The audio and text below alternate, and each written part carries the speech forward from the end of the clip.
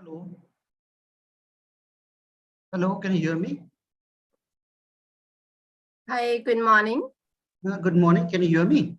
Yes. Yes, we hear you. Good morning. All right. Good morning. Good morning. So I welcome all of you to the second day of the International Conference of Management and Social Sciences 2023, which is organized in Bali, Indonesia. Today, I'll be the moderator, and I'm Amaldev Sharma, working as assistant professor in the School of Commerce of Management, Assam Don Bosco University, India. I welcome all the participants for the conference today, and all the speakers and the listeners who will be here today. And I would like to invite Professor Dr. Divya J. Thakur, the keynote speaker of this session today, the first keynote speaker. I'd like to introduce Dr. Thakur. Dr. Thakur is working as professor and associate director in the COED, Chandigarh University of Punjab. She has worked as Dean in Charge and Professor in School of Commerce and Management, as well as Director of Admissions, IEC University Bhatti in HP from July 2022 to October 23. And prior to that, she also worked as Associate Professor in the Department of Business Management and Commerce, IEC University in Bhatti, as well as Equity, as well as Admission Officer in the previous years. She also worked as assistant professor prior to this in the Department of Business and Commerce and Management in IEC Bhatti in Himachal Pradesh. So, madam, I welcome you for your keynote address, and we are eagerly waiting to get enlightened by your keynote address. Welcome, ma'am. Thank you so much. Thank you so much, Professor Amal. A very good morning to one and all present over here. I hope I'm audible for you all. I'm audible? Yeah, okay. I can hear you, ma'am. Yes. Okay. So I, Professor Divya Thakur, first of all, I would say thanks to the Miss Alicia, who have invited me as a keynote speaker for this wonderful international conference 2023. The respected dignitaries, Dr. USC, Dr. Wilson, Professor Alexander, Dr. Vibhuti, Dr. Carmen, and other participants. Kindly accept my regards from India. It's an early morning, it's 6:30, and I'm here to present the keynote speak. And currently, I'm working as a associate director and the professor in Chandigarh University. So welcome you all, and we'll start the presentation. So I'll be sharing my presentation. Just I'll take a moment.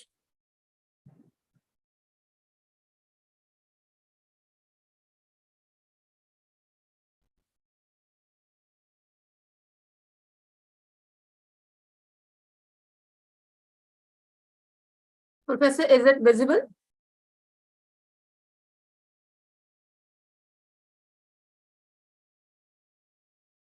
Yes.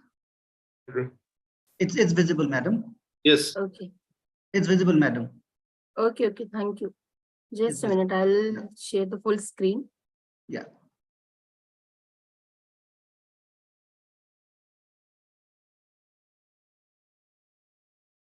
Okay. I hope it's visible for you all. Yes, it's visible, ma'am. It's visible. Okay. So let's start with this topic today. How to compose a literature review indexed by Scopus. Everyone know nowadays Scopus index journals are very much important. Everyone they want their paper published in Scopus, and they have a good citations. So we will start this topic with the literature review. So I hope everyone understand what is the meaning of literature review, because before that our thesis, before that our research paper, review paper, we have to finalize our first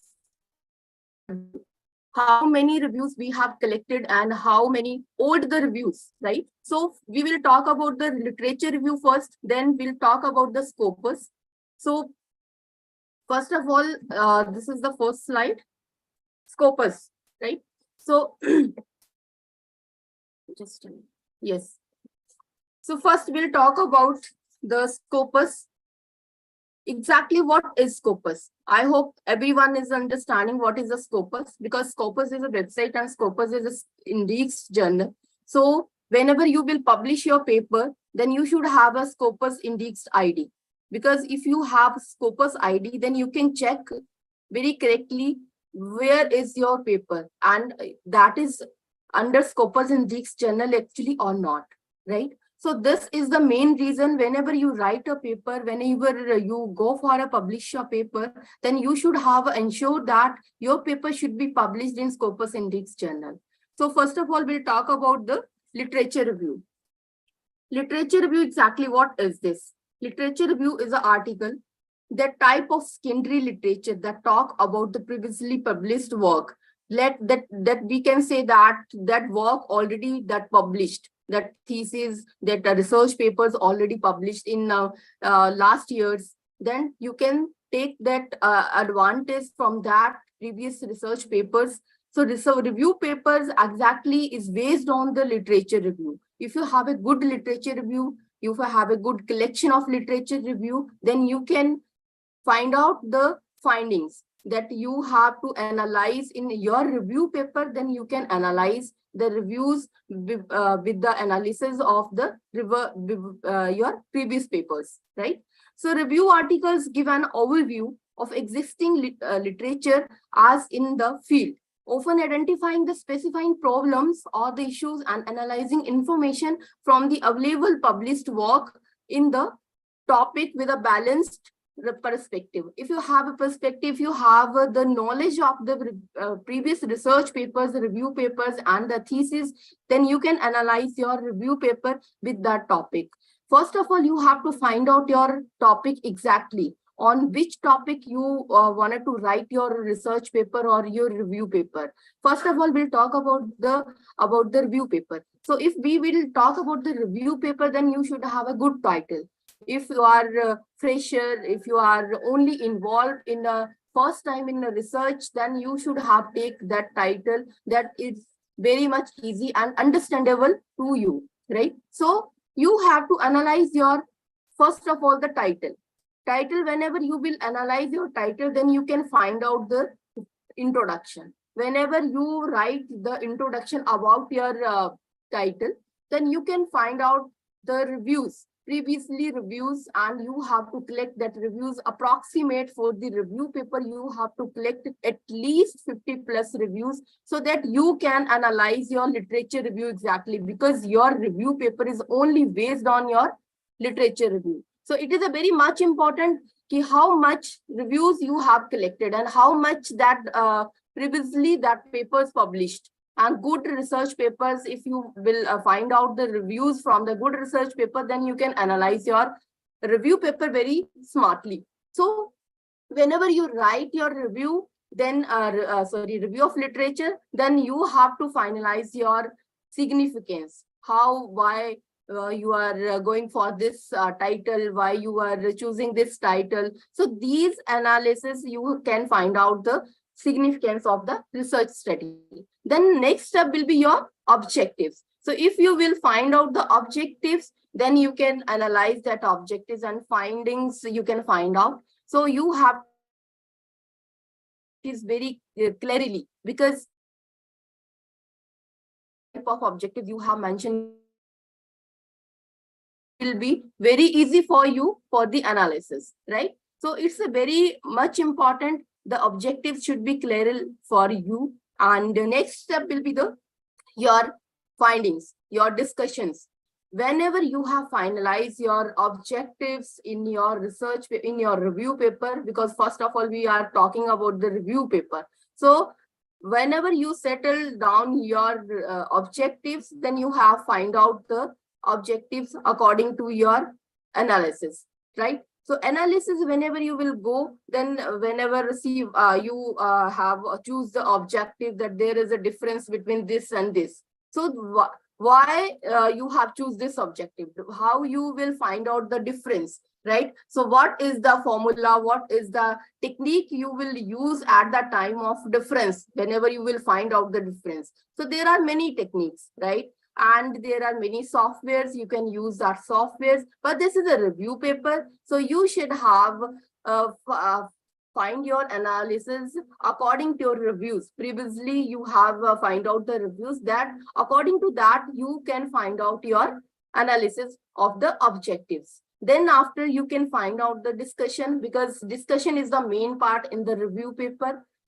Because whenever you write the objectives, you only have find the analysis, and after that discussion, because you can discuss your objectives in the discussion part, then conclusion, then you can find out the conclusion about the review paper, right? So it's a much important, whenever you are writing a review paper, you have to find out your literature review exactly, and how much that literature review is old, right? Significance, your objectives, your findings, and your discussion. These are the much important steps. So I hope you can analyze that literature review very easily. And whenever you will go for the Scopus Index journal, whenever you are thinking, I have to publish my paper in the Scopus Index journal, you should have a knowledge about the Scopus. You should have a Scopus ID. If you have Scopus ID, then you can easily, and you can send your paper to the Scopus Index journal. So because there are the many Scopus fake journals, you can say that, clone journals, because there are many clone journals. Whenever the students, the researchers, they don't have any, okay, this is a clone journal, right? And a clone journal is very you can, whenever you will see the in the website, there is a, see, you can find out, yes, this is okay, and this is a Scopus Index journal. Whenever you will publish that paper, then after you see, whenever you check your name in the Scopus ID, then you can't find out your name. Why? Because that was the clone journal. So you have to worry, you have to check exactly that about the journal. And I will say you have to, whenever you will go for a publish your paper, then you should go for a Elsevier, you should go for a Emerald publications, you should go for a Taylor and France publications, because they are the exactly and original journals, and you can publish your paper. But your paper quantity, your paper quality should be much better, because if you have a good quality of papers, if you have a good quality of research, then you can analyze, you can find out the research paper whenever you will go for a publish, right? So next we will understand the literature review, because the definition and purpose we already have understand why we will write a literature review. Whenever we don't have any data collection, we don't have any data, then we will go for a literature review. Then we will go for a review paper, right? So main components we will talk about, the whenever you have a key elements, you have written your review paper, that time you should have to mention your main key components. What are the main key components? How to write your introduction part, how to write your literature review, how to write your research methodology, how to write your analysis, and how to find out your discussion and conclusions. These are the main components. Whenever we'll talk about the components, that we think it's a very small word, but it's a very small word, but in under this word there are many components, right? Introduction part is very much important. Whenever you write your titles introduction, then you can find out there are many things that you can mention in the introduction part, because that is the introduction part, that is the main thing that show your paper how much that is strong. On after this, whenever you will write your literature review, then strength is more. And if you will find out the research methodology, what type of techniques and tools you are using whenever you are going for the analysis, then that much is very much important. What are the main components? What are the main research techniques you are using at the time of your analysis, right? So these are the main components. Then find out the critical analysis. How to critically evaluate and synthesize the findings of different studies to generate the new insights. Whenever you will work on a research paper, you will work on a review paper, you will work on a thesis, then you should have to analyze the evaluation part. How much evaluation is strong here, and how much you are finding the results accurately, right? which tools you are using, which techniques you are using, and which software you are using at the time of analysis. These are the main things that synthesize the findings of the different studies, right? Whenever we'll find out the results exactly, then we can analyze how much our research is strong and how much that is beneficial for other researchers. Whenever other researcher will go for our research topic, then how he will find out the different things from this same topic, right? So these are the critical analysis. And now we'll talk about the how to search for related studies. Now, whenever we'll talk about the search, because there are many studies, and if you can see the Google form, Google Scholars, research indicate, and if you can see the other websites, there are many publications, many research papers. Some are very authentic and very original research papers. Then we will find out the identify research database. How we will find out the identify the research database? Whenever we will have a good exploration of the database, good variety of the database, including Scopus, PubMed, and the Web of Sciences, Clarivate papers, and the Scopus Index like Taylor and France journals, then we will analyze and we will comprehensive the coverage of our research paper. Then keynote selection, if we will talk about the keyword selections, then how we will choose our effective keywords. And when there are some synonyms words, right? You have to use the synonyms and acronyms and the control of the vocabulary. These are the main things that you had started in the keyword selections. You have to select your keyword words at the time of abstract. Whenever you write your full research paper, you have to submit your abstract. That at the time of you have to mention your keywords, that most important words, like you are writing a research paper, there are the which type of most important words you are using, right? So this is very much important. And we'll talk about the Scopus Index. So Scopus Index, I already told you, you should have a Scopus ID, you should have a ORC ID. These are the most important things whenever you will check your paper is published under Scopus Index journal or not. Because many of the researchers, many of the students, they are not understanding why they have to create Scopus ID. Because I have seen under my supervision, there are many scholars. Whenever I ask the dear student, did you check your paper is published in Scopus Index journal or not?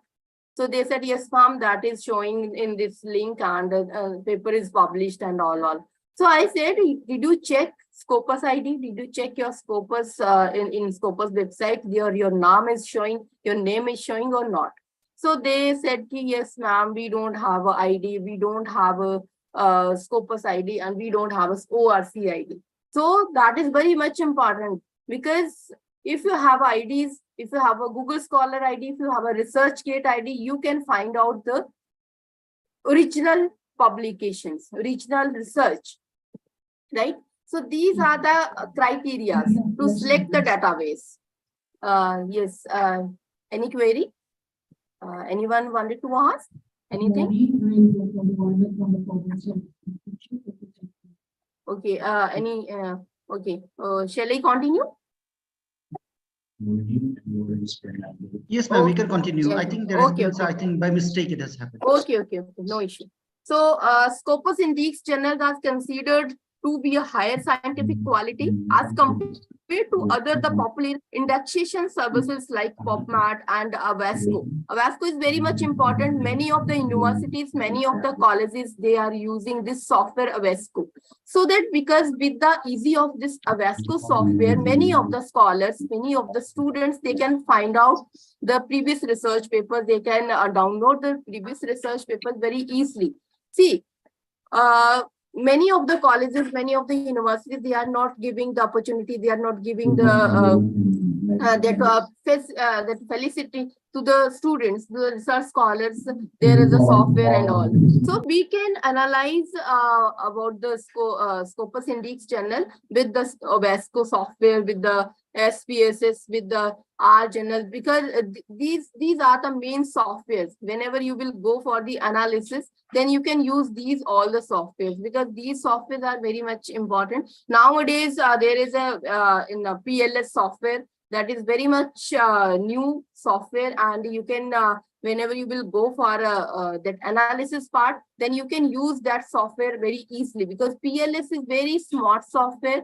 There is another software that is SEM model.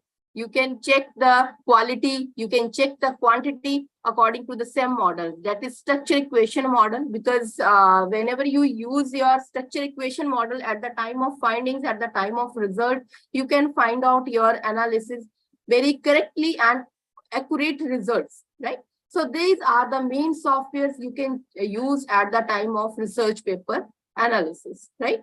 So these are the main things that we can discuss about the review paper, literature review, and the Scopus Index journals. And I have discussed the Scopus that IDs, that every student, every scholar, every faculty members, they have to check your Scopus ID again and again, and you have to mention your all the research in the Scopus IDs, in the ORC IDs. So whenever you have these two IDs, you can easily find out where are you stand, how much your citations. These are the very much important word, citation. Many of the scholars, they don't know what is citation.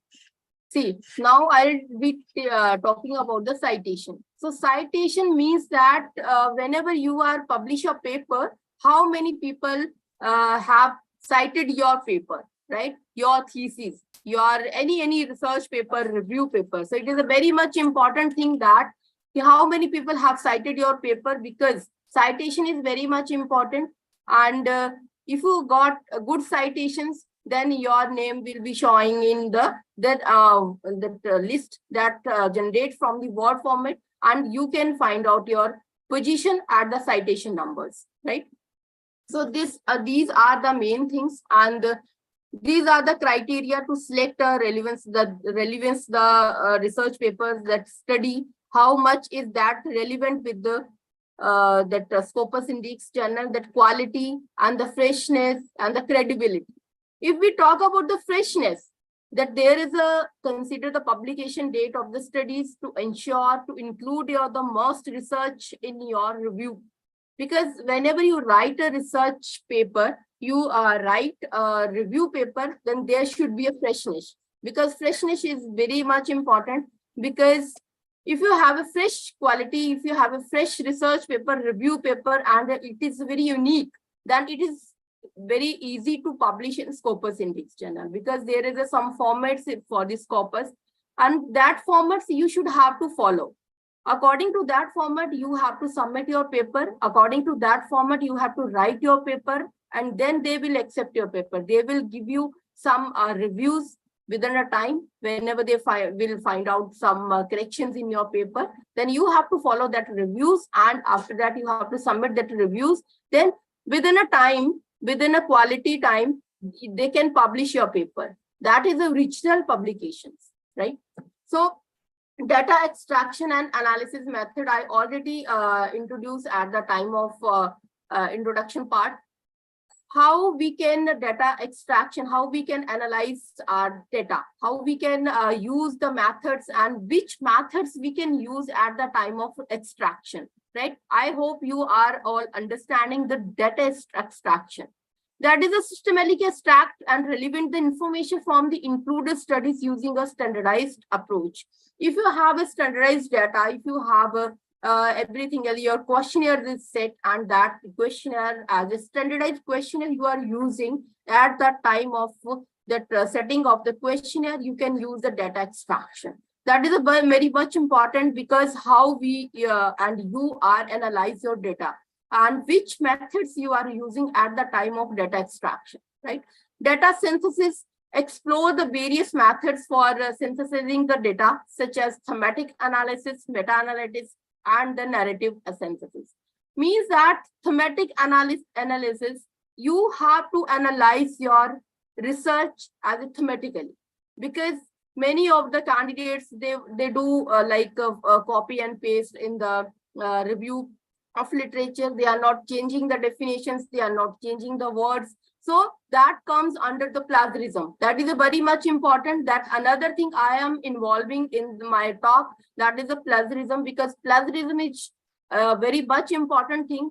And every researcher, every faculty member, they should know about the plagiarism, because whenever you will publish your paper, you will send your paper to for the journal for publication, you should have to check your plagiarism for the paper.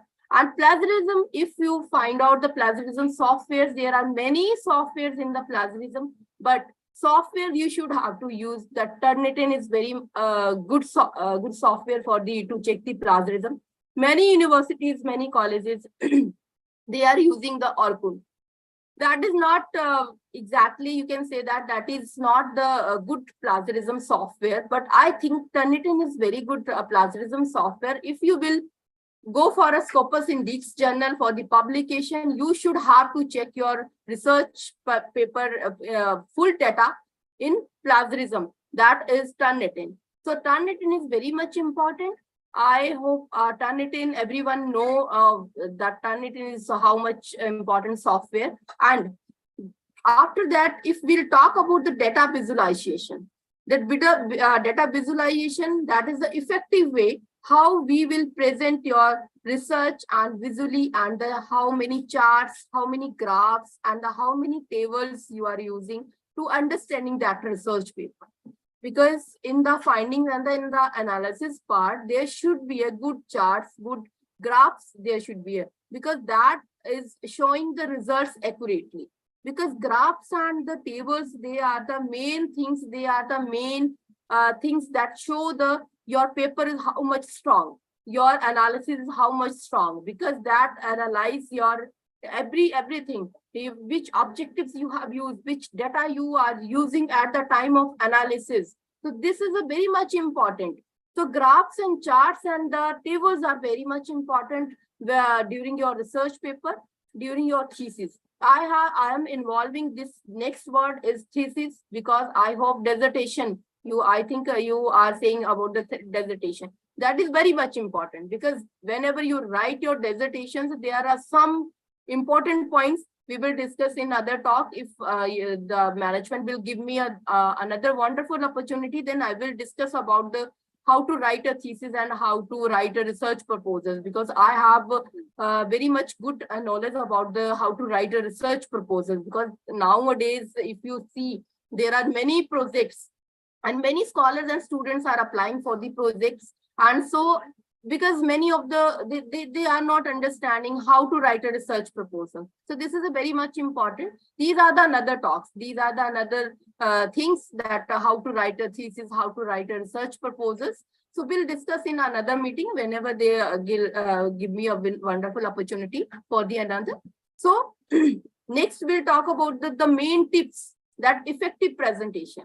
Now we'll talk about you are a research scholar, you are a faculty member, and you have published your good research in good paper, in good journal, right? Then what are the main effective presentation topics, main top tips you are using at the time of presentation?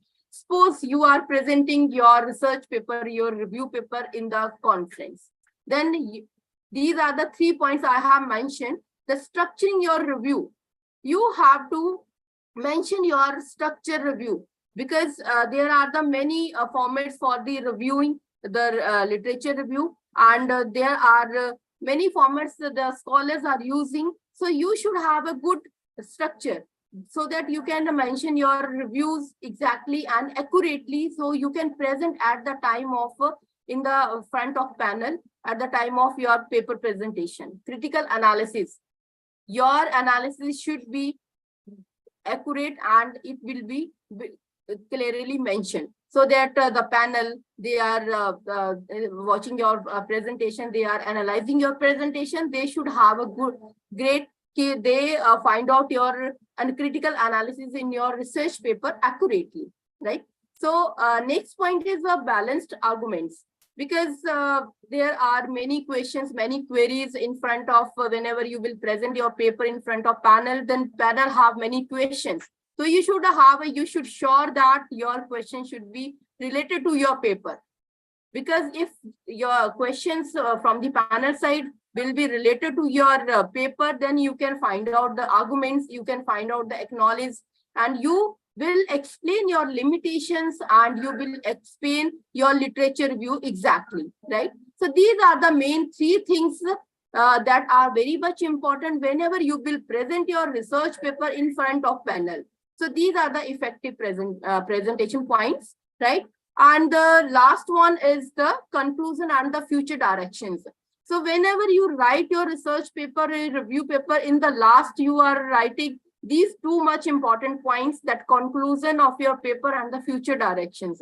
So for the conclusion, I already told you, you have a good analysis point and you have a good that softwares that you have used according to your research paper. Then you can find out the findings, summary of the findings, we can say that, and you have to analyze that all the points, all the things in the findings chapter, right?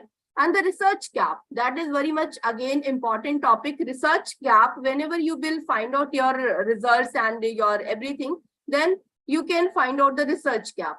At the time of literature review, we will find out in a tabular form that the research gap. In previous research, these are the research work, and in my research, these are the research works. And what is the main gap? How many gaps are there in both previous research and the current research? So this is again much important point, that is the research gaps. So you identify your research gap and purpose of future research directions, because many of the scholars, whenever you will complete your research, you will complete your data analysis, anything you can complete, then next research scholar, next anybody, any person, they will use and they will find out next research according to your topic. If you have a good topic, then the next researcher will find out the good analysis, good another things they will find out.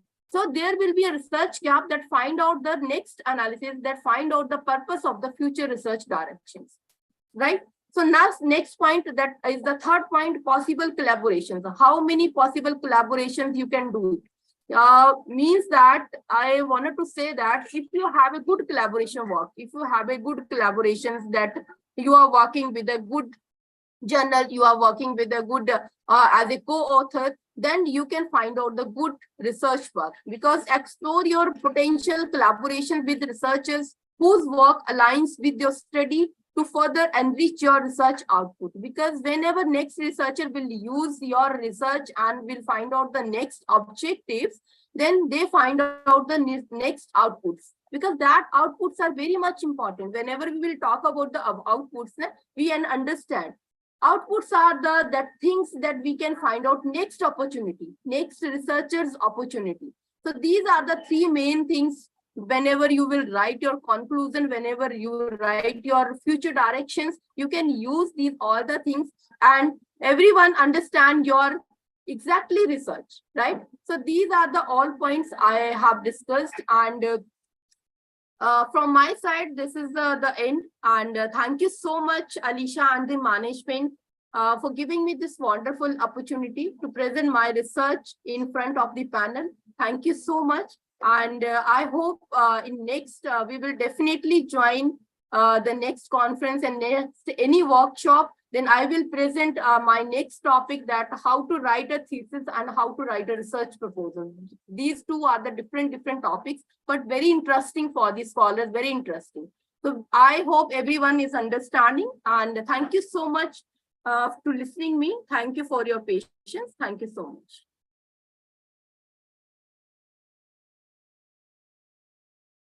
Thank you so much, madam, for the presentation. It was indeed an enlightening speech and presentation, sorry. So, I mean, all the new researchers as well as the existing researchers can now find out a way forward for publishing in Scopus Index journals. And Yeah. I'm eagerly looking forward for your next session wherever it's possible, because it's such a lovely presentation you gave regarding Scopus indexation. I'm just eagerly waiting for your dissertation and proposal writing session.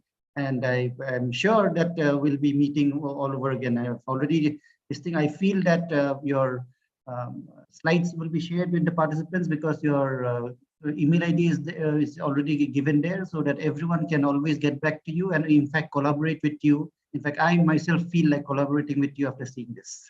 Thank you so much, ma'am. Professor. Thank you. Thank you Thank so you much, so ma'am. much.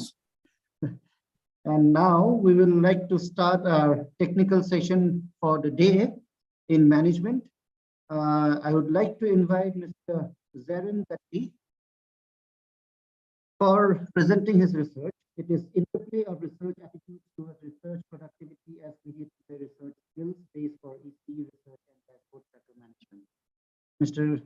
Zarin Katti, if you're ready, please start your Yes, presentation. I'm here. Can I be heard clearly? I can hear you. Thank you so much. Good morning, everyone. I am Mr. Zarin A. Gadi. I am the research coordinator of San Felipe Neri Catholic School. I am a professor of educational research in Jose Rizal University and a PhD student at St. Joseph College of Quezon City. I'm here to present my research work on the interplay of research attitude, research skills, and research productivity. The output of the study culminated to a research and development dashboard tracker, an innovation in the area of research management inspired by my earlier studies on the basic education on research skills and research attitude. The contents of my presentations are as follows. My interest in this study stems from a question I asked during a virtual training session I conducted on a university. Instead of a mere question, it was an open-ended statement. The statement says, I am a researcher because of my. Their answers revealed 5 important themes, and it truly embodies the transformative power of research. Productivity on publications, the collaborative attitude of the researchers, the ability to tell the story behind the data, the efficiency in collecting research data, and the expertise in designing methodologies.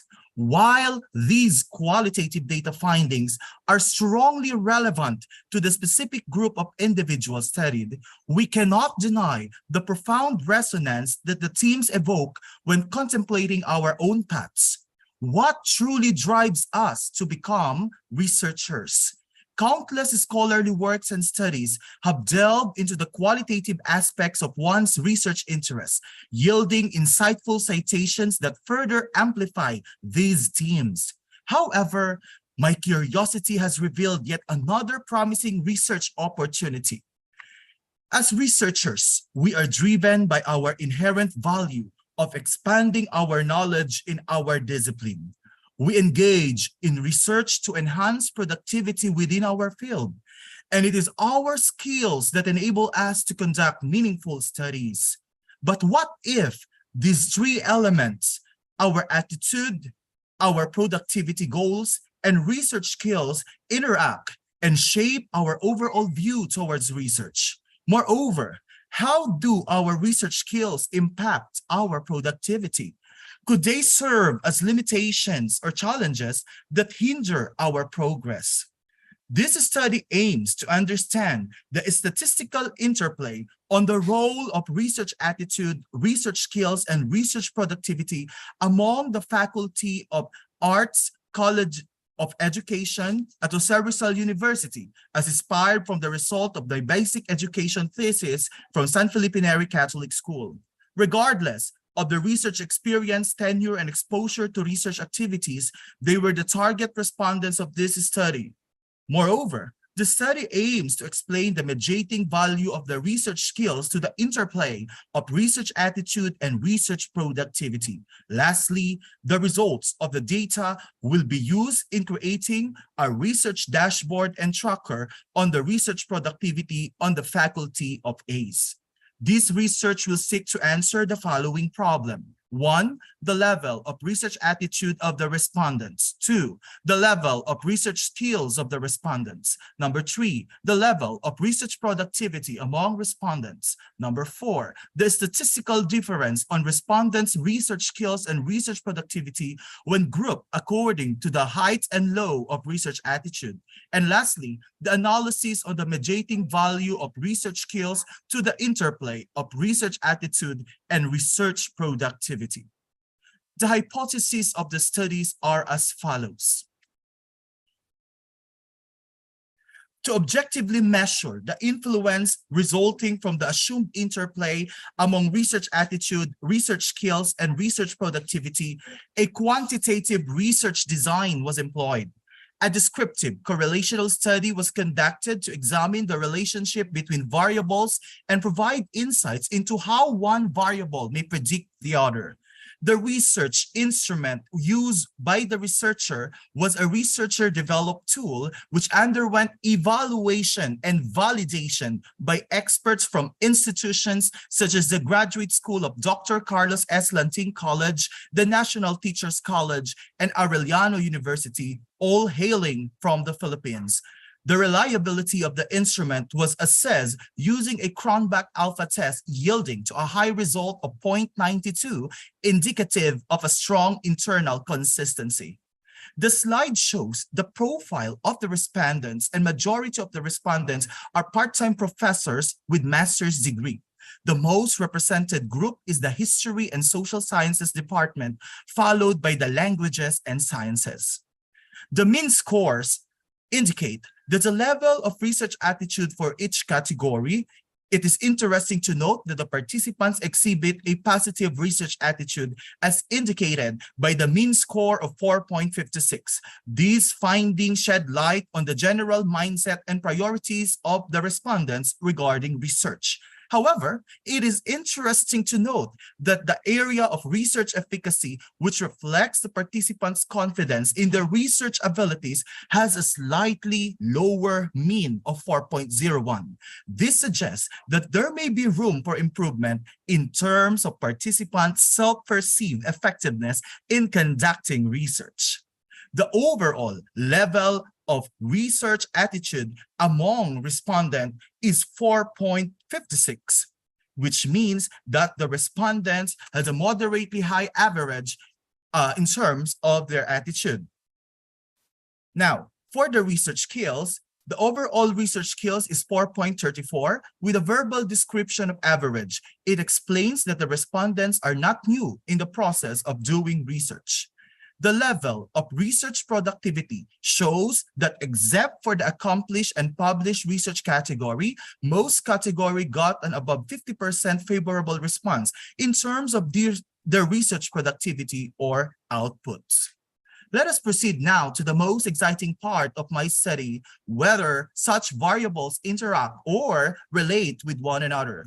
Using a Kruskal-Wallis test, it demonstrates a significant difference in the level of research skills among respondents when they are grouped according to their research attitude. This indicates that the level of research skills of individuals are significantly different when we look on the highness or lowness of their research attitude. The result confirmed the foreign results of Garancho et al. In 2019, Saunders and Jamieson in 2020, and Toquero in 2021, that in the context of the Philippine setting, the high research attitude impacts significantly on the ability of the researcher to perform his research competence. However, when examining research productivity, the grouping based on research attitude does not significantly impact the researcher's capacity to complete or generate research output. In other words, regardless of their research attitude, researchers exhibit similar levels of productivity. While research attitude may not directly impact productivity, it remains critical in shaping researchers' mindset and approach to their work. Now, let us understand on the mediation test, where the research attitude is the independent variable and the research productivity is the dependent variable. In the absence of the mediator, the beta value of 3.302 and the value of alpha of 0.003 explains that there is a statistical relationship between attitude and productivity. These results explain why a positive attitude may lead to an increased productivity. However, will that be the case always? Will that be the case? The picture below came from the previous slide when the mediator is not present. Let's look what will happen when the mediator research skills was gradually introduced to the interplay. The first part shows that research attitude alone could not influence productivity. What happened to the model after inserting the mediator? Research skills pulled research attitude significantly and made the attainment of the research productivity more significant. The statistical results aligns with the discussions of Bru et al. And Marmion et al. In 2016 and 2017 respectively, where they explained that the conceptions of the research on doing research is shaped by the ability to do research and its motivation to contribute on the field.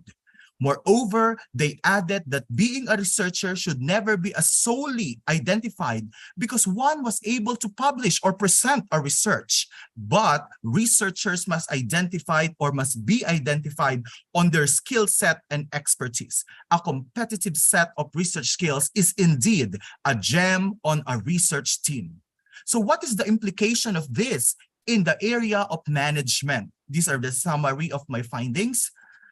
This result culminated to a dashboard tracker that traces how budget affects, or how the budget, the training affects the research skills and research attitude.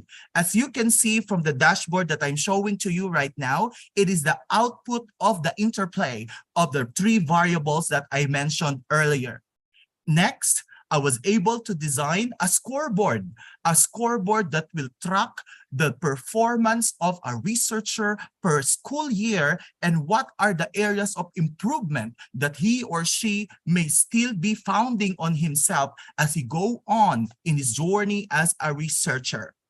Lastly, a developmental training program will suffice the need as it explains how research attitude influences research productivity through research skills through the R2P program, the Research to Productivity program. I'm proud to say that the R2P program is the mother program of San Felipe Neri Catholic School in developing researchers, both students and faculty. This is a tiered research productivity program that assesses the skills of the researcher and designs an appropriate training addressing the needs of the researcher to strengthen his skill and at the same time for collaboration purposes. Once again, this is Mr. Zaren A. Gadi. Thank you and God bless us all.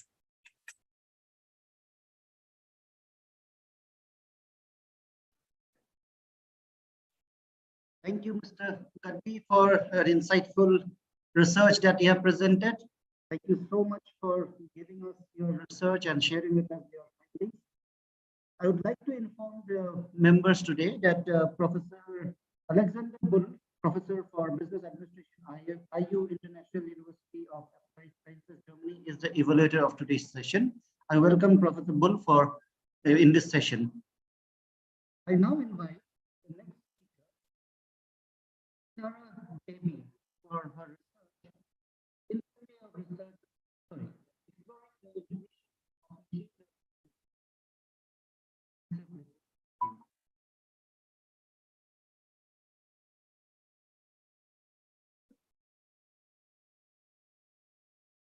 Sarah Devi, are you there?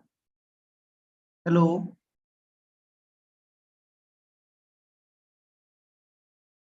Am I audible? Hello. Yes, sir, we can hear you. Yes, Yeah. we can hear you. Okay, fine. So I now invite Sarah Devi for her presentation.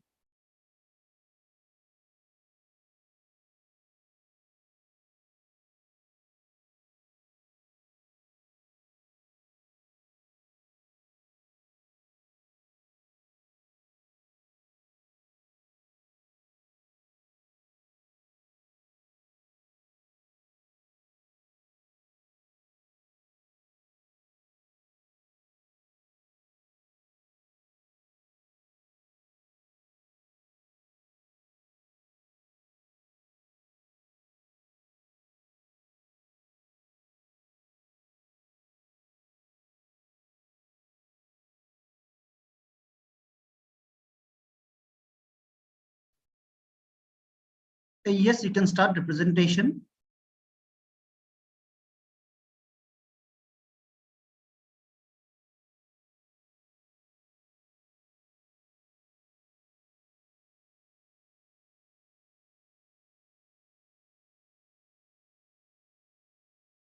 You are not audible.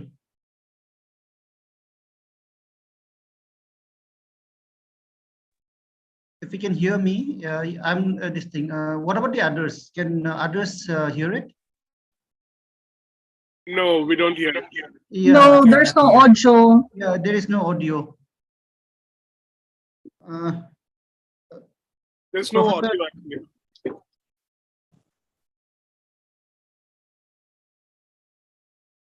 Okay, Alisha, if you can just drop a message to Sarah Debbie in case she's not aware that it's not audible.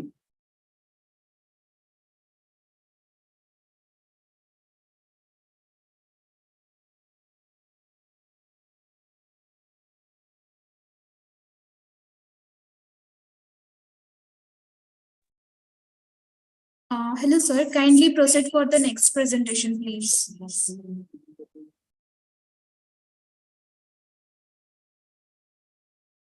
This is not working out, right? So kindly proceed for the next presentation, Next please. presentation. All right. All right. I'd just like to request Professor Sarah Debbie to please try a bit later because there has been an issue, technical snag here. I would like to now invite Dr. Arnoldo Sir, Magdao. Yeah. hello, for sir. his- Good mo- Yes. Yes, good Very morning, good sir. morning. I'm Good morning. here. Yeah. Please Yeah. continue with your presentation.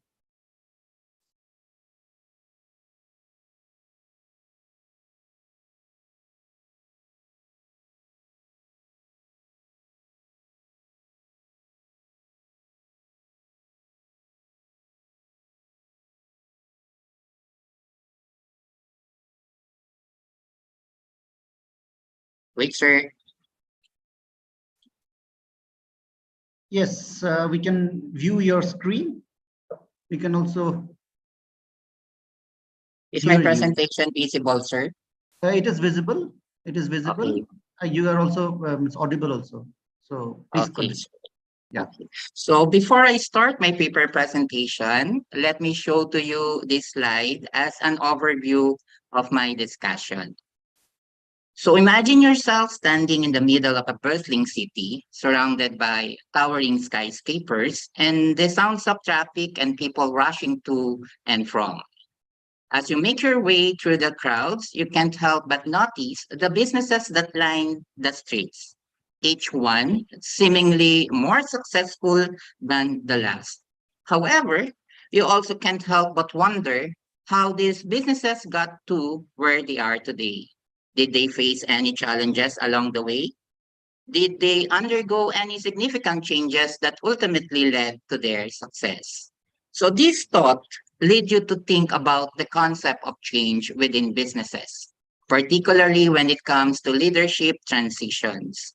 You wonder how organizations navigate these transitions, especially when there is a possibility of resistance from employees who were loyal to the outgoing leader. You begin to realize that change management is crucial for business to stay competitive and successful in today's fast-paced world. So as you continue on your journey through the city, you came across a higher education institution named College of Our Lady of Mercy of Pulilan Foundation Incorporated. So you learn that the school is currently undergoing a leadership transition, which could potentially bring about a significant changes within the organization. You wonder how the school is responding to this change and how it will impact their decision making and performance. So intrigued by the situation, I decided to pursue a study on the topic leadership, trust, knowledge management as predictors of organizational performance, a strategic input in transitional management. So again, good day, everyone. This is Arnoldo G. Magdao, the Vice President for Administration and Student Services of the said school, your researcher and presenter for today. So as you can see on your screen, so this slide present the abstract of the study, which will be discussed in detail as we proceed with the result and discussion in the description slide. Okay, on figure 1 or conceptual framework, it shows the employee respondents department classification and the Sorry, managerial. Dr. Arnoldo, please, recheck. Yes, sir. Your slide is not moving. Oh, my slide is not moving. Yeah. Okay. Although we can hear you properly, your slides are actually not moving. Wait, sir, can I repeat it again? Yes, no problem, no problem. Wait. Alicia, if you can hear me, is it visible to you? Is my slides now moving, sir? No, I'm not seeing. What about the rest? Alicia, can you? No, the slide is not moving. Not moving. I think it's common to all then. Can I ask help from the host Organizers? since I gave already Yes. the. Okay. Yes. Alicia, if you can hear, ma'am, if you can please share the slide of Dr. Arnoldo. I will stop the screen share. I will request Dr. Arnoldo to share it once again. Okay, wait, sir. Stop sharing. Okay.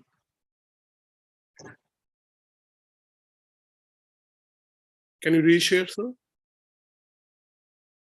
I already stopped the my screen share, sir. Just a second. Okay, thank you. Hmm.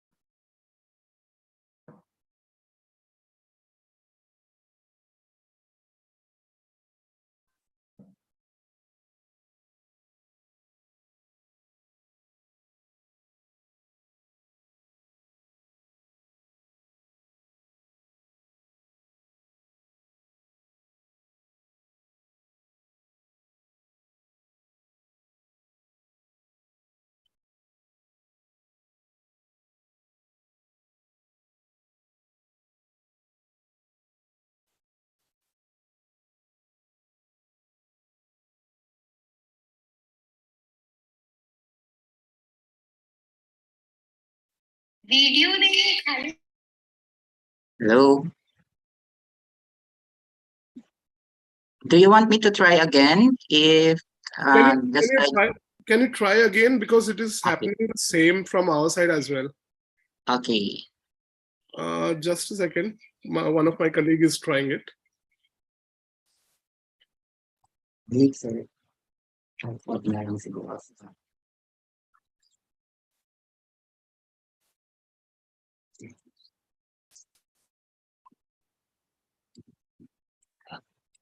I think there is some problem with the PowerPoint presentation because it is not happening. It's not opening from our side as well.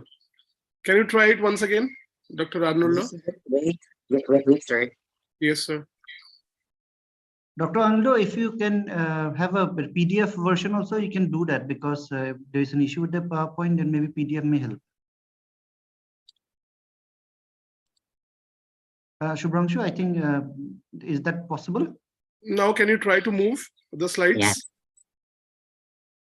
Yes. Is my slide moving? Changing. Slides are Yes, yeah, moving. If Can I needed. Yes, continue? Yeah, Yes. please continue. Please continue. Okay.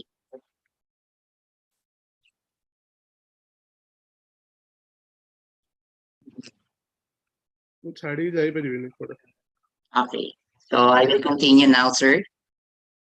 So as you see in the figure 1, which is the conceptual framework, it shows that the employees, respondents, department classification, and the managerial assessment variables may impact organizational performance. So this slide presents the research methodology from the research design, respondents, instruments, data gathering procedure, and data analysis and statistical treatment. So for my result and discussion, so align with the objectives. Align with the, wait, I will open my camera. Okay, so align with the objective of the study as reflected in the left side of the slide. Table 1 shows the college respondents frequency and percentage distribution per department.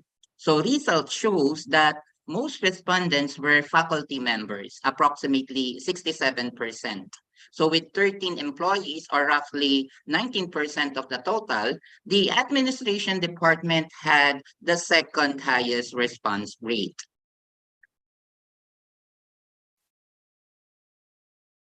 On table 2, displays the rank mean and standard deviation for the responses on leadership attributes among 69 participants, with a mean score for leadership of 6.22 on a 7-point Likert scale and a standard deviation of 1.14.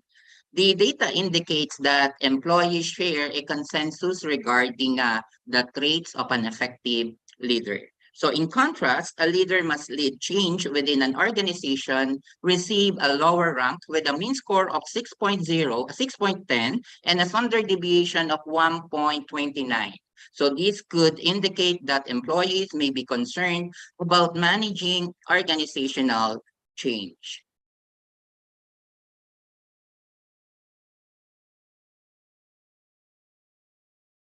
Okay. So table 3 provides the responses on trust management. So the mean value and the standard deviation suggests that most of the employees have a positive attitude toward their leader and trust in their abilities. So having found that transparency is the most valued quality, followed by leaders' ability and competence, honesty, and reliability, while consistency is the least valued quality in building trust among people. So this ranking could help guide leaders' development and effort to improve trust among employees. So on table 4 displays the 5 knowledge management statements: mean, standard deviation, and rank.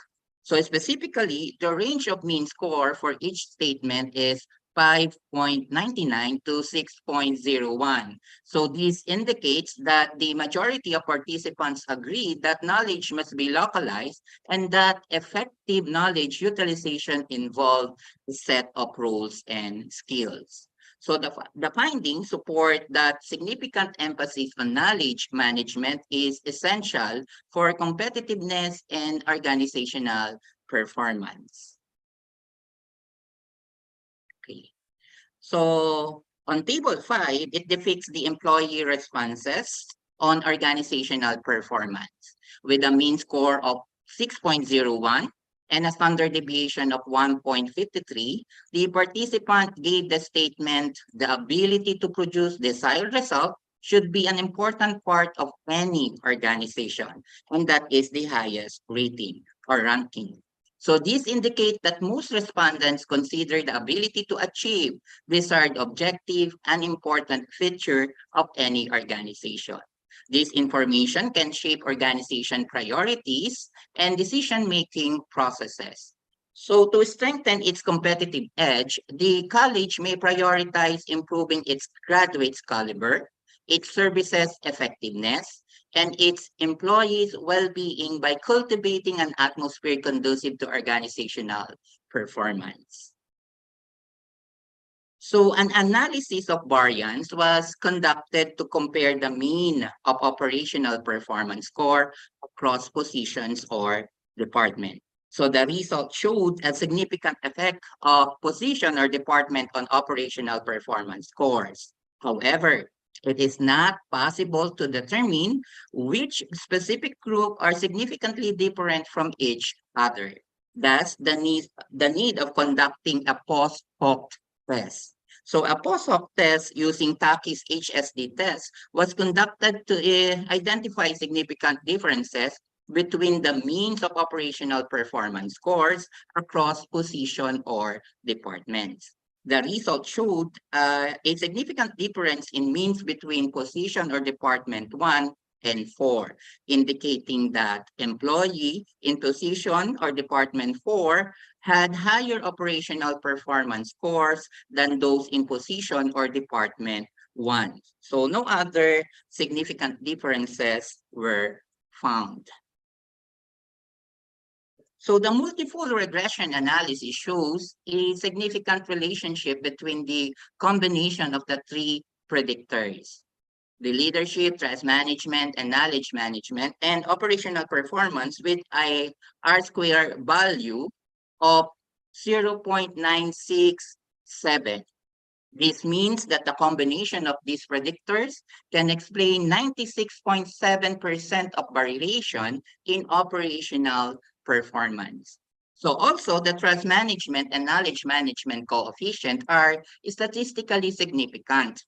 The p-value of less than 0.05, indicating a strong positive relationship between these predictors and operational performance. So this suggests that a trust and knowledge management increase, so does our organizational performance. So the coefficient indicate that for every 1 unit increase in trust management, there is a corresponding 0.438 unit increase in operational performance. And for every 1 unit increase in knowledge management, there is a corresponding 0.638 unit increase in operational performance. So the coefficient for leadership is not significant at 0.05 level, meaning that the relationship between leadership and organizational performance is not statistically significant.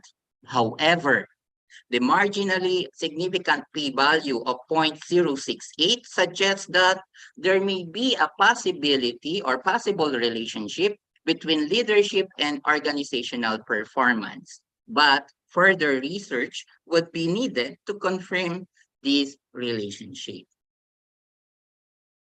So this slide shows the proposed operational plan based on the result of the study, which led us to conclude that organizations should develop and improve trust and knowledge management practices to enhance their overall performance. So here are the slides for the references used in my study. So thank you for listening. God bless.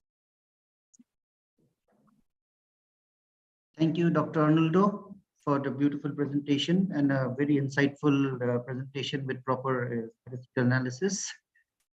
So since Dr. Sarah, the next presentation will be me myself, that is Amandeep Sharma. So I'll be sharing my screen and try to get the presentation shared. All right. Am I audible, please? Yes, you are audible. Okay, thank you so much.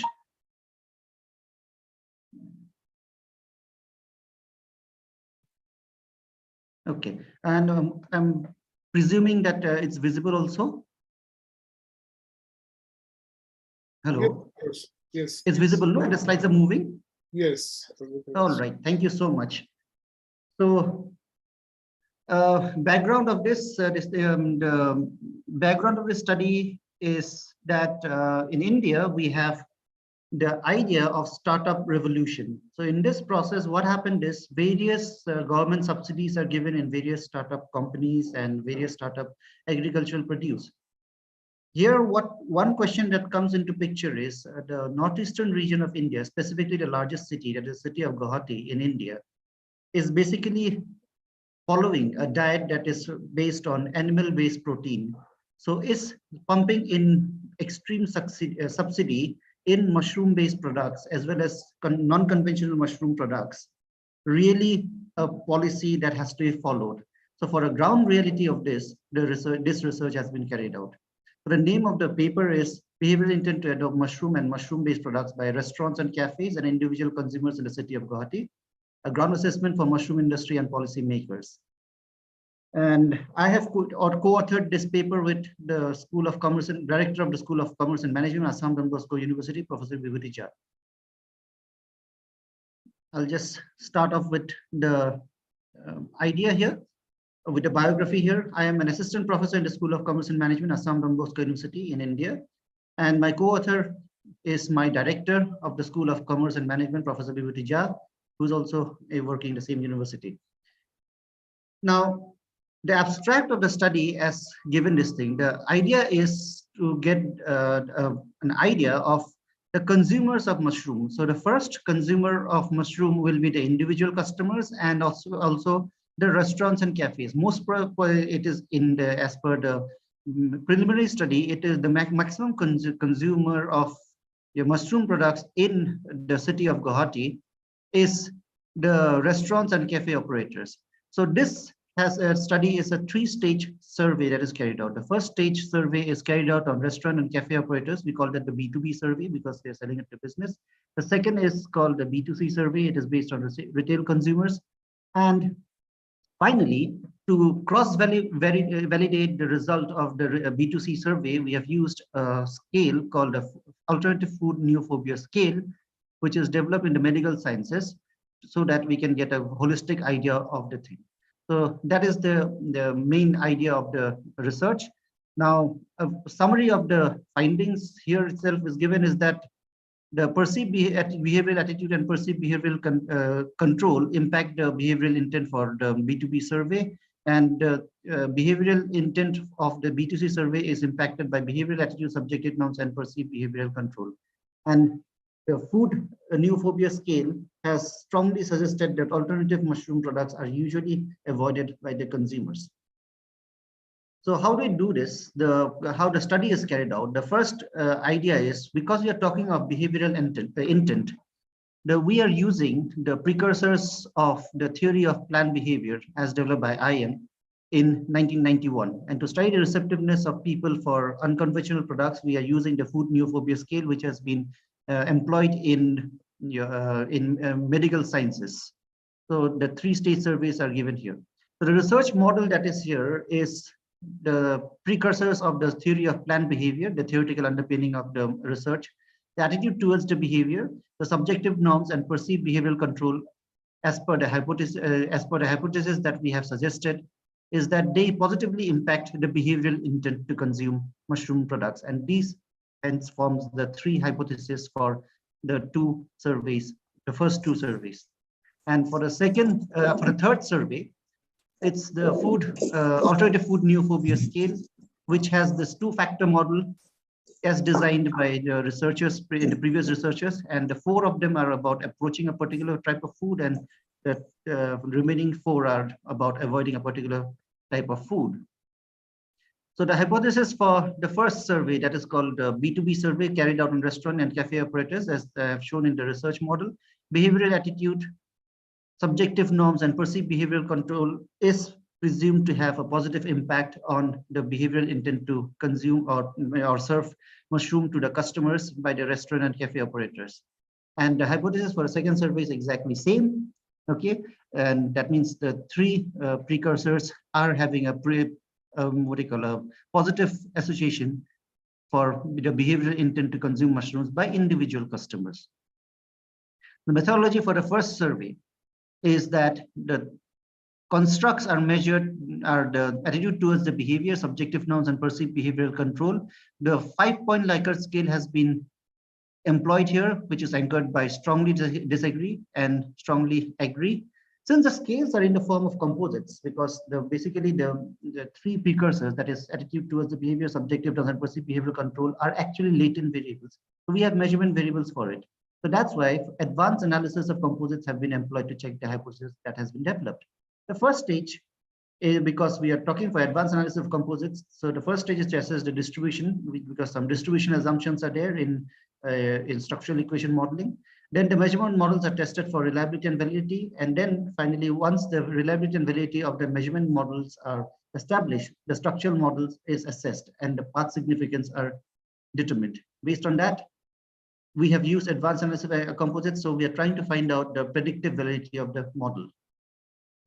For the same is exactly the same thing, because just the only difference is it's carried on retail consumers. For the food neophobia scale, another the scale that has been used is the 5-point Likert scale here again. Now, as I have already told you, this has been developed by health and public health researchers. So that's why it's basically a medical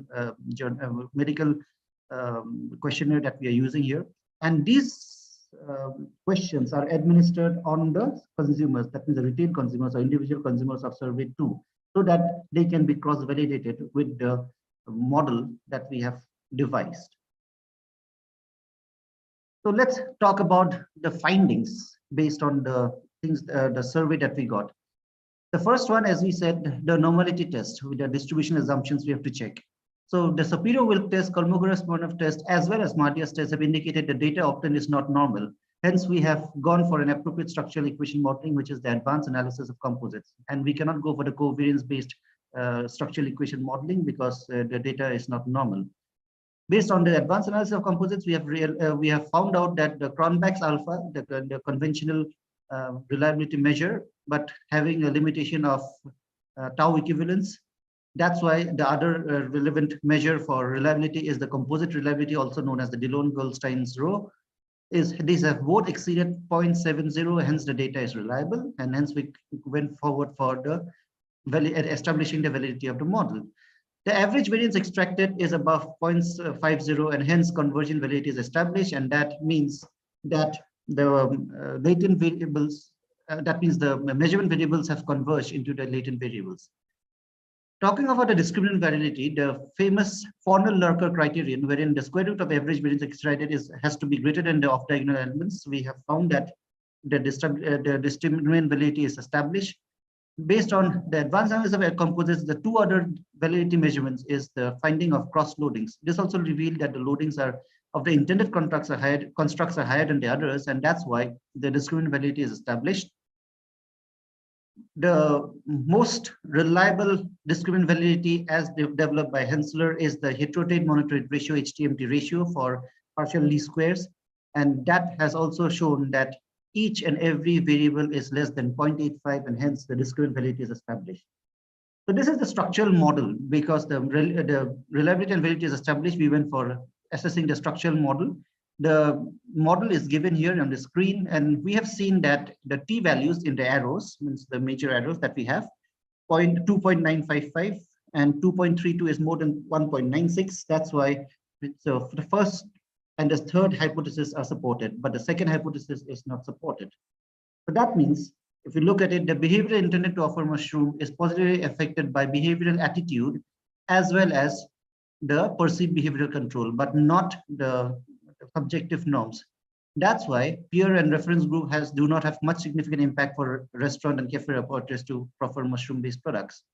The Q square here obtained because we have used the partial D squares here. So that's why we can have the predictive power of the model. The Q square is above 0, and that's why the model has predictive power.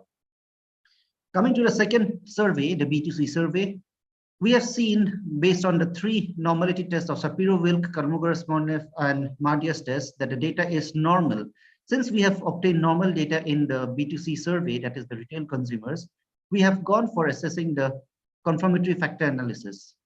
And based on this, we have realized that conformity factor analysis is valid, and that's why advanced analysis of composites have also been employed. Although we could have employed the normal structural equation, the covariance-based structural equation modeling, but for the similarity between the two studies, we have stuck to advanced analysis of composites, as well as to get predictive relevance, we have to get this Q-square value. That's why advanced analysis of composites is taken. The results of CFA has been shown here. The model fit and the exact fit, as well as the fit measures are there. The comparative fit index, CFI, is more than 0.9. The Tucker-Lewis index is also more than 0.9. The standard root mean square residual, as well as the RMSE are within the limits of 0.05 and 0.08. RMSE is within the limit. And of course, AIC and BIC, there's a KIK information criterion and Bayesian information criterion is not very relevant here because we are not comparing models here. But once a model can be compared, then we can talk about these values. The results of CFA, chi-square by degrees of freedom, is 2.99, which is below 3. That's why it is valid. The comparative fit index and Tucker-Lewis index are above 0.9. This means that the model has proper fit. Now, as a point of penalizing the model, the standardized root mean square residual and root mean square approximation are always there. They are all below 0.5 and 0.8. So the appropriate model fit has been achieved. Now we advance towards the structural model. Okay, so based on the estimates of structural model, we have realized that the Cronbach's alpha and composite reliability is more than 0.7. Additionally, the average variance extracted is above 0.5. Thus, convergent validity is established, just like the previous study. Cornell-Locker criterion also suggests that the discriminant validity is established. Cross-loadings as well as HTMT ratio has also showcased that discriminant validity is established. So we went for assessing the structural model. In this structural model, we see that the 3 hypotheses are all supported. So if you look at the arrows, the first 2 arrows that we see means 4.6, 2.1, and 4.277. This means that it's all exceeding 1 point. The t values of all is exceeded 1.96. Hence, all the hypotheses are supported. So that is the behavioral intent has is actually affected by the attitude, the behavioral attitude, the subjective norms, as well as the perceived behavioral control. And based on the Q-square, it is more than 0, and hence we have predictive power. As a result of which, it is true that individual consumers have favorable attitude towards mushroom. But the idea is, although having favorable attitude is important, how only they will accept it based on their dietary requirements. Having favorable attitude is one thing, but the quantity of consumption is different thing. So for that, we went for the food neophobia scale on this. In this case, we have seen that only a meager 8.87% has propensity to consume unconventional food, whereas the remaining are avoiding unconventional food, such as mushroom biscuits, mushroom pickles, candies, and all those things. Therefore, heavy subsidies for unconventional mushroom products is not required as of now. This is what we can tell to the policymakers. So this is what the whole conclusion is. The attitude towards consuming mushroom is quite normal and positive of the consumers. However, it is only for normal mushroom dishes, not the unconventional mushroom dishes. That's why, to avoid overfunding of startups and oversubsidization of startups, the government should only encourage traditional mushroom cultivation and traditional mushroom processing rather than going for unconventional mushroom products. This is what the conclusion of the study based on statistical evidence that we have done. Thank you so much for listening. Any questions, please?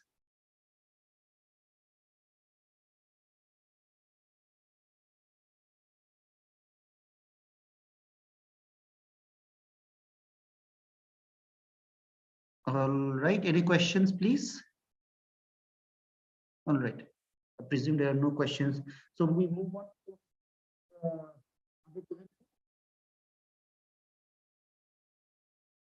all right. So we'll go to the Excuse me, can I ask one question? yes, please. I'm Dr. Leo Olarte. Yes. Thank you for that very wonderful presentation. Mhm. I believe that the mushroom industry in that area Yes. of Guwahati Guwahati, yes, in India. is good because of the Brahmaputra River. And there is a saying that the mushroom from the city of Guwahati is a good medicine for erectile dysfunction. I would like to hear the validity of this observation from the speaker. Thank you very much. This thing, it has been there, but there are conflicting reports in medical studies. Means some research has talked about the efficacy, some have shown that it's not much effective. So because there has been some conflicting research, so that's why 100% validity cannot be established. But anyway, the mushroom is quality is very good, consumption is there, but again, the people here, as per the research has suggested, and people are actually basing their diet on animal-based protein rather than mushroom-based. So as per your thing, because there are conflicting reports, we are not very sure whether this can be validated across everywhere. Thank you very much, Professor Sharma. Thank you. Thank you. All right, then I will just start.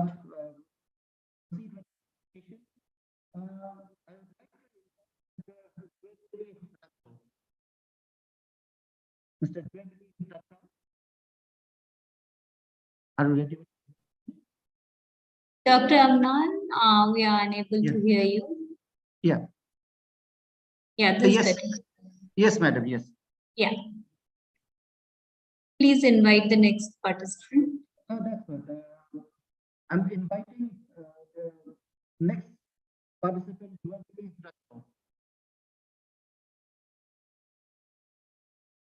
Joabili Rachao, are you there? Yeah, we will be playing the video for Dr. Chuabali.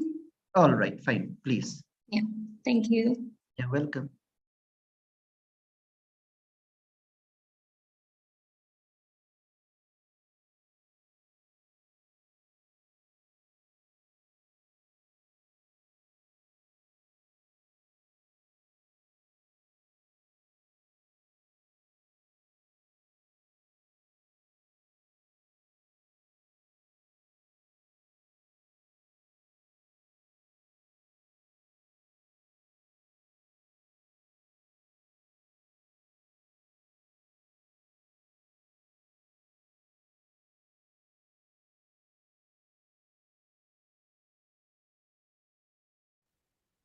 Good morning.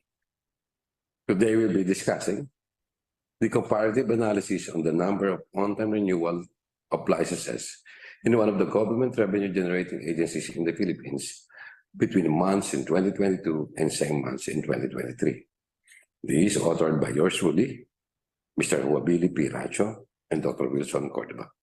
About the authors. I am the Assistant Secretary for Peace and Order of the Department of Interior and Local Government, Republic of the Philippines. I own 5 companies engaged in different products and services. Formerly and current leader in 10 organizations, founder of 3 national organizations. I am an MBA student in San Beda University, an MPSA student at the Philippine Public Safety College. While my co-author, Dr. Wilson Cordova, LPT, is the Associate Professorial Lecturer at De La Salle University, Graduate School of Business, San Beda University, and University of Santo Tomas. Research Director, Graduate School of St. Joseph College of Quezon City, Philippines. Abstract. This is a study about the increase in the license registration on time renewal of a revenue-generating government agency in the Philippines when it introduced opening its office or started processing or transacting on weekends.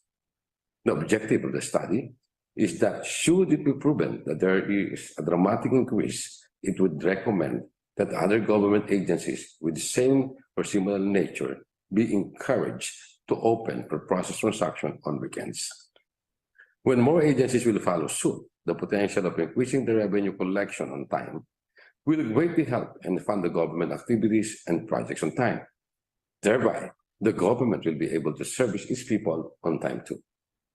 There will be savings on loan interest as the government may not need to borrow for funding to fill the gap caused by delayed funds because of the delayed collection of revenues, and will be able to deliver its services faster. Descriptive and qualitative approach or deductive approach were utilized by the researcher for his research assignment. In order to further strengthen the study, data visualization was used in the study to showcase the data gathered. In delving to the main research methodologies, the researcher employed two main statistical tools in order to check the fitness of the result. The two main tools would be unpaired t-test and descriptive statistics. Keywords: weekend transaction, on-time license renewal, on-time collection, funding for government projects. The purpose of this study is to know whether there is an increase in the number of on-time renewal of licenses, which mean on-time collection and revenue. On-time renewal could mean on-time collection and arrival of funds to be utilized for government or state activities and projects.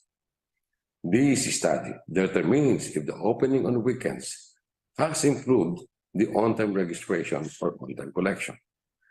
If concluded to be true, other government revenue generating agencies may adapt it, leading to more on-time collection that the state needs to fund its activities. The act of acquiring and renewing licenses is often perceived to be time-consuming and laborious, necessitating a person to file work leaves or leaving the business just to be on the queue to process the license renewal. Consider model. Using the existence of the related literature and existing theories, the researchers were able to come up with a theory on which the paper's concept was based. This framework will serve as an anchor and visual representation to better understand the comparison between the two scenarios, specifically for the year 2022 to 2023. The figure below is the researcher's conceptual framework, tailor-fitted from Matthias Puig's destination efficiency framework.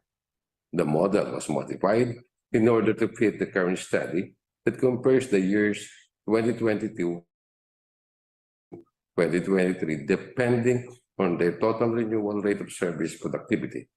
The framework shows that putting time leads to better service quality and quantity, increasing the total transactions that translate into higher revenue. The framework was further supported by the study of Golden, which revealed that the impact of weekend open office policies is highly context dependent in industries where continuous operations and client interactions are essential, such as customer service or retail. Opening offices during weekends have increasing revenue. This means that offices open on weekends, especially in the service industry, tend to increase revenue. Moreover, it was contended by Johnson & Brown in 2020 that when offices are open during weekends, marginal revenue increases. Thus, this comes hand in hand with possible increase in operational costs. Lastly, effective time management can improve project outcomes and client satisfaction, which can result in higher profits, according to Doe and Smith in 2020. Client satisfaction is crucial because it can persuade people to renew on time. In summary, the framework shows that when factors like time and effort are improved, it leads to more transactions or service quality or quantity that would translate in increase in renewal rate, creating positive increments to the firm's or agency's productivity or revenue. Figure 2. The needed data for the study would be the total number of on-time license renewal compared to the number of licenses to be renewed for such month for both year in 2022 and 2023. The start of accepting renewal transactions on weekends started last May 2023 until the present, thus comparing May until August 2023 and May until August of 2022. This will be processed using the unpaired t-test and descriptive statistics. This process would make sure the validity of the results since there are two tests that were utilized. With the processes accomplished, we could draw our conclusion, proving that increase of renewal rate that would eventually create opportunities in crafting sustainable strategies and policy recommendations. Assumptions. This study consists of the increase or change in license renewal transaction based on the comparison years 2022 and 2023.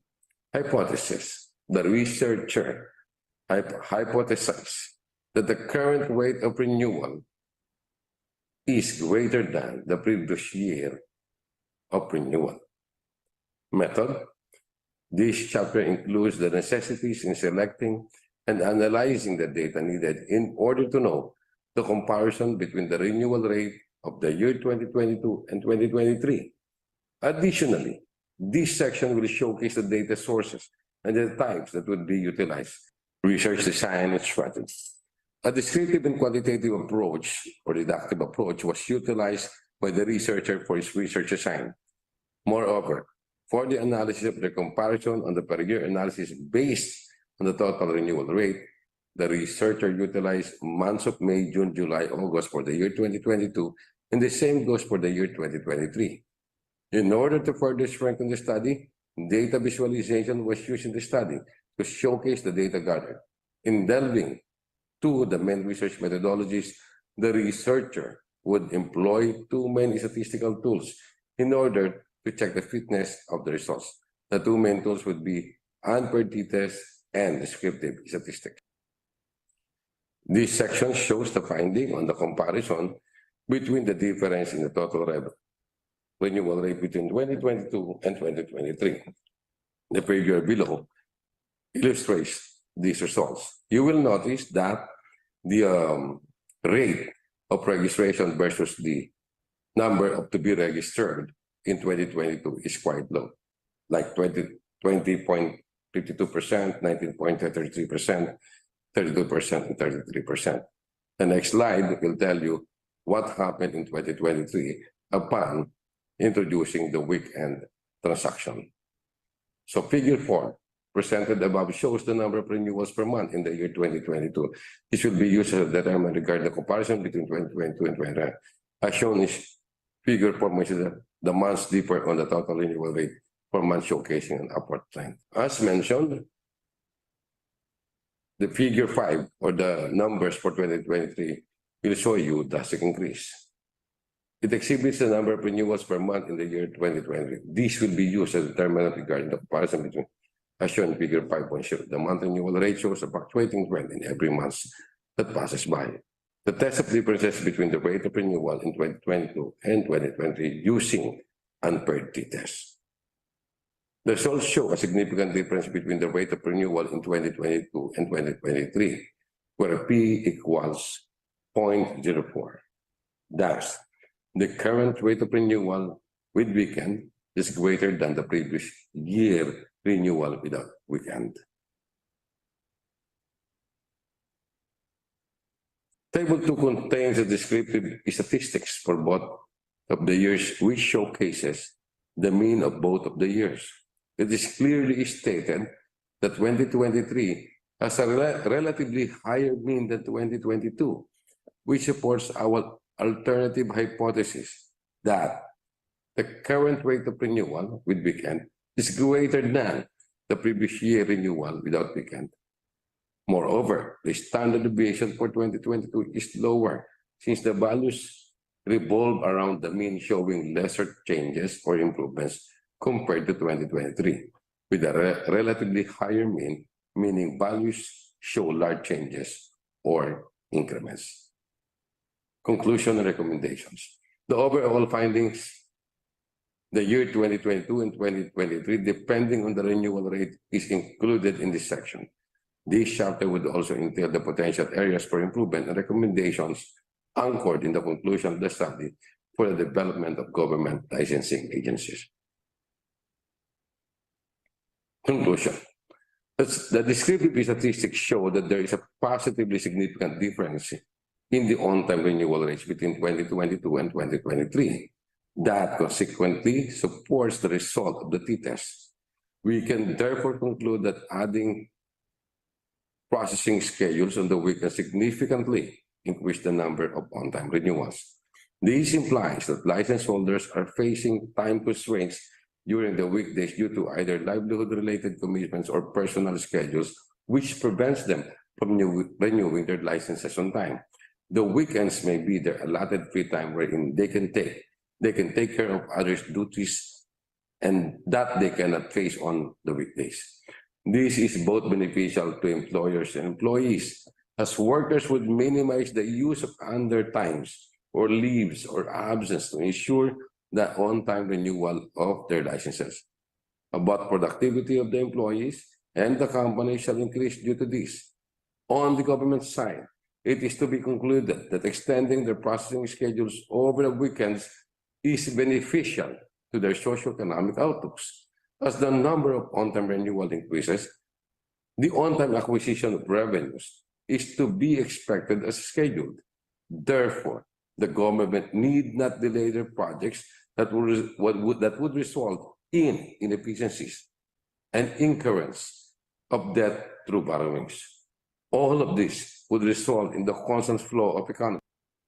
Our recommendations to the Philippine government, in accordance with the gathered results, the government to impose strategies on increasing time offered by licensing offices since the implementation of the no-no break is not adequate, especially in urban cities due to factors like travel time, eating time, and traffic. The government should start opening its offices and process transactions on weekends. If on-time collection continues, the government is more assured that funds will come on time for its activities and projects. Moreover, this opportunity must be used to expand on crafting more projects for economic development.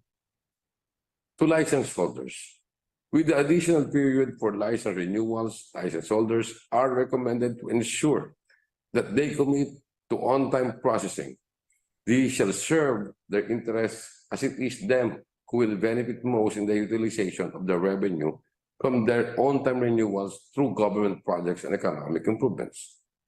To future researchers, as a recommendation to future researchers, if data would be available in the future for other transaction dates, they can utilize it for larger data set, capturing a more broader analysis that would truly manifest the comparison of surveys throughout the years of licensing agencies.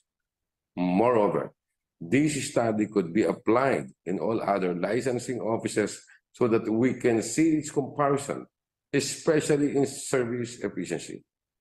Finally, with the vitality of the subject matter, the future researcher must draw out more timely policy recommendations since changes in the systems is inevitable. Thank you to our references. Thank you to these books and lecturers. Once again, good morning and thank you so much. Thank you, Mr. Juebeli. Now I would like to invite Dr. Jaya Salom Tayao.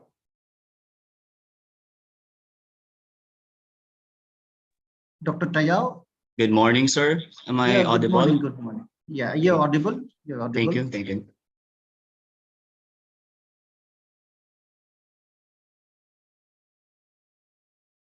Is my presentation already shown on the screen? Yes. Yes, it's visible. It's visible. Okay, thank you very much. So, good morning to all participants of this international conference that will be held yesterday until tomorrow, until today, so rather. I'm Dr. JRC Tayao, and I am connected in the Department of Education Schools Division of Bulacan as an education program supervisor of the School Governance and Operations Division. So our office is the in charge with the development and supervision of implementation of special programs and projects under our schools division, that comprising of 539 public schools and 349 private schools. I also supervise the technical assistance to the schools and help them to implement sustainable programs and projects relative to the learners' development.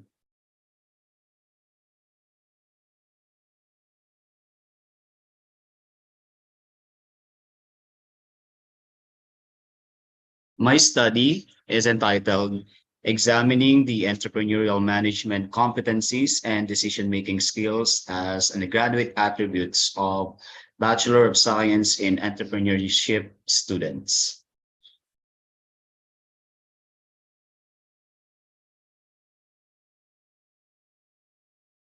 Examining the entrepreneurial management competencies and decision-making skills as a graduate attributes of BS entrepreneurship students. So this study helped us to measure the decision-making skills using the North Carolina State University decision-making skills, or the NCSUDMS instrument that was tested and validated based on the Bartman's model. The respondents of this studies coming from the selected fourth-year Bachelor of Science in Entrepreneurship students of Polytechnic University of the Philippines. And to measure the said skills, the researcher used the validated instrument of NCSUDMS, and moreover, in determining the relation of the said skills in competencies of becoming an entrepreneur, the instrumentation used is the 7 core competencies of entrepreneur based on the study of the Rainmakers as Josiah Go in 2017. And it was published in his books about entrepreneurship, starting an enterprise and having an innovation mindset in 2018. And as I said, this is based on the Duckworth model, which specify the competency of measurement of learning the competencies of students with a combination of abilities, and to demonstrate the particular role and repetitiveness as well. Both ability and behavioral competencies are important and must exist simultaneously. So this study is conducted to determine the competencies of the said respondents. The aim of this research is to examine the relationship between entrepreneurial management competencies of the entrepreneurship students as a future entrepreneur and decision makers, and to identify their readiness as decision makers, business managers, and leaders in the growing demand of the industry.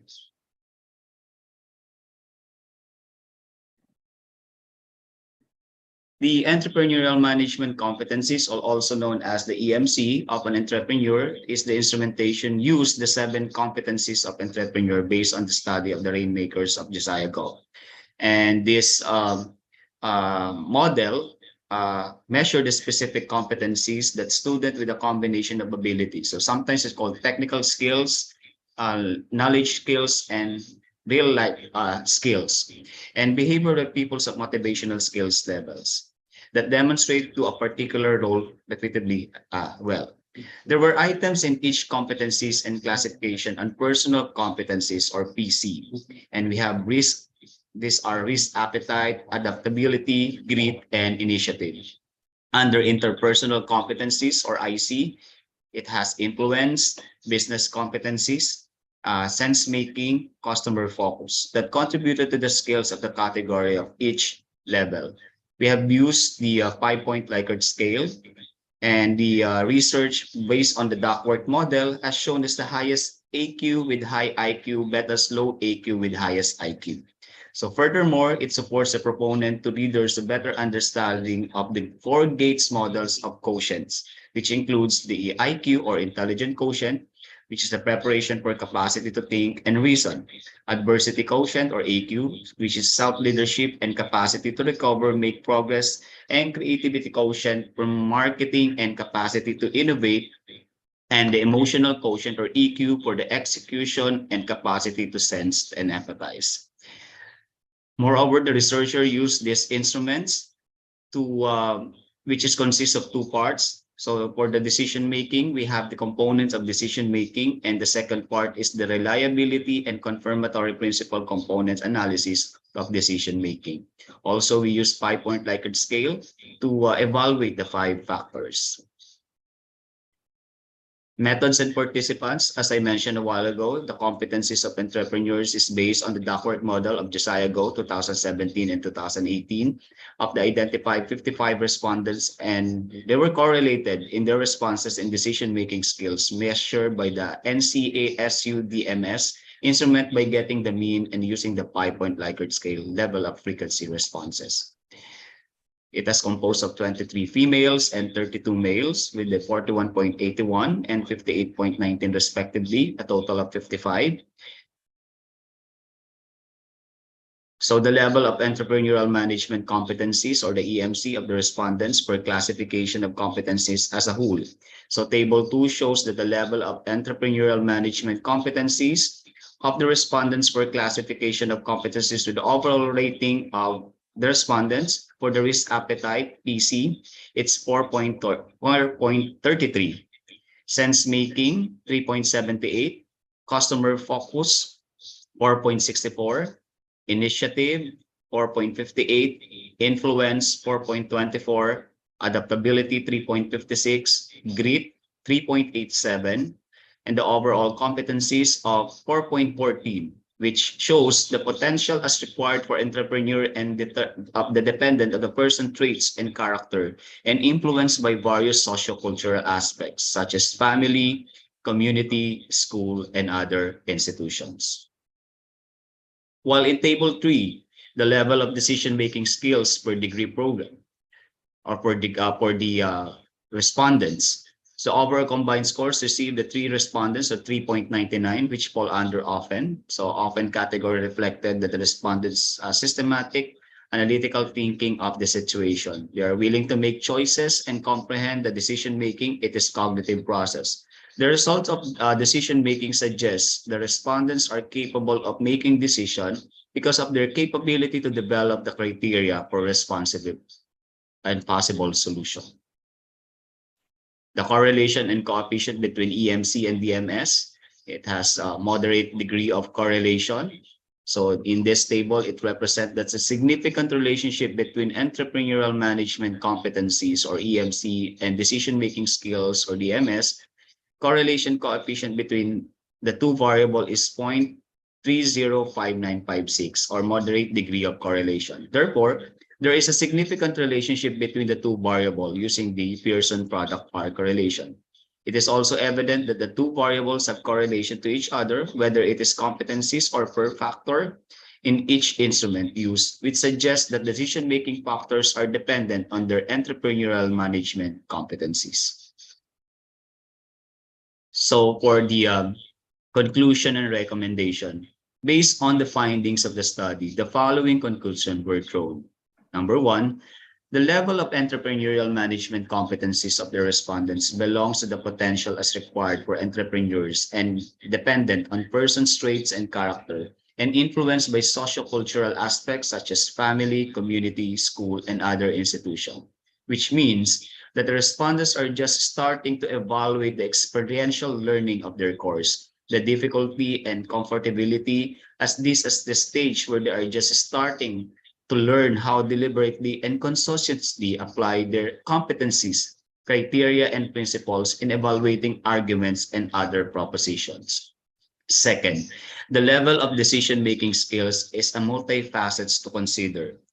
It is rooted in one's ability to define problems, identify and select alternatives, weigh and evaluate decisions, which fundamentals in decision-making.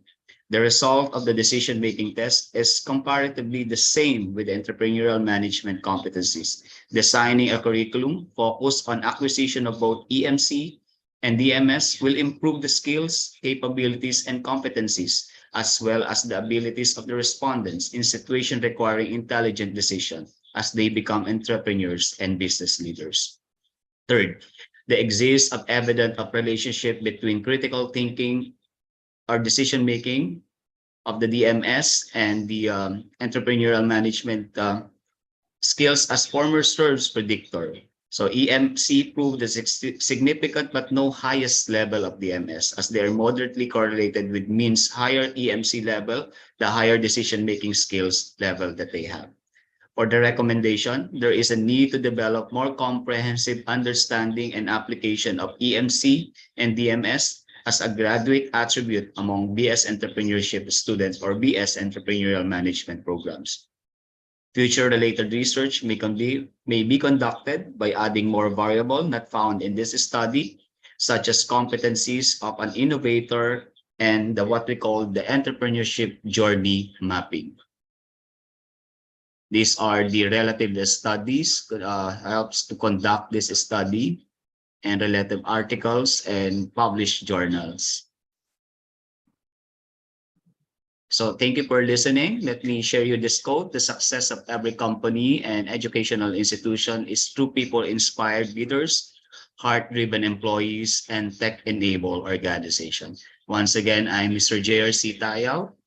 Good morning and thank you very much to all.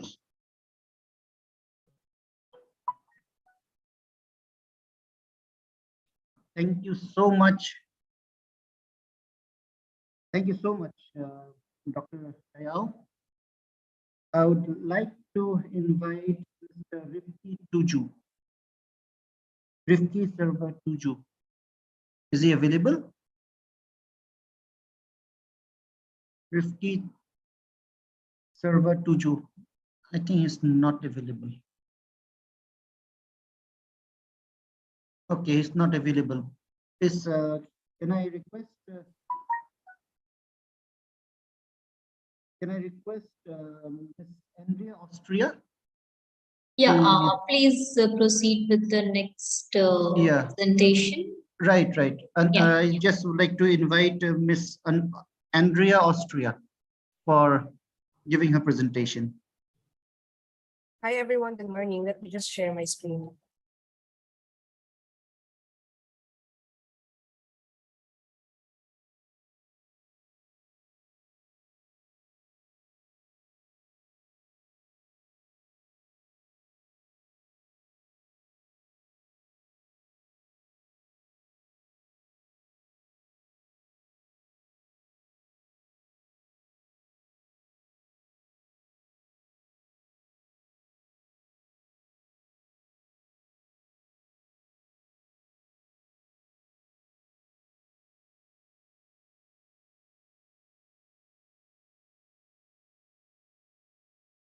Hi, everyone. Good morning. May I just clarify if you can see my screen?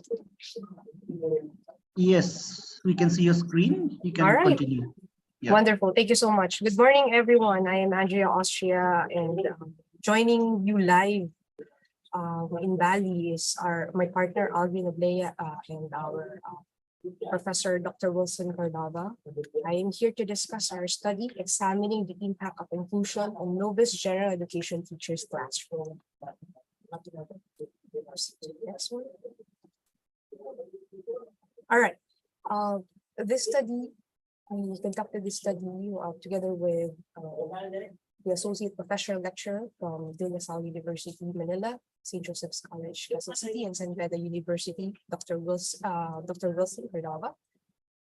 Together with me is also an international teacher, a lecturer, and subject evaluator, a PhD student of St. Joseph's College, Quezon City, Alvin Olea, and of course, there's truly a lecturer from Far Eastern University, Manila, and a PhD student of St. Joseph's College, Quezon City, Andrea Austria.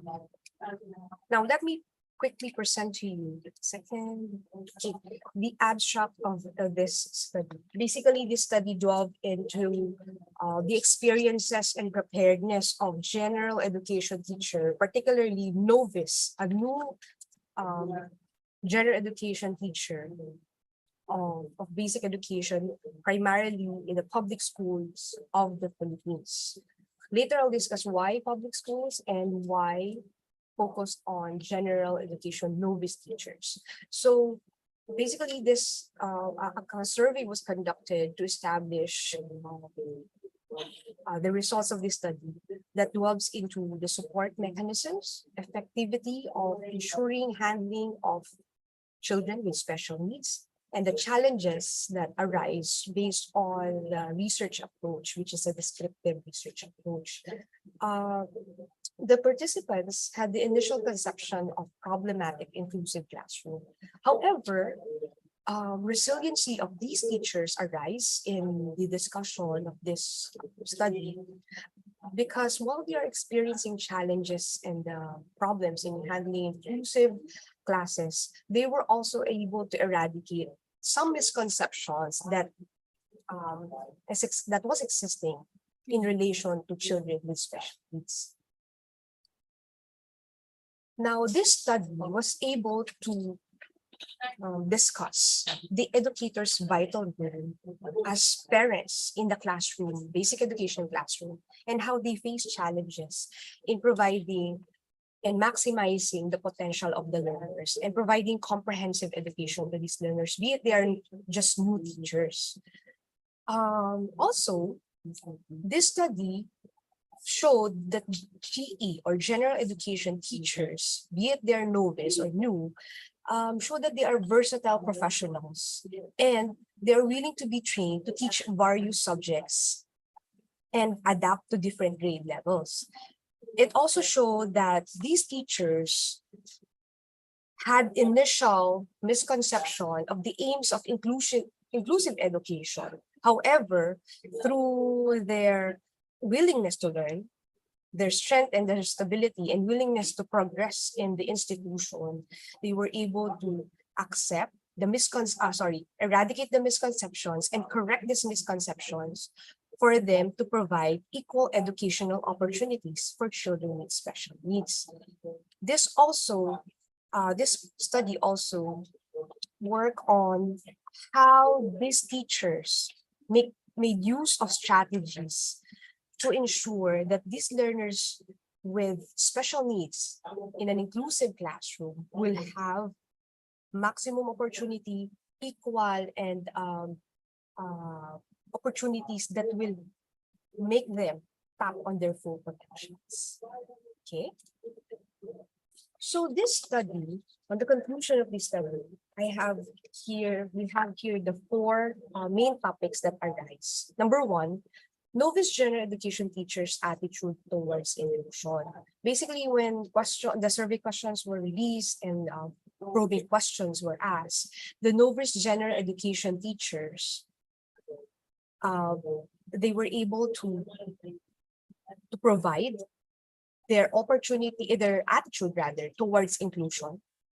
These are based on their basic knowledge, since they are just new to the teaching profession, and most of their beliefs were derived from observations, their prior knowledge during their collegiate years, and some mentioned that it was based on the research that they had in the internet and other evaluation of resources. It also showed how there was initial distrust that was felt by teachers because they were compelled to teach students with or children with special needs in a classroom for the first time without proper training, without comprehensive background when it comes to special education. So this initial stress felt by GE teachers required them to do initial research to extend their ability to work on trainings and attend trainings. And also this stress was used to build their capacity to collaborate with the administration, the parents, and other stakeholders in the school. The inadequate training and preparation of the teachers left them overwhelmed. However, it demonstrated and showed the teachers' creativity, the teachers' ability to become flexible when under distress. And also, it is important to highlight that in this study, though we have laws, though we have policies when it comes to special education, the implementation and the need for communication and collaboration in training is still missing. There is a big gap that we need to address in relation to all of this. Now, some recommendations were made for this study that includes, number one, I may itemize it. There should be a development of training program for all teachers that are new in relation to teaching children with special education needs. And this training should not just become superficial training and should delve into how they can support learners in an inclusive classroom. This will entail how they can accommodate learners, how can they tap on the potential of the learners with the collaboration with parents as well. Also, it is, I think it is best for us to recommend as researchers that this research could be done in a larger sample size. 30 novice teachers answered the question. However, to intensively discover and understand the conditions of novice teachers, we recommend that this study will be extended to more number of participants. This is to ensure that we can get to understand the situation of novice education teachers in the Philippines, particularly in NCR. So if you can see here in my presentation, I have here the inclusion criteria. We only studied on the participants are just public school teachers. They are assigned in the NCR and they're teaching inclusion class for less than 10 years and has no previous experience in teaching children with special needs. Why is this so? I have to pinpoint that this was done to show that these new graduate or new teachers with fresh experience will show how their experiences can contribute to the gap that we found, that these experiences could be a springboard or guide for program development or sustaining existing programs that will improve the quality education in our country.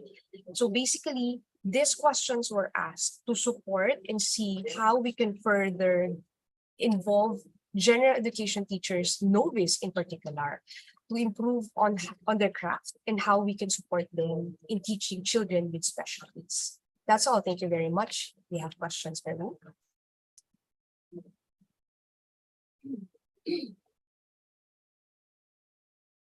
Thank you, Ms. Austria, for the presentation. I'd like to invite Dr. Sarah Devi. Sarah Devi, are you there? No response. No response. Sarah Devi, are you there? All right. Then I'd like to call Mr. Rifki Tuju. Mr. Rifki Tuju. Okay. Rifki Tuju is also not there. All right. Then I think we'll try to go to the next keynote speaker.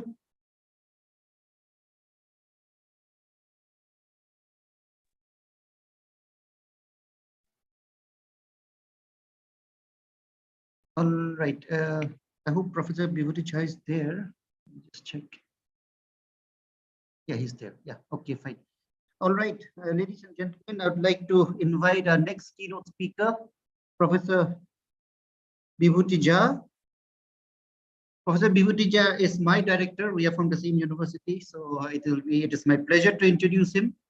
Professor Jha is presently working as the Professor of Management, and he is the Director of School of Commerce and Management at Don Bosco University in the Indian city of Guwahati.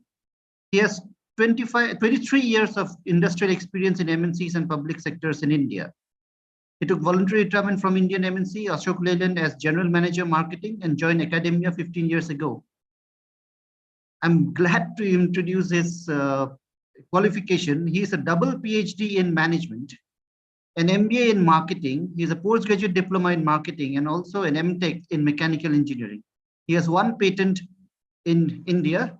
He has worked in various universities in India, Thailand, Australia, Nepal, and Bhutan as senior academic and administrative positions.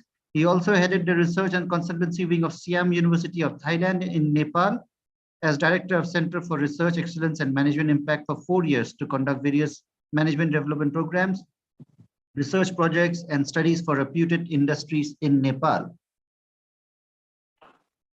and Bhutan. He worked with industrial consultants like BCG, Gallup, and Mafoy on many important projects of reputed industries in India, including the Confederation of Indian Industries. And he published 3 international research journals in India, Nepal, and Bhutan as chief editor. He has 38 research papers to his credit in reputed journals from many parts of the globe and presented papers in many countries. He has 8 education management articles and 2 case studies, and also published in reputed magazines. He is actively involved in consultancy projects of industries and government studies and organized many national and international conferences, symposia, and seminars in many countries. He has guided over 200 reputed dissertation projects of students and 7 PhDs of high quality and standards. He is involved in social work and community development activities actively. So it is my pleasure to invite Professor Bibhuti Jha for his keynote address. Sir, would you please enlighten us Thank with you, your Amal. presentation, sir? Thank you, Amal. Am I audible? Yes, you are very much audible, sir. Thank you very much for giving such a wonderful introduction of mine. And My pleasure. it is really good to see you moderating this session.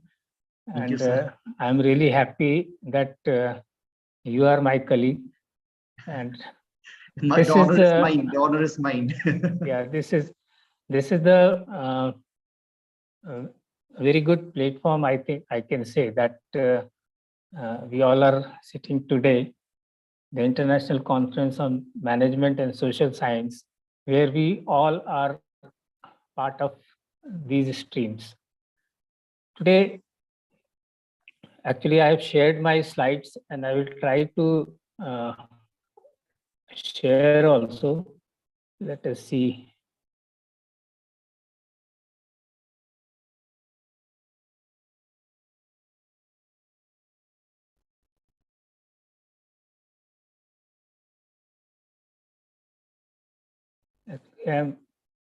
Okay, yes, it is already there.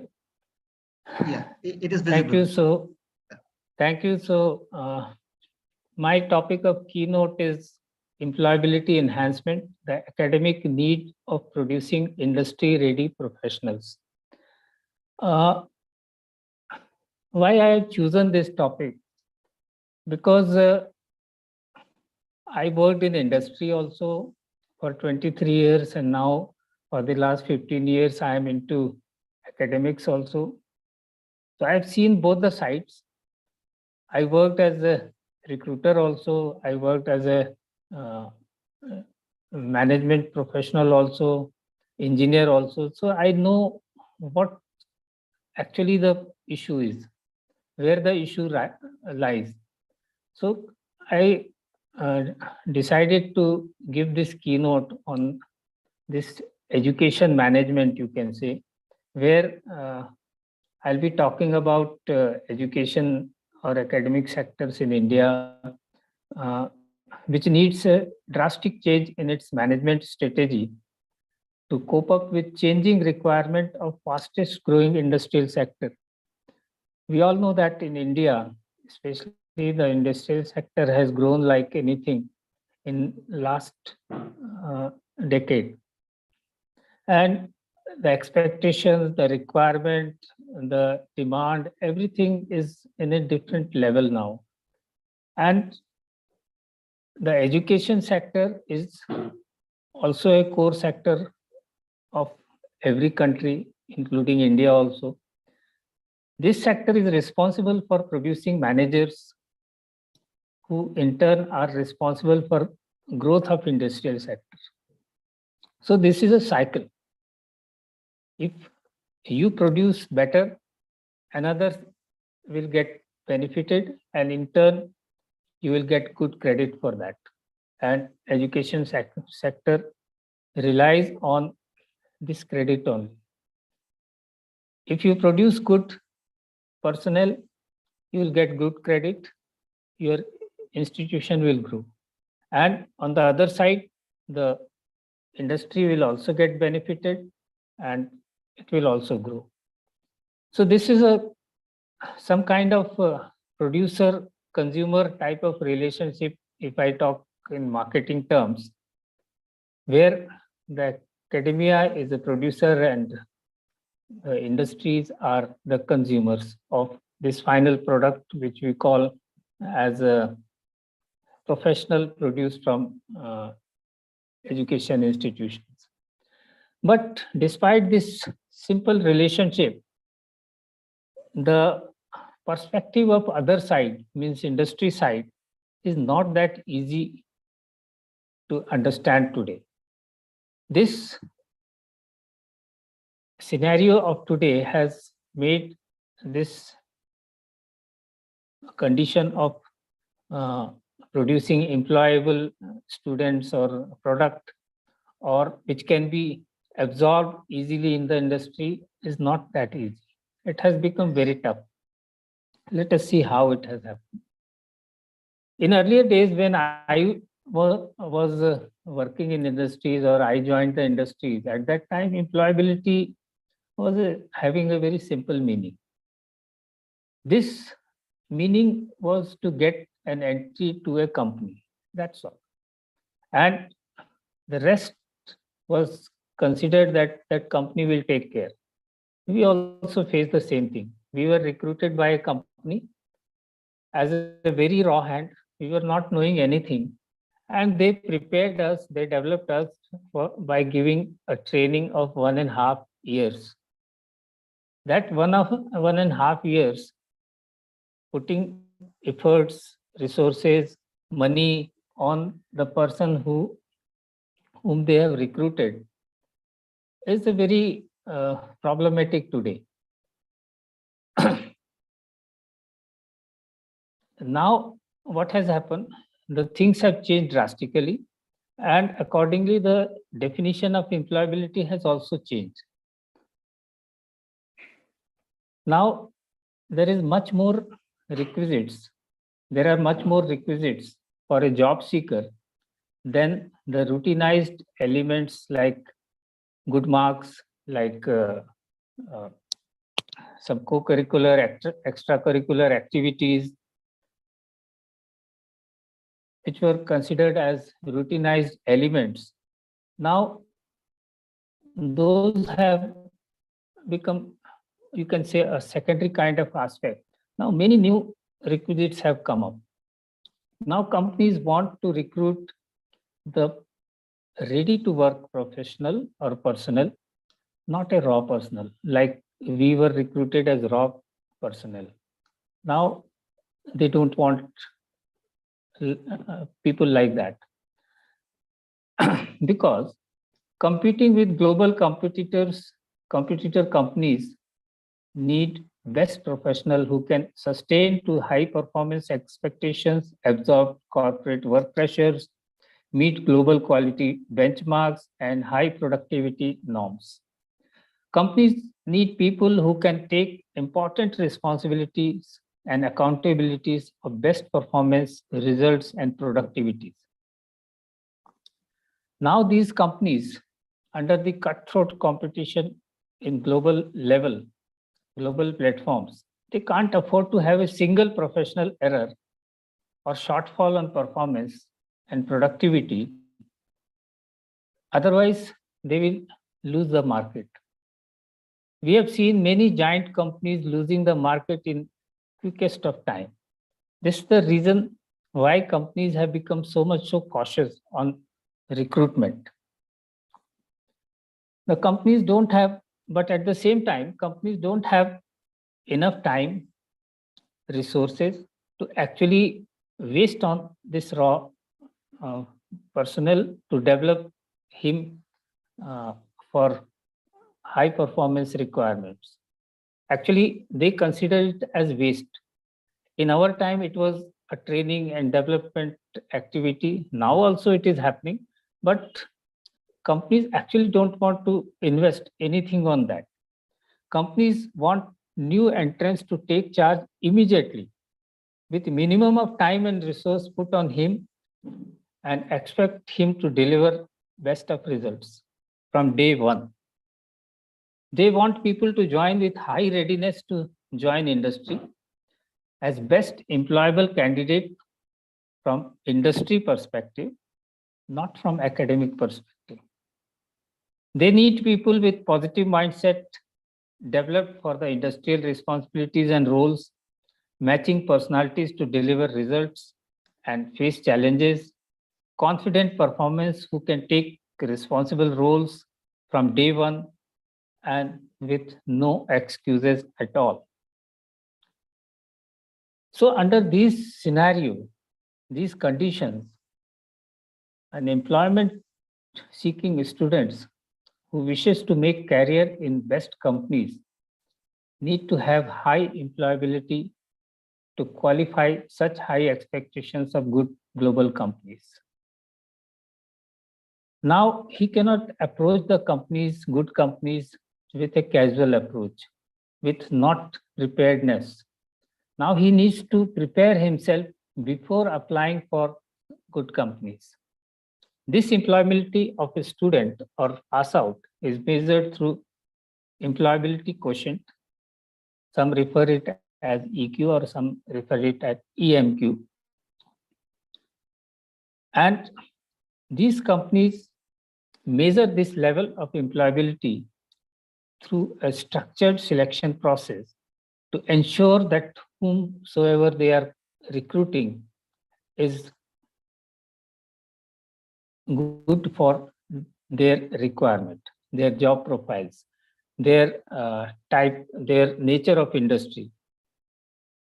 Employability is now not confined to your grades or your activities, but it is a 360-degree analysis of individual where grades are just one criteria out of many essential elements of employability. I have worked in multinational companies for over 23 years, both as ground manager's role and as recruiter also.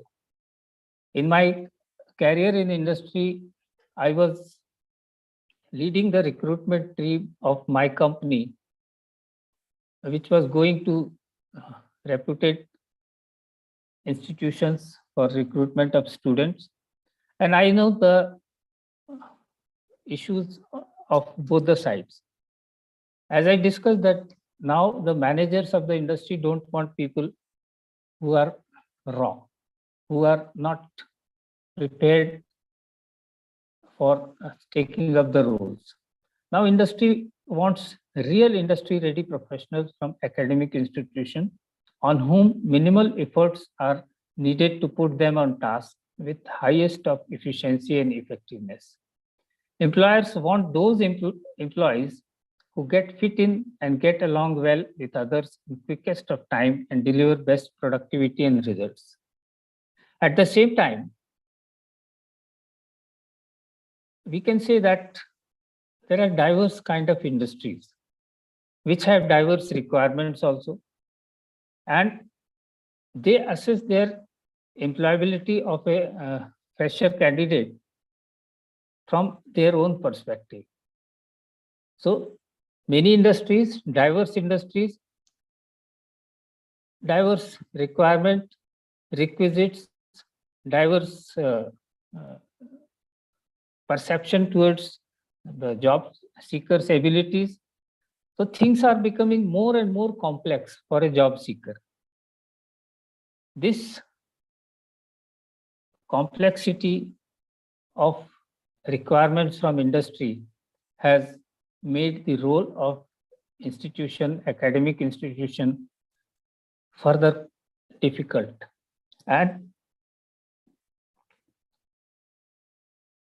it is high time that these institutions to take up this changing scenario very carefully. Every industry in their recruitment drive look for level of employability through assessing the development of skill set. Skill set means educational qualification, transferable skills, and personal attributes, level of development, preparedness for future roles, clarity of goals, self-confidence, etc., etc., as part of employability quotient of a fresher. These things the companies refer with a specific job profile in the organization before selecting any candidate.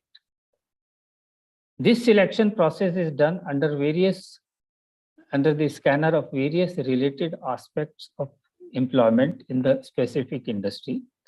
These aspects include elements like team building capacity, self-management, willingness to learn, positive attitude, thinking skill, resilience, communication skills, attitudes, personality, capacity to apply knowledge, competency, etc. But the problem is here. It is not easy to judge these elements in a brief recruitment or selection process.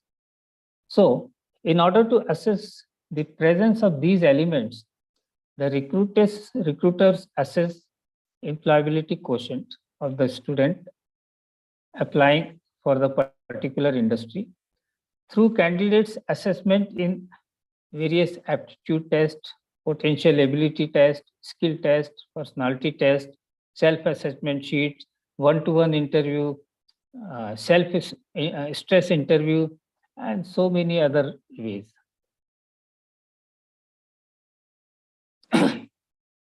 That means not only for a job seeker, the things have become difficult, but it has become difficult for the employers also to select good candidates, good candidates who can work for them effectively.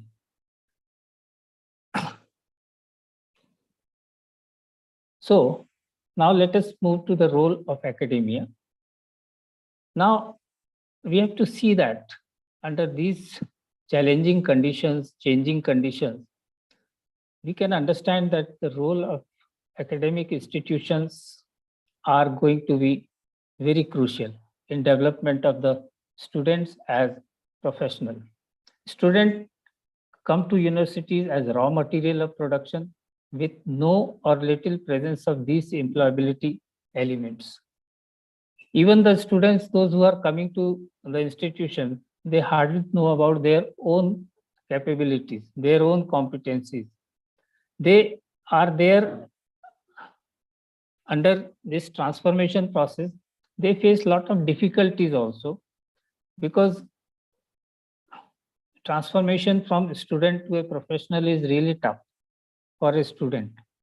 And with the changing requirement of industry now, the things have further become difficult for him.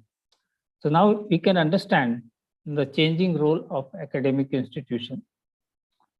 These employability assessment elements need to be worked for due development or enhancement by the academic institutions to ensure proper development of real industry-ready professionals. Imparting these elements and making a college pass-out student acceptable in the real world is a real challenge for academia in current context. But there is no option but to be committed to execute this aspect to the maximum possible effectiveness. This is high time that academic institutions should realize the changing context of employability, changing expectations, and changing requirements. Handling these changing employability context and to lead students to become a ready product is not easy due to our set patterns of education, which is still moving around theory papers, syllabus, and few routinized activities. But this has become a must for the institutions, as I explained, and we all understand also, under current global business scenario of high professional expectation, cutthroat competition, and no scope for poor performance or mistake, professional mistake. Unfortunately, there is a wide perceptual gap between industries and academia, where one is claiming that we don't get ready personnel and other is claiming that we produce ready professionals. If you ask any industry people, anyone will say that they get good professional. And if you ask academician, he will say that we are the best producer of the professionals. We'll leave no step untouched. Their claims are different. The blame game has continued till today and still continuing. But unfortunately, victim is the student who, after joining any industry, which may be or may not be of his interest, joins as underprepared or unprepared and starts feeling misfit, non-capable, non-aligning, non-performing, or even inferior to others. Under such conditions, he soon becomes victim of inferiority complexes, loses his confidence, and goes back into the shell, forgetting his own competencies. In India, especially, the high attrition rates of many industrial sectors indicate this crude reality. As industries want from day one the students who has joined recently to perform and deliver results, he finds it difficult to cope up, and as he is not actually ready for the responsibilities, neither mentally nor by competency. We need to understand this situation.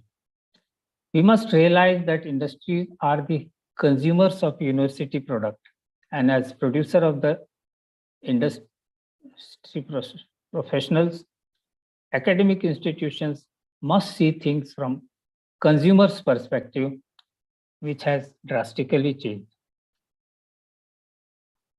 It is high time to rise above these blame games and think for students going out to real world. Let us not make their lives hell there and make them employable seriously and accept our own shortcomings to do so rationally.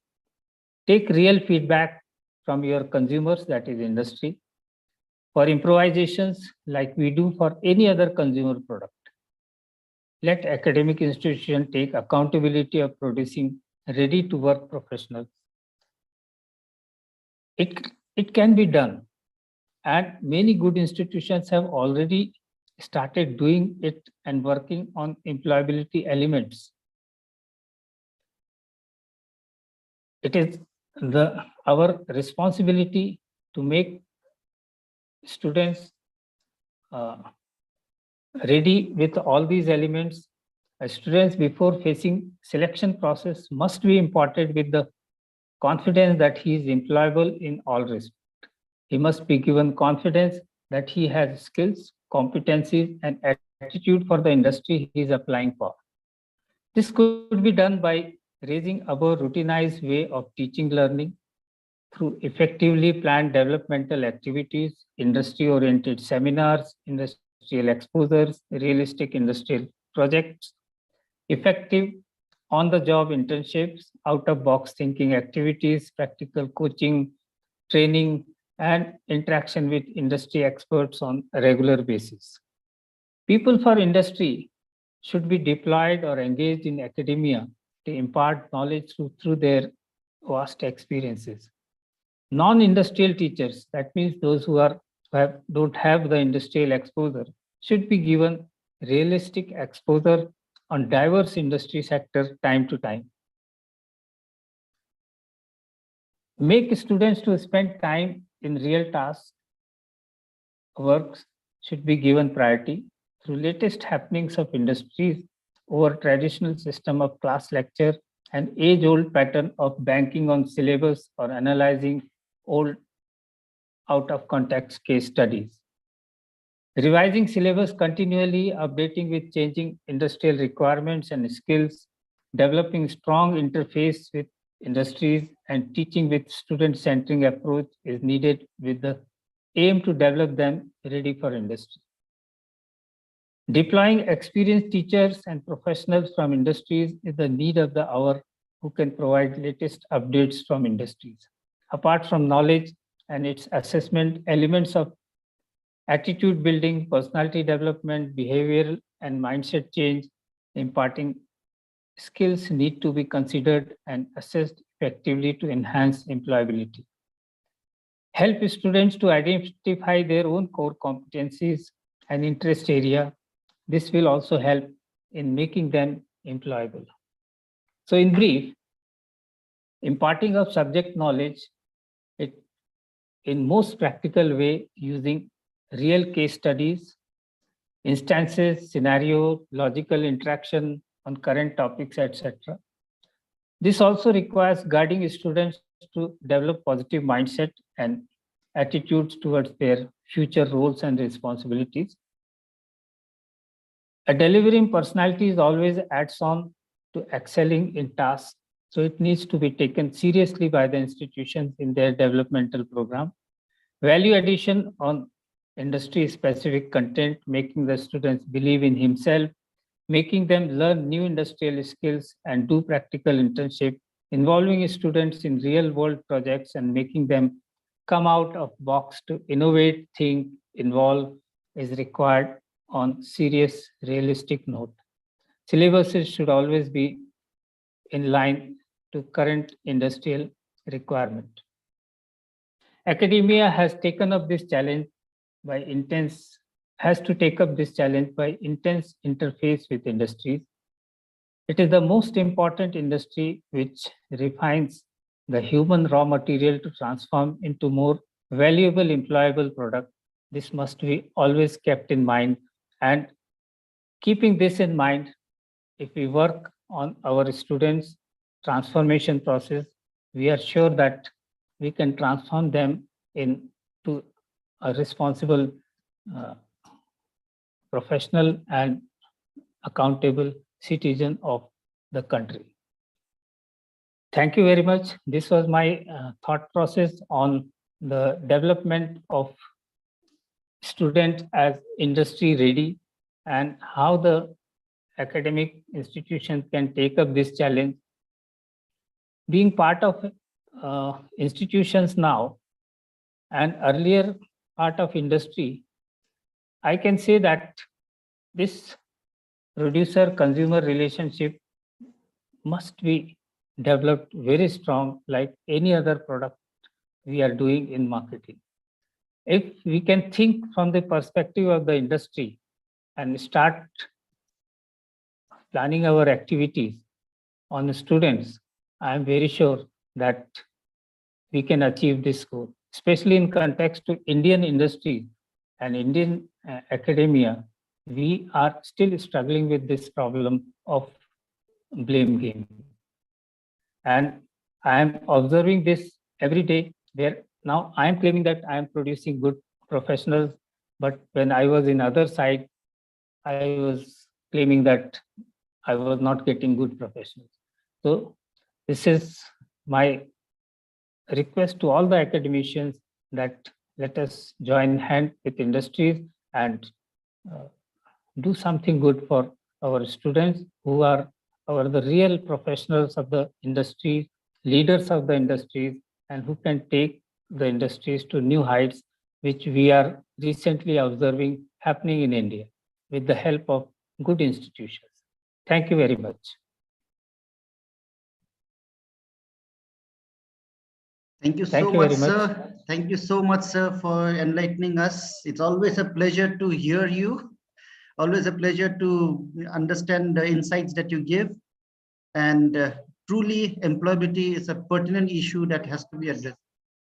It has to be completely completely understood in a way that you have given the idea of producer-consumer. So industry, academia is consumer producer, so that we have to understand. This is a real problem I am observing as my new role also, and I as of my previous role also. I have faced there some issues, and now I am facing some issues here. But issue is now very clear. We have to maintain the consumer and producer kind of relationship. Then only things will get set right. I can truly relate. Thank you so much, sir. Now I request everyone to please switch on their cameras, because we'll have a photo session before we go for a break. I request each and everyone to have to start their cameras so that we can get a screenshot, and then we can go for a break.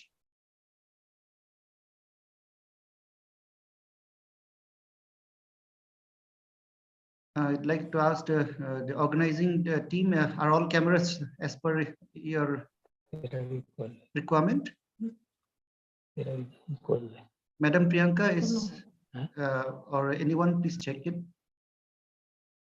Yeah, I'll be the one to take the screenshots. Screenshot, all right. Okay.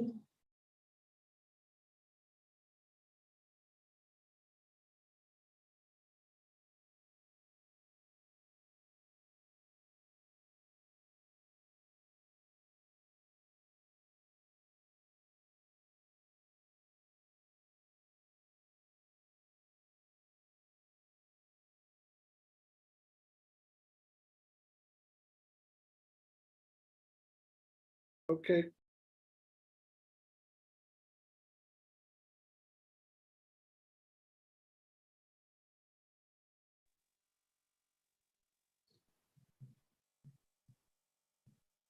Thank you very much, Amal. Thank you. Thank you, organizers, for inviting me for this keynote. Thanks a lot again. Thank you, Alicia. Thank you, Amal. Thank you very much. You're welcome, sir. You're welcome, sir. As per the organizers' instructions, we'll break for 30 minutes and then we'll start the next session. All right. So the break is for 30 minutes. We're signing off for now and we'll get back after 30 minutes. Okay. Thank you.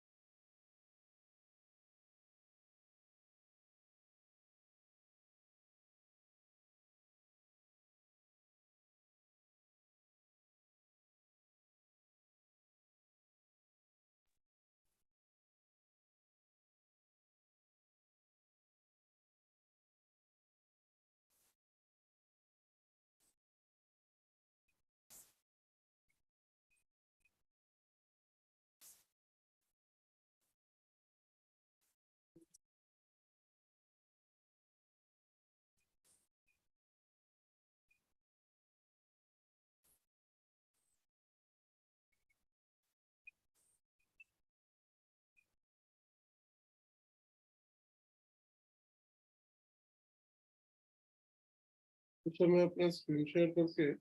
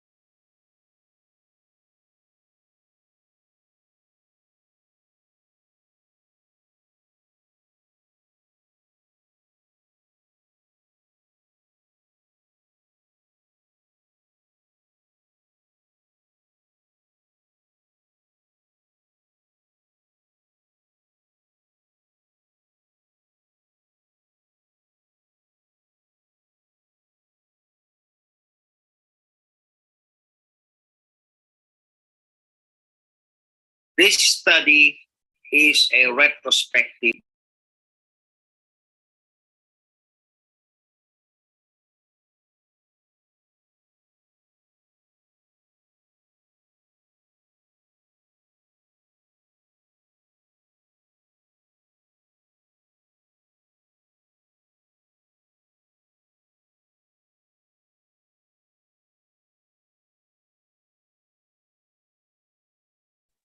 Dr. Leo, we are just checking the technicality. We'll be Okay. back in another, like by 9:30. Okay, okay. Yeah, thank you. Thank you.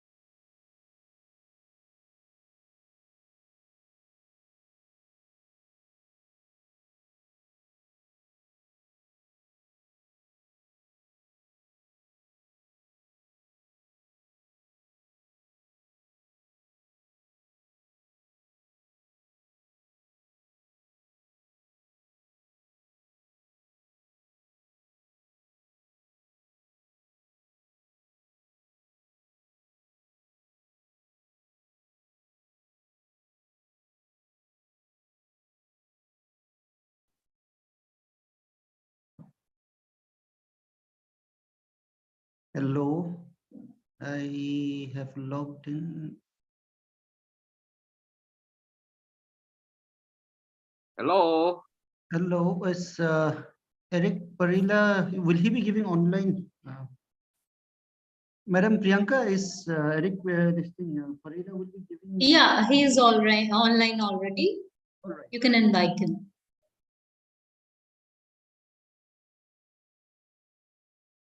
All right, a very good morning to all of you, and I would like to invite our third keynote speaker, Dr. Eric Santos Parila. I'd like to introduce him to the participants today. Dr. Eric Parila is currently the Vice President for the Research and Community Extension of the University and the Dean of the College of Business Education. He obtained his Master of Science in Management at the University of Asia and the Pacific and his Doctor of Business Administration at the University of North Philippines, last 2010. Currently, he is taking up his second Master of Management major in Data Analytics at the Philippines Christian University. He took his specialization course Diploma in Operations Management online at Rutgers University. He loves doing research and had produced, presented, and published numerous researches at different conferences and journals here and abroad. He is also a seasoned peer reviewer and member of the editorial board of various international and local journals. He is also a consultant of different businesses, primarily doing feasibility studies and business plans. Currently, he is the Vice President for Luzon for the Philippine Association of Collegiate Schools in Business and the President for the Philippine Council of Deans and Educators in Business, Northern Luzon chapter. Dr. Parila, welcome to the session, and I would request you to enlighten us with your keynote address. Morning, Sir Amal. Let me just share my PowerPoint. Can you hear me, sir? I can hear you perfectly. Okay, thank you.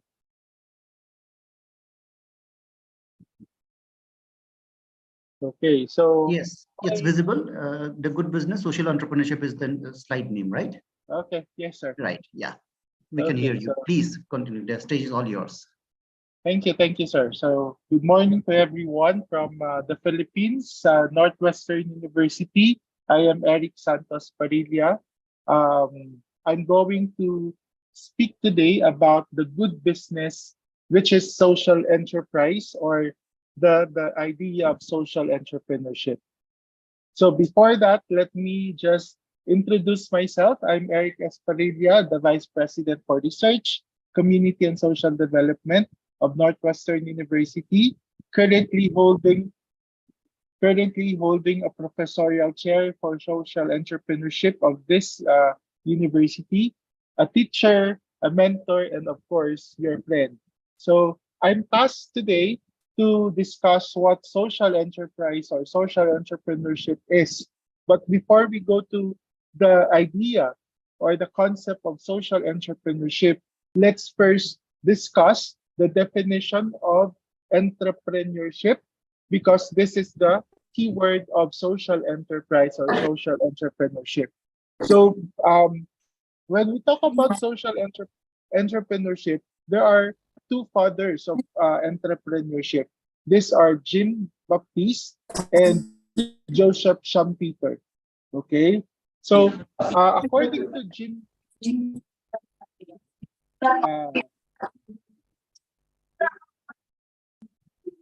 can you hear me, sir? I can hear you. But there are some speakers have been unmuted. That's why perhaps some disturbances there. Please continue. Okay.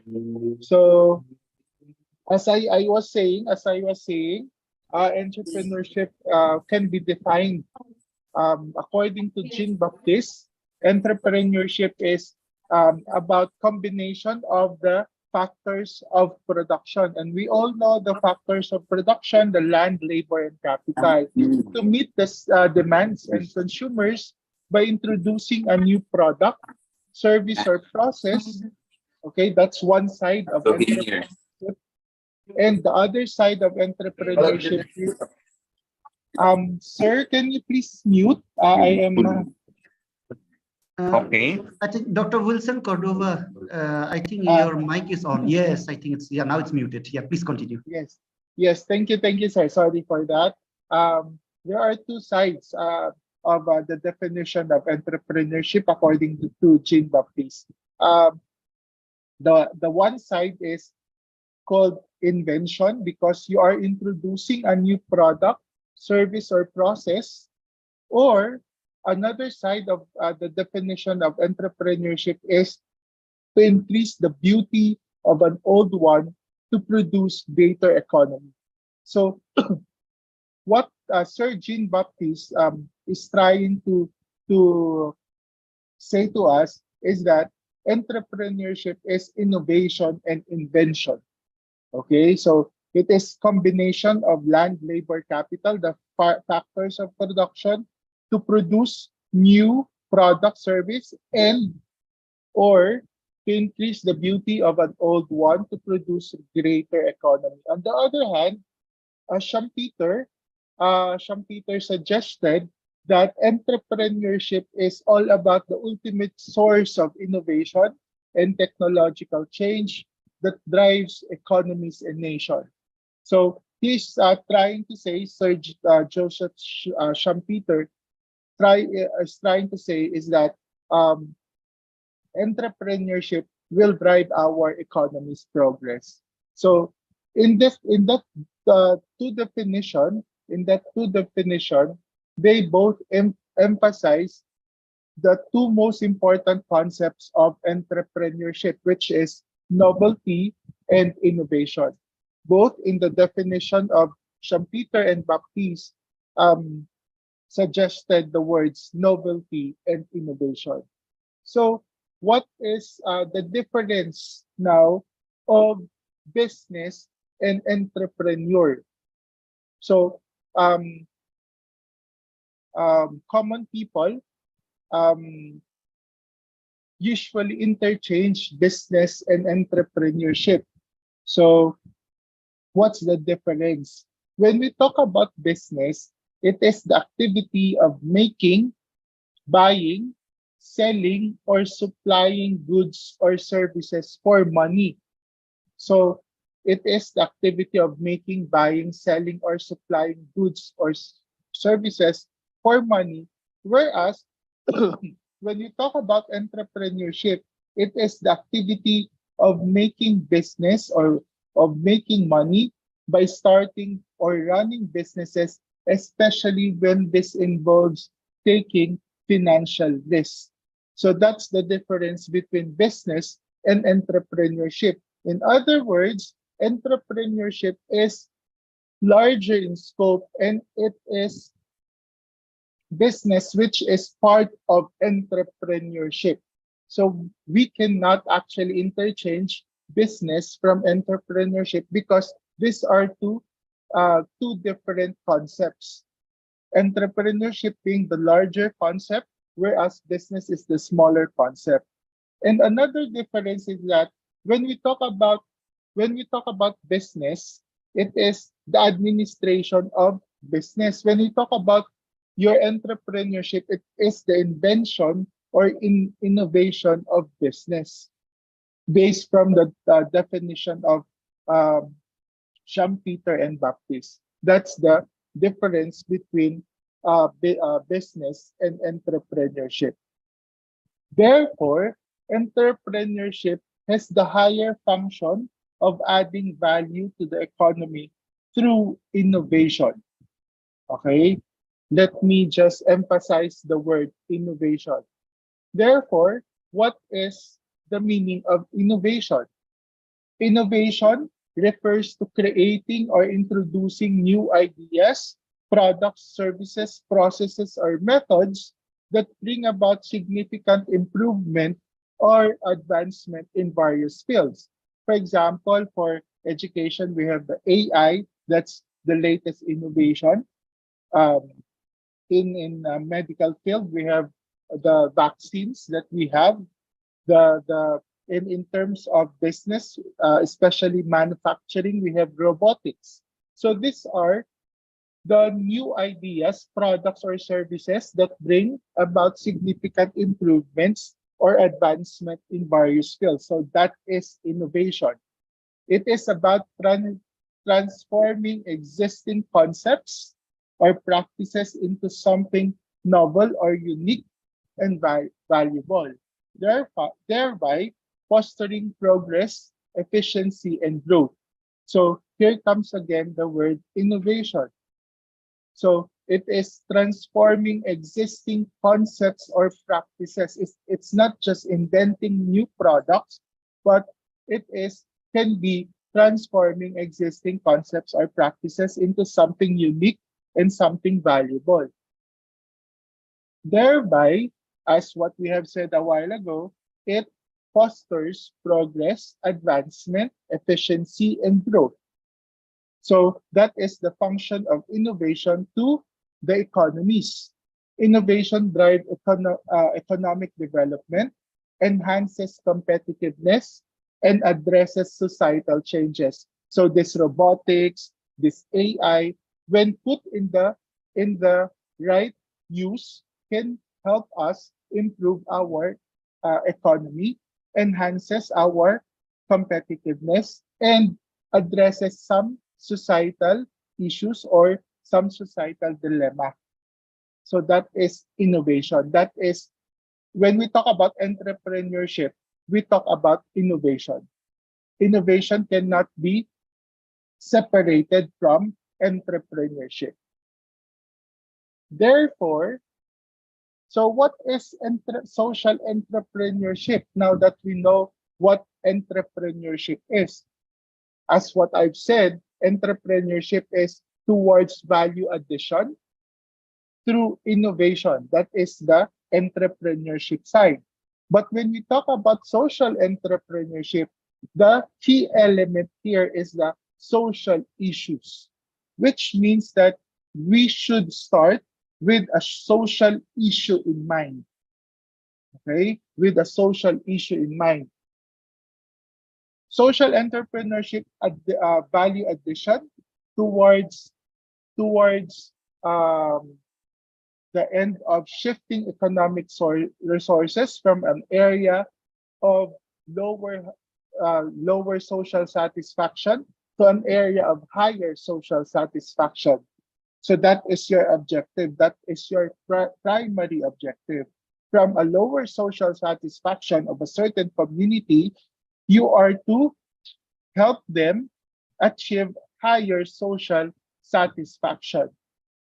Social entrepreneurship can also change old state of social satisfaction towards a new and better state of social satisfaction.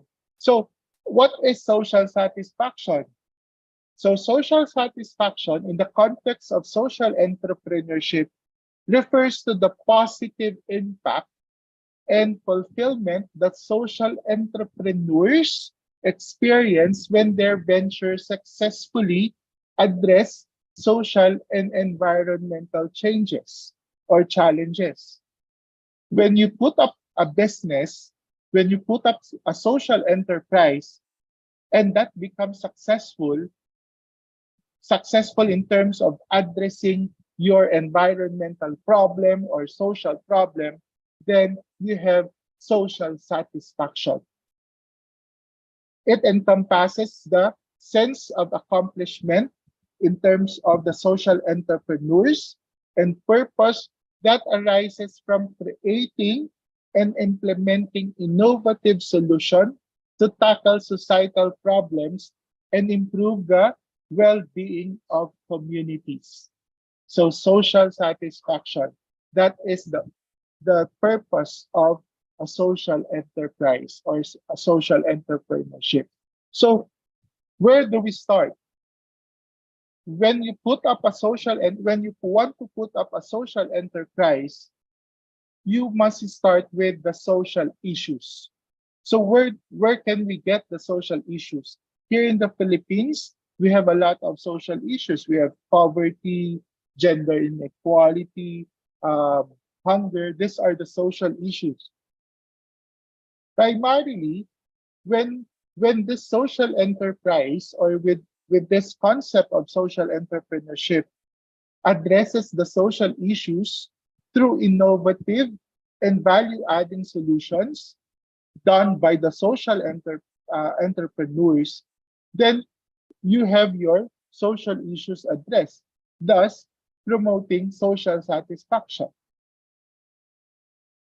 So where do we get these social issues or social problems? It can be divided into two, people and planet. But actually, when we talk about the 17 sustainable goals, we are already talking about the different social issues. Here in the Philippines, there's like what I said, poverty, hunger, good health and well-being, quality education. Here in the Philippines, there are some areas that still lacks quality education, especially the poor communities.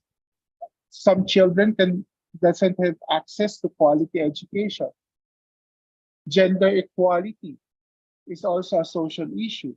Clean water and sanitation, affordable and clean energy, decent work and economic growth, industry, innovation and infrastructure, reduce inequality, sustainable cities and communities, responsible consumption and production, climate action, life below water, life on land, peace, justice, and strong institutions, partnership for the goals. These are the 17 sustainable goals. This is where you can get the social issues or social problems of your community.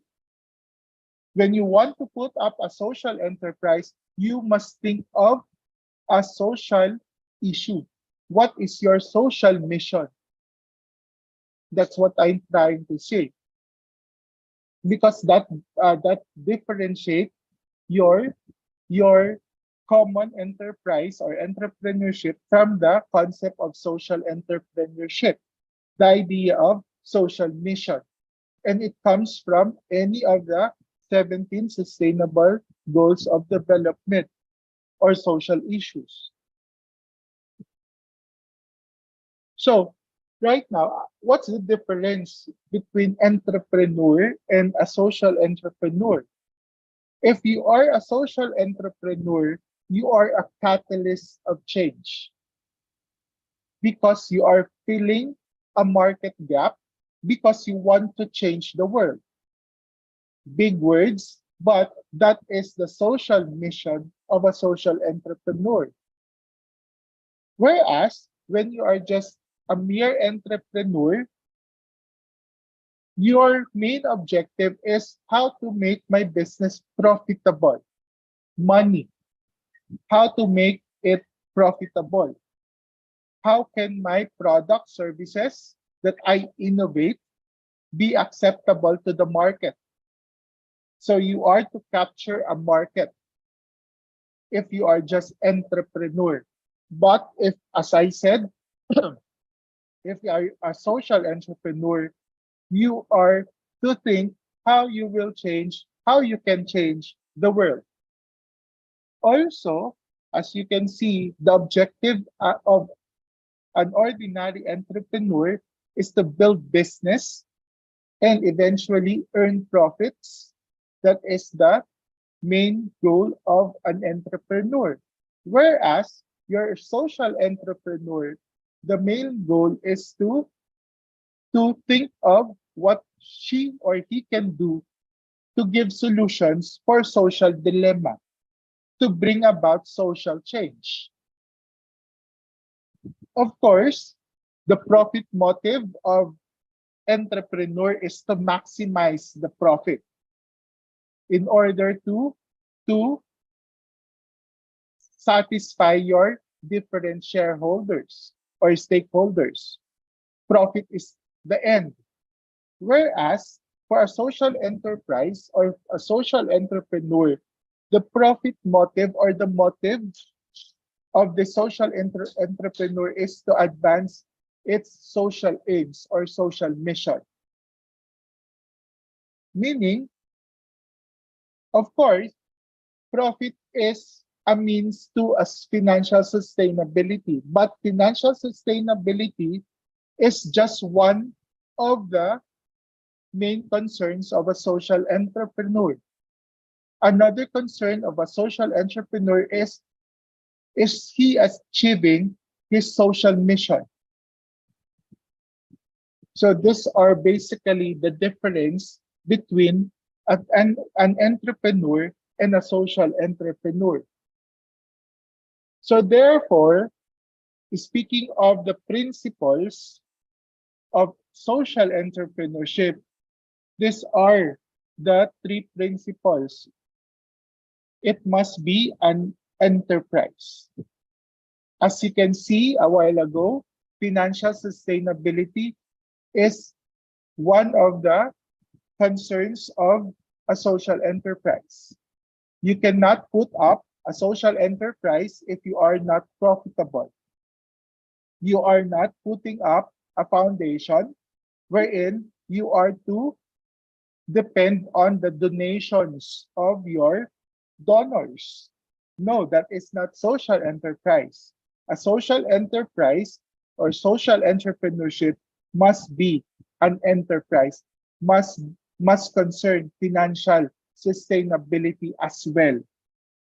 Second principle of social enterprise or social entrepreneurship is it must purposely serve its social mission. So these two are the basic principle, and the hardest principle of a social enterprise is this: the majority of its benefits accrue to its chosen beneficiaries of its social mission.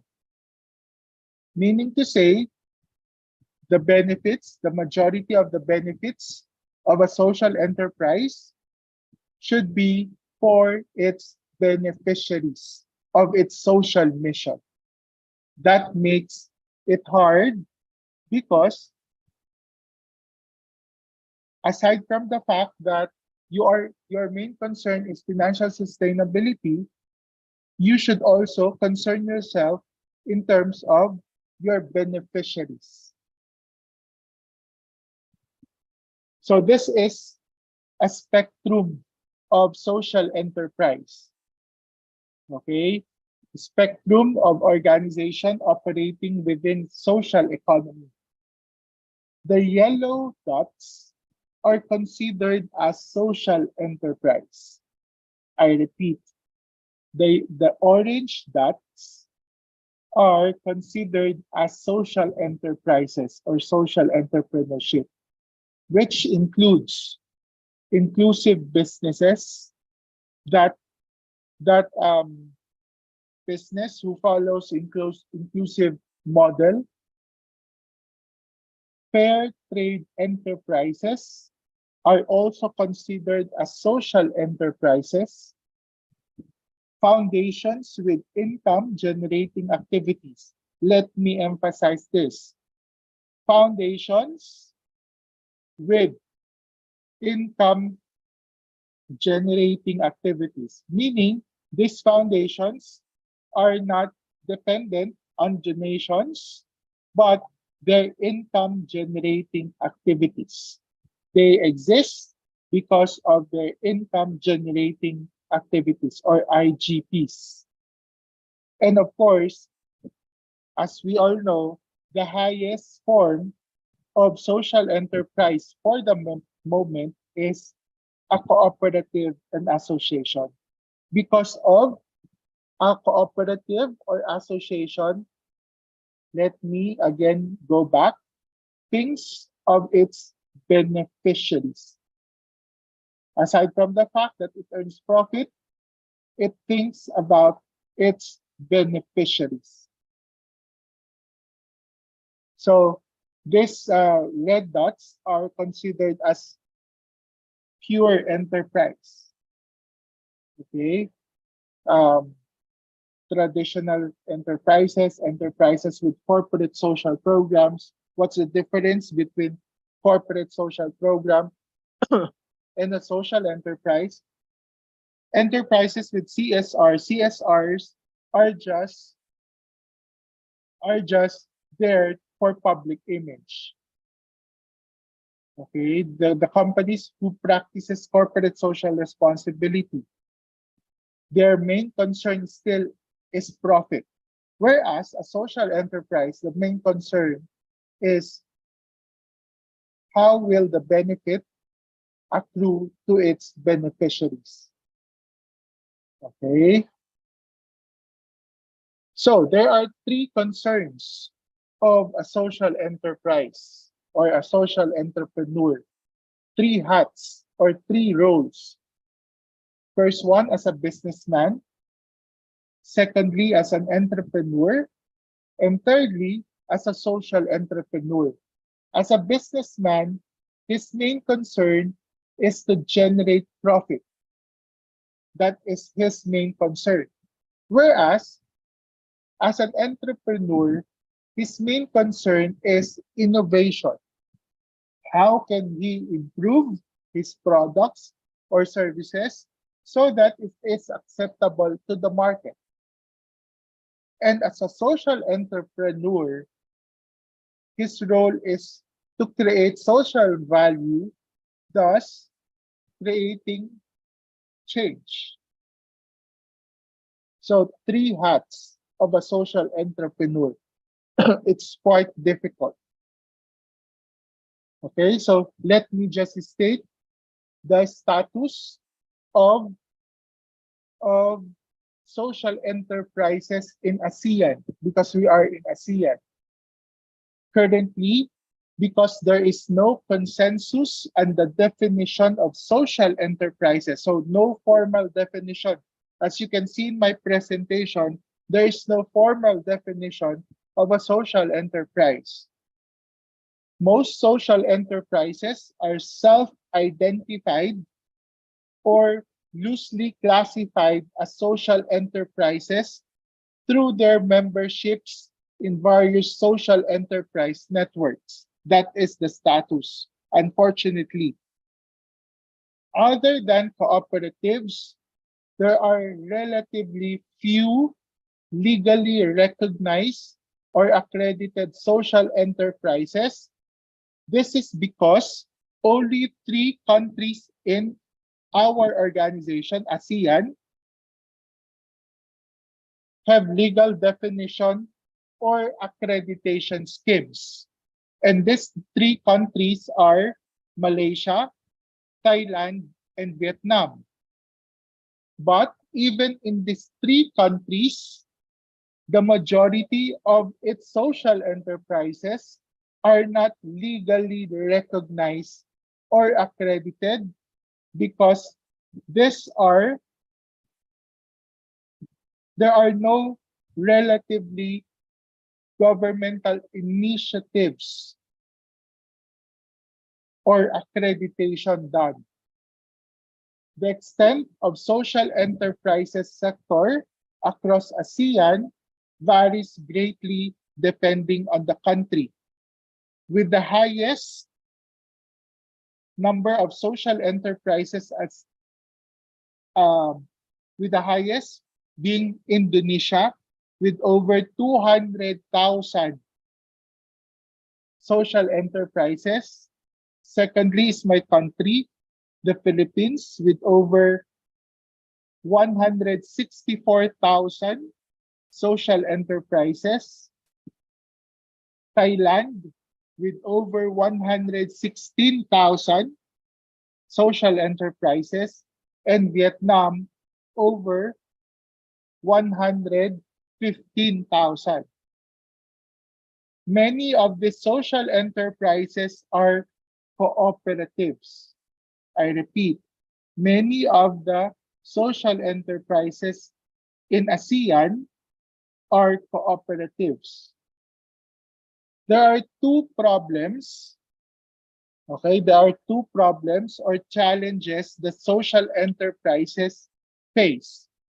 And these are public awareness and scalability. Here in my province, Ilocos Norte, when I did a research on awareness, the result is very low. Thereby, social enterprises face challenge in terms of public awareness. Across the countries and social enterprises surveyed, lack of public awareness is often mentioned as an obstacle for expansion. The public is not aware or understand the concept of social enterprise or social entrepreneurship. The second problem is scalability. Many social enterprises in ASEAN face difficulties in scaling up their operations. The reasons are lack of access to financial resources, difficulty in replicating and scaling up success, as well as challenges in customer acquisition and market development. So these are the common problems of social enterprises here in ASEAN. To wrap up my talk, to summarize my talk, social entrepreneurship or social entrepreneurs are either change makers or change agents. They don't believe in status quo, meaning they want to be catalysts of change. Social entrepreneurship gives more satisfaction than entrepreneurship, as it focuses more on creating social value than wealth. So it gives more satisfaction. Social entrepreneurship provides much needed balance and purpose in life. And lastly, I want to point out that social entrepreneurship helps in making world a better place because of its social mission. With that, I thank you very much for listening. I am Eric Esparilla from Northwestern University. Thank you very much, sirs and ma'ams.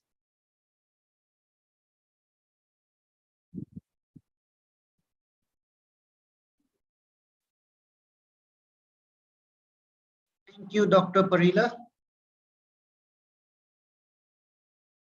Thank you, sir. Thank you. Yeah, thank you so much for your address. Now I would like to start our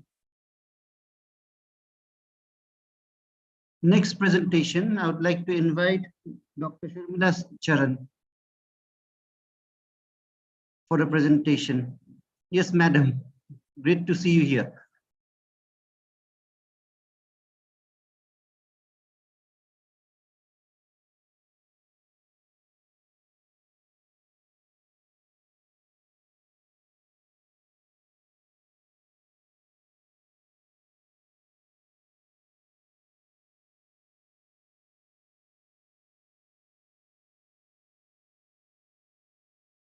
Dr. Sharmila?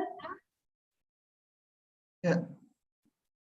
Dr. Sharmila Charan, madam is. She's online. Yeah, she seems online.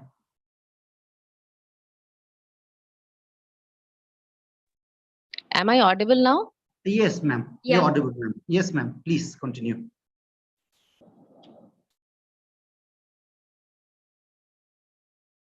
Yes, ma'am. Please continue. Hello? Great to see you. Yeah. Yes, ma'am. Sure. So I think I could see you now. So I'm Dr. Sharmila Sharan from Guwahati, in India. I am Senior Assistant Professor and Research Coursework Coordinator in Girijanand Chaudhary University in Guwahati, India. So I'm here to present in front of you my conceptual paper on imparting employability element to university students, conceptualizing model of employability enhancement. So my paper is about regarding my understanding on employability aspects, as I am from industry, and I'm from industry and worked 21 years in Delhi and switched up to teaching out of my passion. I'm a PhD in management and worked for garment and lifestyle products for almost 21 years and seen the industry. And now from last 14 years, I'm into teaching. So I have seen the other part of the show as well. I'm quoting it as a show because the institutions are there to come up with the students who need to be employable, as our speaker also emphasized on that. Speaker Dr. Vibhuti Jha was there to talk about it. And in line of that, I have developed a model of EQ enhancement, which could enhance employability. So my core area in my research is connected to market analysis and consumer buying behavior, retailing, education, business ethics, art and handicraft, as I am a qualified designer as well as a marketing professional and qualified in, I did my PhD in management. So it's like, as being part of both the industries, I believe that my expertise could contribute to the proficiency of professionals who are coming out of these institutions, and they are launched to come up with the right performance. So here I will start with my presentation. My paper here is talks about growing business competitions. Companies need professionals who could be capable of taking responsibility as industry ready without putting much effort, as discussed by the speaker as well, that companies wish to have people, those who could come and perform. They don't want to pay for training purposes. Training is given by all the industries. I agree with that, because I was also given training. But the basic element category further is about the core basic element of professional readiness and ability enhancing support elements that need to be worked out. So I am here to discuss about the model I developed to achieve these employability aspect of the student. It is not about just speaking about it, but it is about how we can really achieve that. So my paper here will be discussing on the model with the key elements of employability under two broad categories, that is basic element of developing professional readiness and extension element of professional readiness to become employable.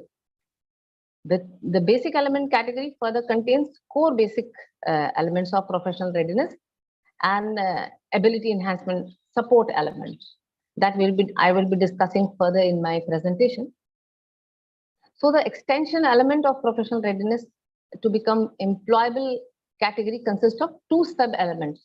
This I will be talking about, that is exposure of the real world and interface with the industry, and adding rigorous and meaningful internship in all the programs with credits, right? Strategies are required to impart such elements and to develop our students this EQ that has been discussed by our key speaker as well. And this is about the model that is there in front of you. So prevailing issues of employability, what are these? I'll be first discussing on that. That is, please come to my previous slide, please. Prevailing issues of employability. With every growing competitions, expectation and challenges in industrial and business scenario, it has become tough for a student to get placed.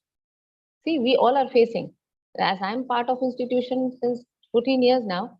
So I'm finding my students is troubled when because they are missing few unique attributes to influence recruiters. This is the prevailing issue of employability. This please bring go to the slide where prevailing issues of employability is there. Amal, please be there. It is the previous one after the abstract, please. Yeah.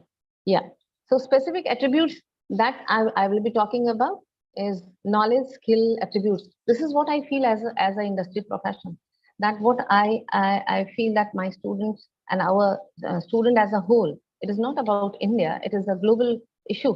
Now, as our speaker from Philippines, Dr. Eric also talk about quality education as a social issue. So it is really a social issue because specific attributes need to be known first to come up with the aspect of employability. So this employability is judged from employability quotient, right? For a specific job profile, which is established and accepted internationally by major MNC and global companies. That further means the academic institution need to understand those aspects to impart those elements of employability.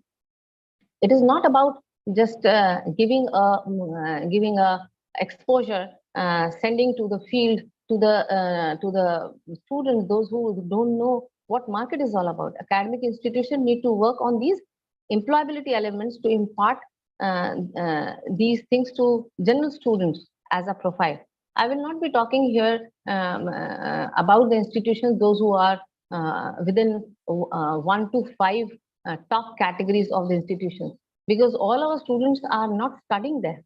Majority of the students, those are the cream students, those they take when they take admissions. But what about the 70% of institutions, those who are taking mediocre students and other students?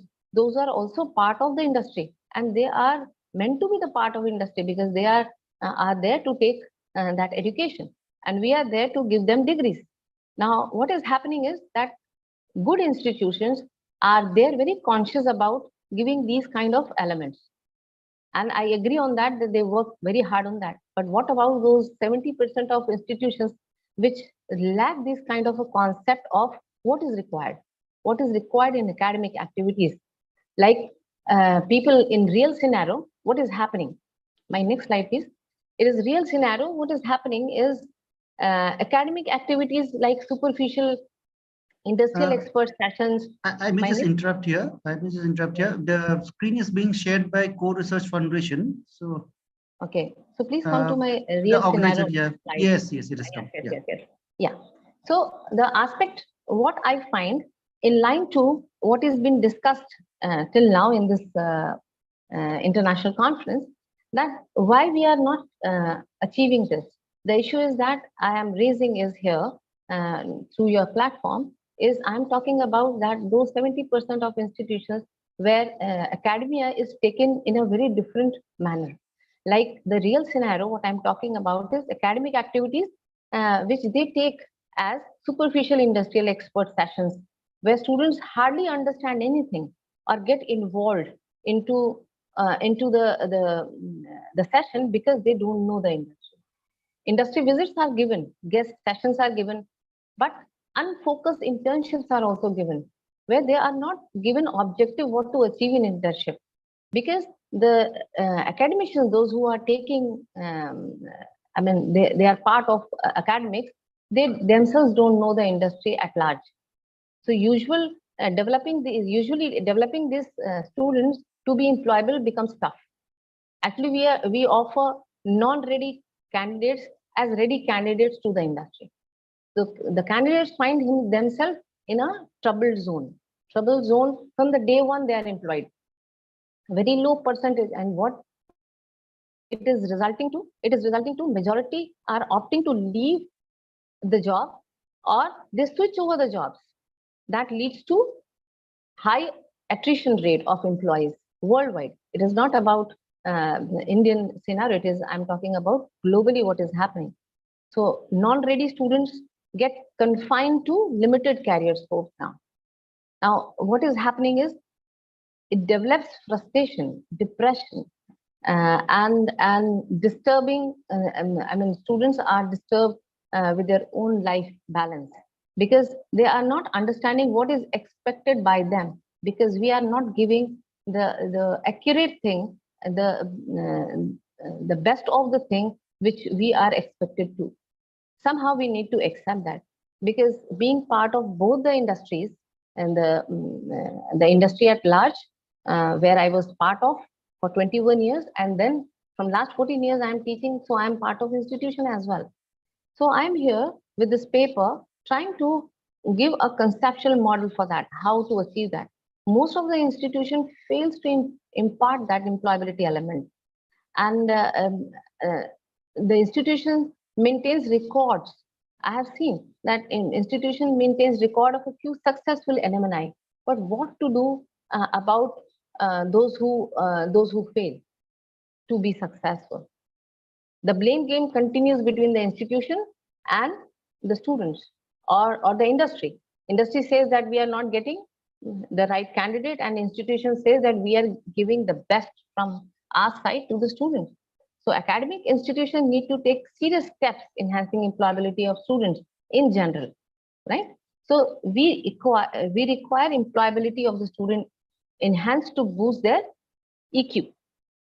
I have written EMQ because it is employability quotient. It must not be taken as emotional quotient. So that is why I have written EMQ here. It needs a proactive approach through continual development of student by imparting desirable employability attributes to make recruiter notice them. So the aspect here comes is what is there, what recruiter will be noticing. So I'm explaining here in front of you in a form of a model that possesses what we require as EQ model. So conceptualizing the EQ enhancement model, I'm here in front of you coming up with basic elements of developing professional readiness and ability enhancing support elements to professional readiness.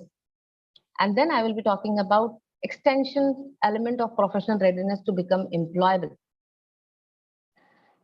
Coming up to my point of basic elements of EQ enhancement elements is,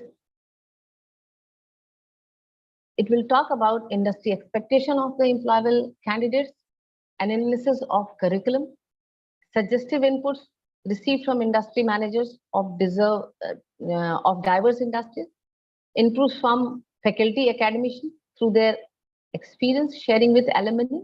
This all are very much required. Brainstorming among focus group of learned teachers, newly employed pass outs, employability trainers, and working parents. We all require support we actually require a holistic approach. The college student as a new joiner of the industry need to be acceptable in the real world. So coming to my model, which is here in front of you in a form of a diagram, a pictorial presentation. The model here, it says about core basic element of professional readiness that comes under basic element of developing professional readiness. That is, core basic element requirement is knowledge, attribute, and personality. Now, what this knowledge is all about? The aspect comes is that how we define these things. Now, basic elements where knowledge is required, where we need to work on and where to work on. In schools and colleges, it is seen that pre-reading habits is not seen, or it is less seen in our students. We need to work on pre-reading habits or knowledge. I will be talking from both the aspects, from the institution aspect and from the industry aspects, defining my model here.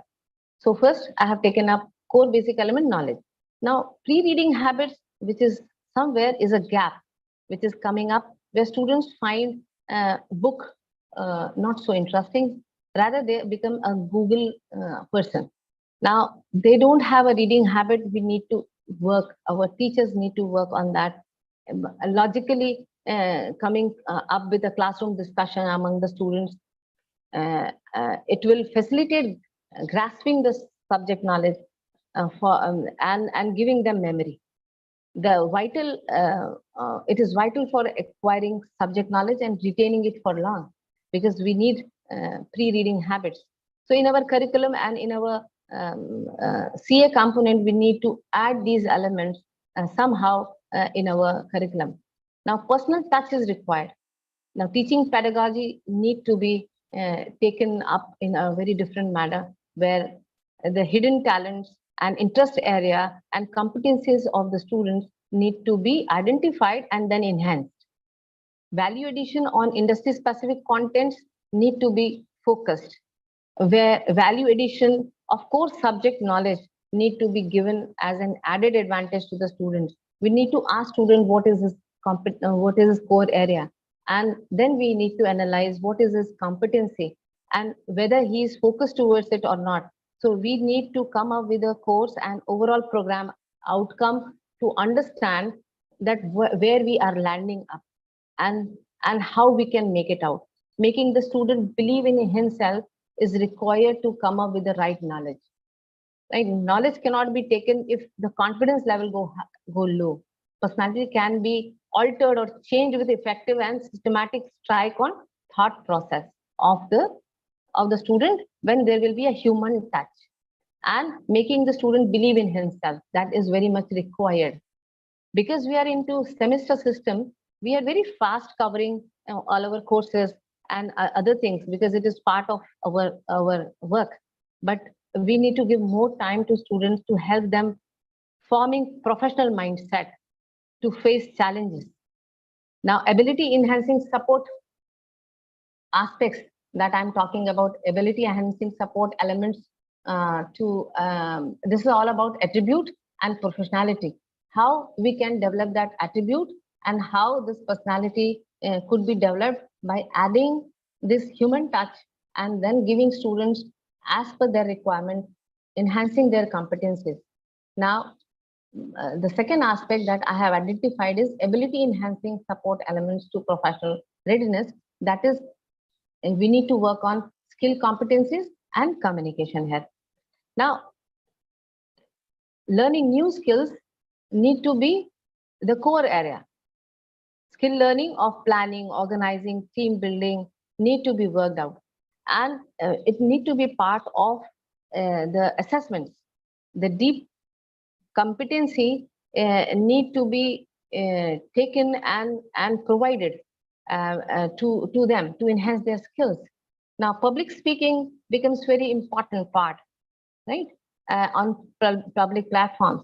So they need to give visits to the industries, sessions, and internships to give them to sensitize them with the industries and give them sense of responsibility and making them exposed to the world where they don't belong to before they enter that world. Now that will enhance their public speaking and because they will enhance their confidence level while sensitizing the industry, visiting there, and focused internship is required to be given to them where the faculties need to be very much integral part of the internship program. You need mentoring to give them that kind of a sense that they could be made employable, and it is done. Hello. Done by hello. Hello, but yes, sir. The organizers have given us a message here regarding the time, ma'am. Okay. Yeah, okay. So I will be shortening down. There's no problem. So my model here it serves the aspects of the elements that is required to be enhanced and the extension element of professional readiness to become employable. It is regarding exposure to real world and interface with the industry that I emphasized while giving them knowledge and skill competencies, asking industry feedbacks on the curriculum, adding industry professionals in various programs, ensuring industry involvement in academic culture. That's very much important. Additional rigorous and meaningful internship is in all the programs with additional credits need to be added, which I emphasize. Now, aspect is that implementing of this model, how it is possible. As discussed above, simply claiming the imparting of EQ element has not worked till date. Academic institution need to execute it appropriately from the perspective of industry. A thorough strategic and implementing plan need to be added, and it could be done by incorporating, asking in industry's feedback on the curriculum, improvisation every year, every semester. It could be done because market is ever changing. You cannot have a rigid curriculum which could be changed after a year or maybe after 2 years. So additional industry professionals in various programs ensuring industry involvement in academic culture need to be there. Incorporating objective-based industry visits helps students sensitize the real world, and involving students into real projects under supervision of experts and specialized people need to be done. So while concluding this model and talking about this model, shaping up college students as a professional employee or business professional acceptable in the real world in a real challenge of the university.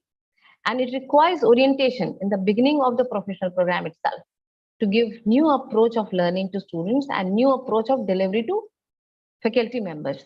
The faculty members need a new delivery approach. It will help change the thinking process of individual from a student to effective and thoughtful and capable employee. Other part is that it will help them to understand, this model will help them to understand that they not only acquire knowledge, but also require to learn taking responsibility and accountability. This approach can help enhancing IQ, also of learning professional to become more accountable and trustworthy.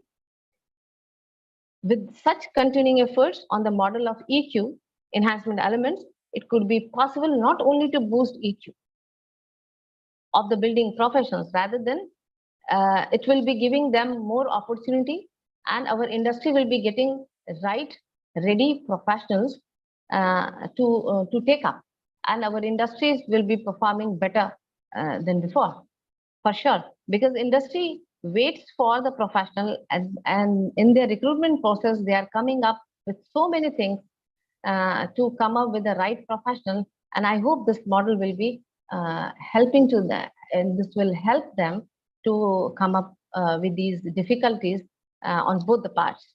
Thank you for giving me this opportunity in this International Conference on Management and Social Sciences, talking about my model. Thank you, and have a nice day.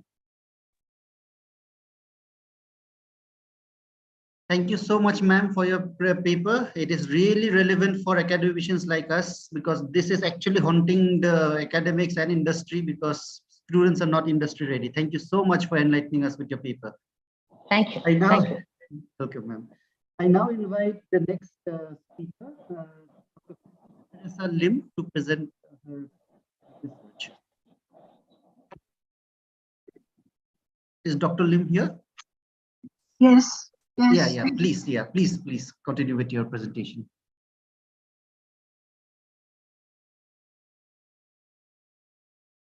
Madam, you're not audible. Hello.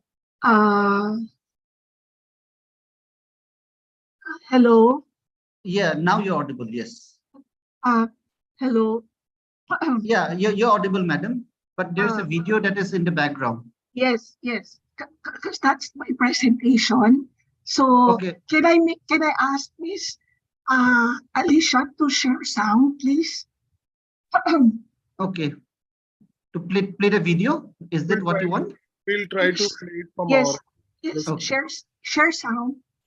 Just a second.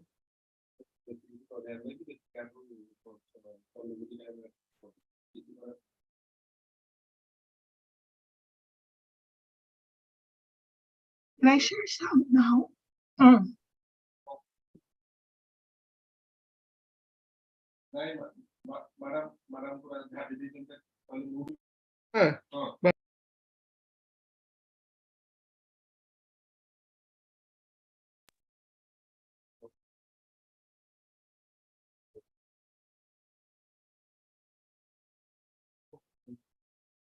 A very good day to all. I am Christina Lim,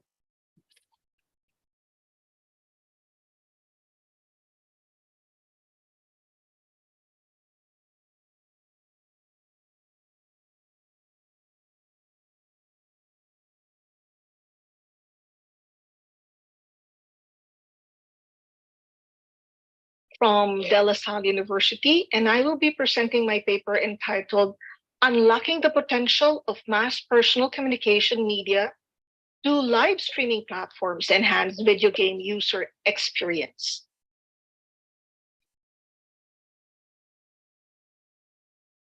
As the world grappled with far-reaching COVID-19 lockdowns, people were forced to stay home and isolate themselves from others.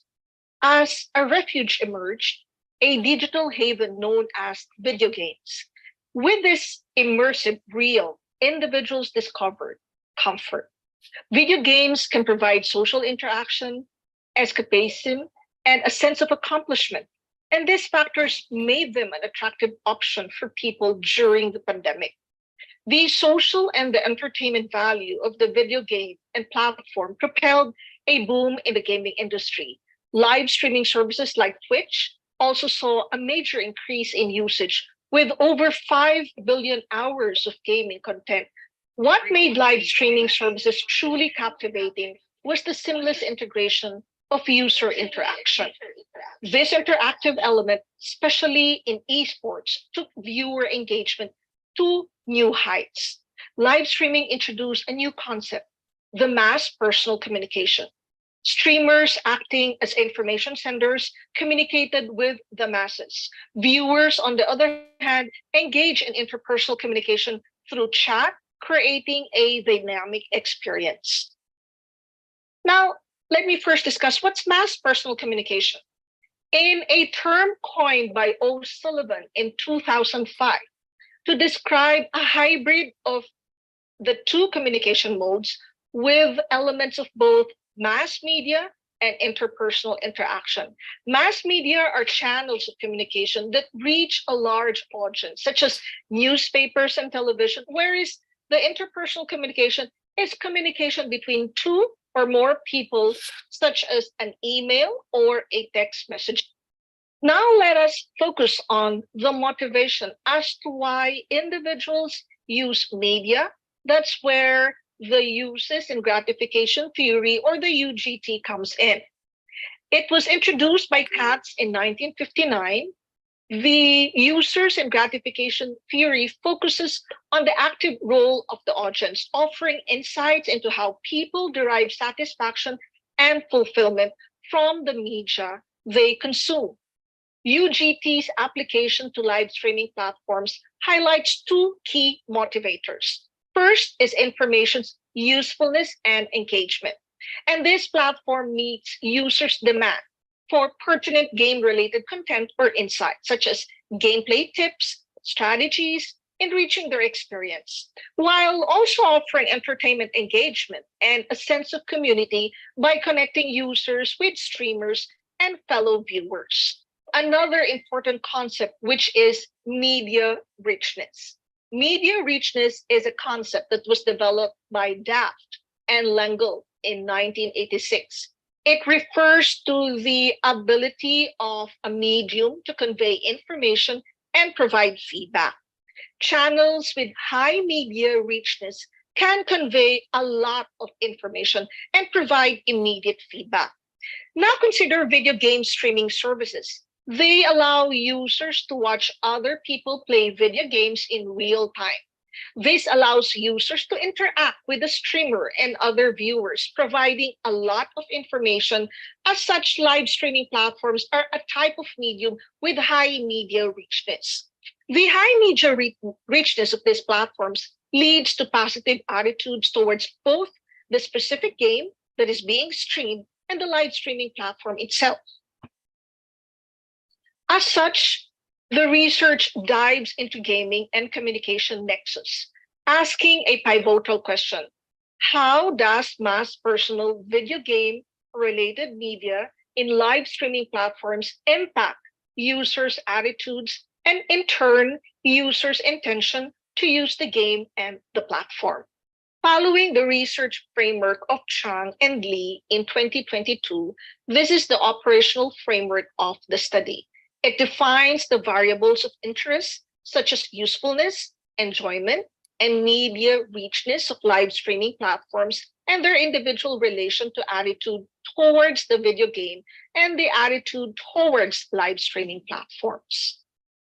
Concluded would be a causal quantitative research design and use of homogeneous purposive sampling method to gather data.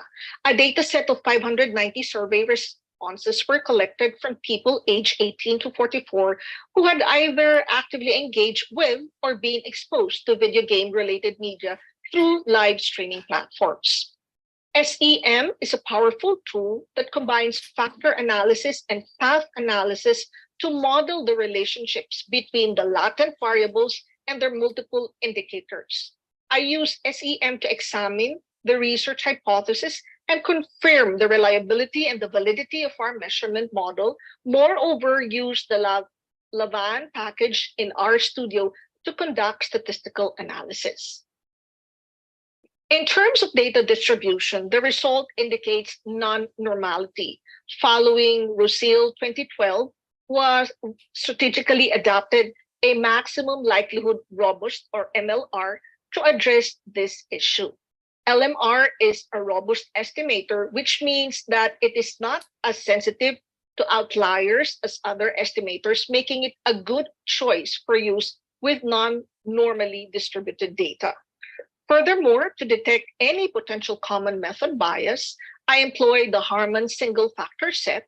The factor loadings of the measurement surpass the recommended threshold of 0.30. And this outcome assures that common method bias concern is absent. With this assessment, I've laid a robust foundation to explore the research and draw meaningful insights from the data. Moreover, the model encompassed 7 latent variables. In line with Haier et al. 2011, items with factor loading below 0.7 were removed. Next, let's delve into the model fit indices, critical for understanding the model data alignment. All indices fell within acceptable ranges. In essence, we have successfully validated the model's structure, secured a robust indicator, latent variable connection, and established an adequately fitting method model. In Table 1, you'll find the results of assessing both convergent and discriminant validity of the measurement scales.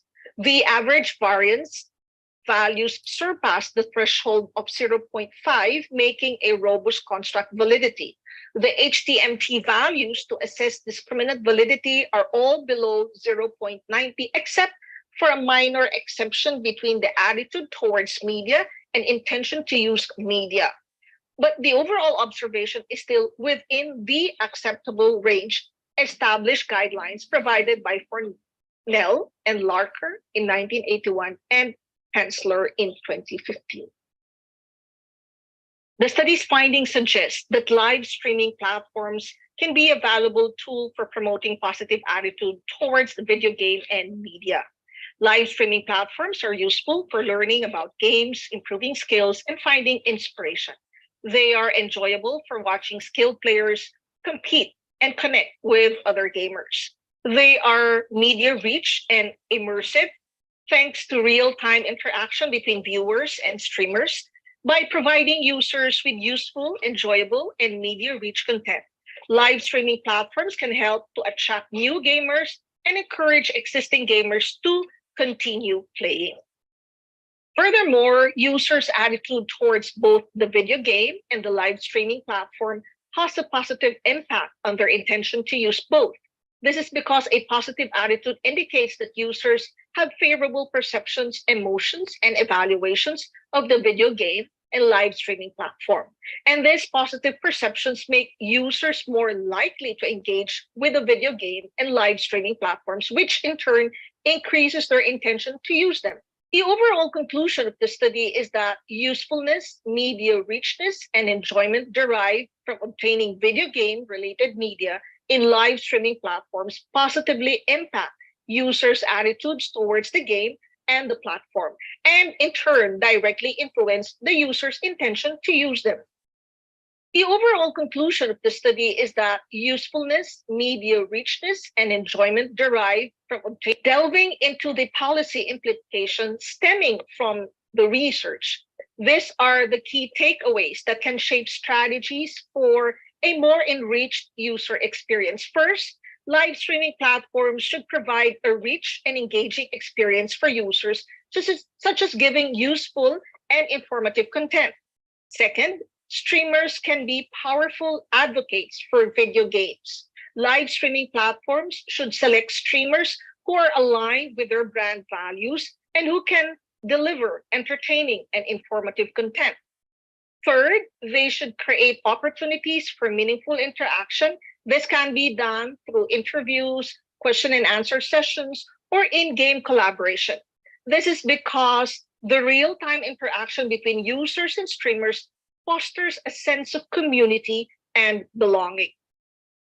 In conclusion, these strategies create immersive experiences, media richness, collaborations, streamer influence, and interaction elevate the user journey, benefiting users and the gaming industry.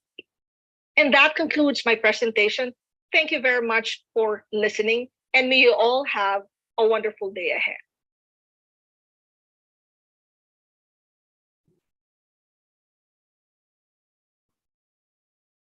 Thank you, madam. Thank you for the beautiful presentation and the perfect use of structural equation modeling in proving the uses and gratification theory in the mass personal communication.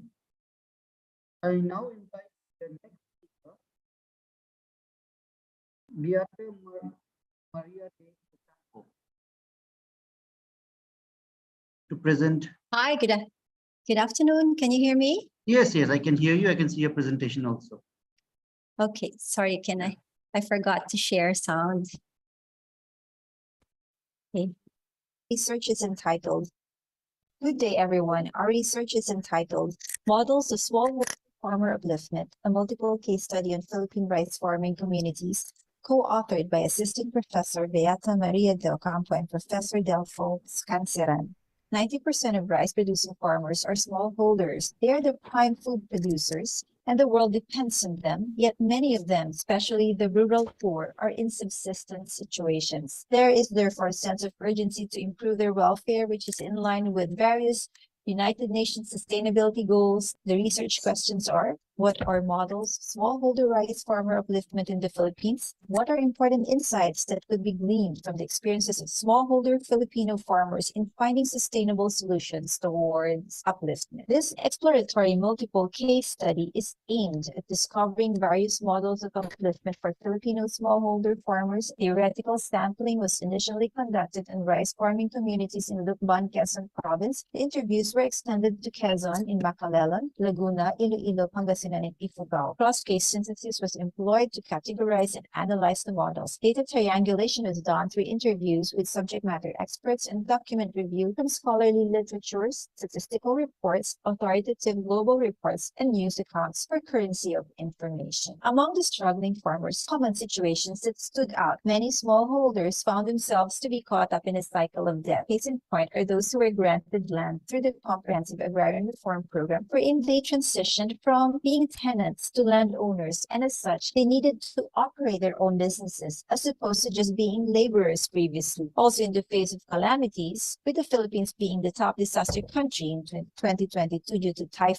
devastations, along with increasing costs of farming inputs and other socioeconomic challenges, these left the farmers dependent on middlemen who acted as financiers, who also dictated farm gate prices. Another major finding is that despite the offer of the government for ayuda or stopgap measures in the form of cash doleouts in the amount of a few thousand pesos during the pandemic, for increasing inflation, oil prices, therefore in rise of farming input costs, farmers, however, preferred infrastructure support support, like irrigation, more than the doleouts. Lastly, keeping the youth in the farming family is essential to the continuity of agriculture among the young. With the bond of or strong family spirit still present in farming families, the relevance of youth guidance and support by the family patriarchs play a crucial role in the youth engaging in sustainable farming. As for the upliftment model, there are four main classifications identified. The first two models focus on the individual farmer, while the last two require the community's cooperation to uplift the farmer's condition. The empowered farmer model. A farmer is empowered and they can freely make decisions about the whole farming process, which is the case for inherently self-sufficient farmers who possess the capitalization needed for their farms to be operational. This could be through inheritance from previous generations, continuing support from other family members, or an existing stable business. The farmer in the picture is Mang Tino, not his real name, at age 69. Aside from getting support from his daughters, he has a piggery and a poultry farm, and despite his advanced age and having enough provisions for his whole family, he chose to continue rice farming. Without fail, still, he wakes up early in the morning, does the whole day's work enthusiastically. And however, many farmers are less endowed than Mang Tino and are even entangled in the cycle of debt. As such, an agricultural network called Masipag, composed of non-governmental organizations, scientists, and farmers across the country, proposed another route for the empowerment of farmers. Their advocacy is about strengthening the biodiversity of farms that chemical pesticides and fertilizers disrupt. They provide traditional seeds and allow farmers to try them in demo farms as proof that pesticides are unnecessary. After harvest, the seeds could be replanted, unlike the hybrid seeds provided by the Department of Agriculture, which have the GERT technology, making the seeds produce a high yield only for the first planting. GERT was instituted as an intellectual property safeguard for the companies that spent on researching and developing the different high-yielding varieties. Masipag considers this empowerment as the farmers would not be tied to buying seeds, fertilizers, and pesticides for every planting season, as traditional seeds could be replanted over and over again, even by the next generations. And because of biodiversity, the crops also do not attract pests, and fertilizers can be produced organically, thus freeing the farmers from the initial high costs of farming inputs. Other documented ways of farmer empowerment are through climate-smart villages. Farmer entrepreneur model. From one of the earliest propositions, Shane and Venkataraman proposed that entrepreneurship is discovering opportunity, deciding to exploit it, and then exploiting such entrepreneurial opportunity to create future goods and services. Ka Henry, not his real name, age 44, an elementary school graduate, decided to continue farming in their hometown. He discovered a vegetable farming opportunity, which he followed through and built up his business model. Ka Henry may not be highly educated, but he possesses the elements of entrepreneurial orientation, of innovativeness, proactivity, and ability to take on risks. He proudly recounted that it was in 2018 when he was able to sell when the farm gate price for tomatoes was high and earned about 6 million pesos, or about $114,000. So the important learnings from this would be having a financial literacy and fulfilling one's contractual obligation. The third model, the contract farming model, is a type of farmer entrepreneur model, but this is primarily based on the community. It presupposes a cooperative endeavor among community members to deal with entities, whether government or non-government organizations, which assure the existence of a market. Here, the value of fulfilling one's contractual obligation is very important for the continuity of the endeavor. Farmers in Quezon and Laguna employed some guesswork and based their decision on what fetched good income in the previous season. Without market knowledge of the supply and demand, the farmers could not anticipate which vegetables could fetch the jackpot. For the end-to-end value chain model, a praiseworthy model emerged from an agricultural town in Iloilo province, wherein a local government invested in the activities of farmers by providing the initial capitalization, assets, and staffing to assist the farmer association in the production, research, development, and marketing of their products. With full support from the local government, a storehouse was built for the produce, manned by 3 full-time personnel to manage sales and coordination, inventory, and accounting. More importantly, the type of crops they would plant would be according to the demand that's coordinated by the Department of Agriculture for farmers to meet the contractual obligation for produce at a reasonable price. This idea of an end-to-end value chain is actually not new, as illustrated by Nestle's development of Moga, India as a milk district in 1962. Important learnings that can be gleaned from this multiple case study are as follows. The role of the LGU leadership in the end-to-end value chain is indeed very important. Two valuable insights that we could gain here would be on the roles of the governing bodies, that is the local government unit taking the initiative and providing leadership, and the role of the farmers as partners. Steady flow of income empowers farmers toward resilience. It's very important to have a regular flow of income versus ad hoc sources of income because there's a safety net for farmers in the face of environment-related devastation, such as the essence of farmer empowerment, wherein farmers can make decisions about their business and have some leverage in negotiating with business partners, especially financiers or creditors who may dictate the payment terms and farm gate prices. Farmers expect infrastructure development over piecemeal ayuda. So as discussed previously, farmers prefer infrastructure help like irrigation facilities rather than dole-outs. Financial literacy is not just about knowing how to handle money, but also having the value of commitment towards contractual obligations to build up credibility on the personal and community levels, which could ensure the credit supports sustainability. And then the gems on the youth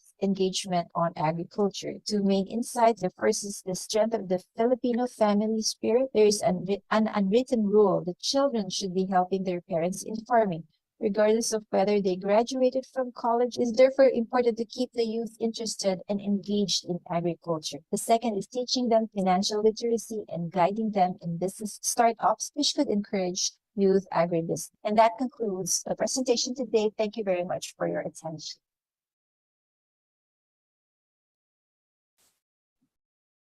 Thank you, Madam, for the presentation. Okay, so I think we should go to the next presenter, Dr. Jerry Areta, Dr. Melissa Bartolo, and Professor Nancy Ramores. Who will be presenting? I think Melissa Bartolome, isn't it? Oh, Jerry Areta is also. Who will be presenting here?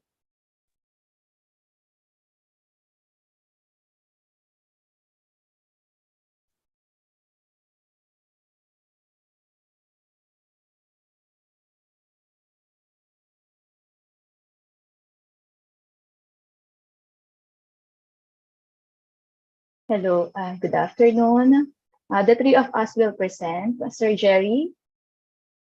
Okay, so to the organizers, our colleagues on site in Bali, Indonesia, virtually in Zoom, good afternoon to everyone. We are honored to share with you our study exploring the experiences and practices of child development centers in the Philippines, inputs to curriculum policy and implementation.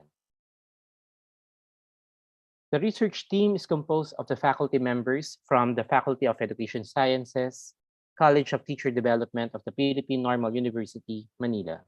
I am Mr. Jerry Areta, an associate professor. I engage in professional development training for teachers in national and international conferences and fora. My research interests include early childhood education, technology and teaching, and learning and 21st century pedagogy. Together with me are my co-researchers, Dr. Melissa T. Bartolome, a fellow associate professor.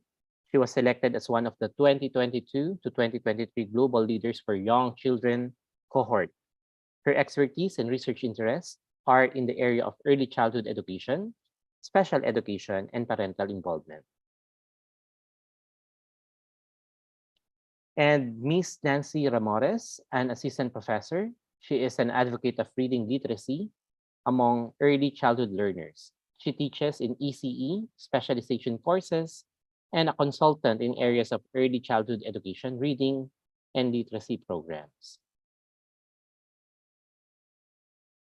The evolving context of education requires the upskilling of the various stakeholders of education. This holds true for child development centers, or CDC, to ensure the holistic development of young children. This descriptive case study explored the experiences and practices of CDCs in the Philippines. The purposive sampling technique was used for the selection of 24 participants from 5 different regions of the country. Data went through content and thematic analysis. The findings revealed 5 themes: differences in the learning environments, understanding the new teaching and learning context, modifications in the curriculum for the new normal learning, empowering child development parents and teachers or workers, and recommended policies and guidelines for CDCs. With these themes, crafting policies that will provide guidelines for the smooth implementation of programs should be set. The study requires further investigation in understanding child development centers on the viewpoints of various stakeholders in a wider scale to validate its findings. According to Heckman, Panen, Pulainen, and Liponen, it is a worthy investment. Early childhood education is a worthy investment for a child's academic success due to its effects on a child's development outcomes, healthier lifestyle, and economic performance in the future as contributing citizens that help in the reduction of social costs. The establishment and maintenance of child development centers in the country is a resounding and deepening commitment to upholding the rights of children through early childhood education. A law was passed that mandates the establishment of daycare centers, now called child development centers, in every barangay, instituting a total development and protection of children program. It also ensures that the state defends the rights of children to assistance, including education, proper care, and nutrition. During the breakout of the COVID-19 pandemic, one of the most affected sectors in education was the preschool sector. Learners are forced into a distance learning environment, sacrificing social interaction. Education for the very young learners was heavily dependent on the parents or the prime caregivers who have little or no training in teaching. The following are the objectives of our study. One is to explore the experiences and practices of the different stakeholders of a CDC in differing learning environments across the country. Second, to analyze the curriculum and other pertinent documents relevant to the CDCs in the Philippines. And third is to draw inputs to curricular policy and implementation of CDCs in the Philippines in the light of pre-pandemic and pandemic situations. The interpretive and sociocultural theories inform the analysis of perspectives and experiences. The analysis also highlighted human agency and different levels of involvement. The intent is to identify the gaps reflected in the experiences of the participants.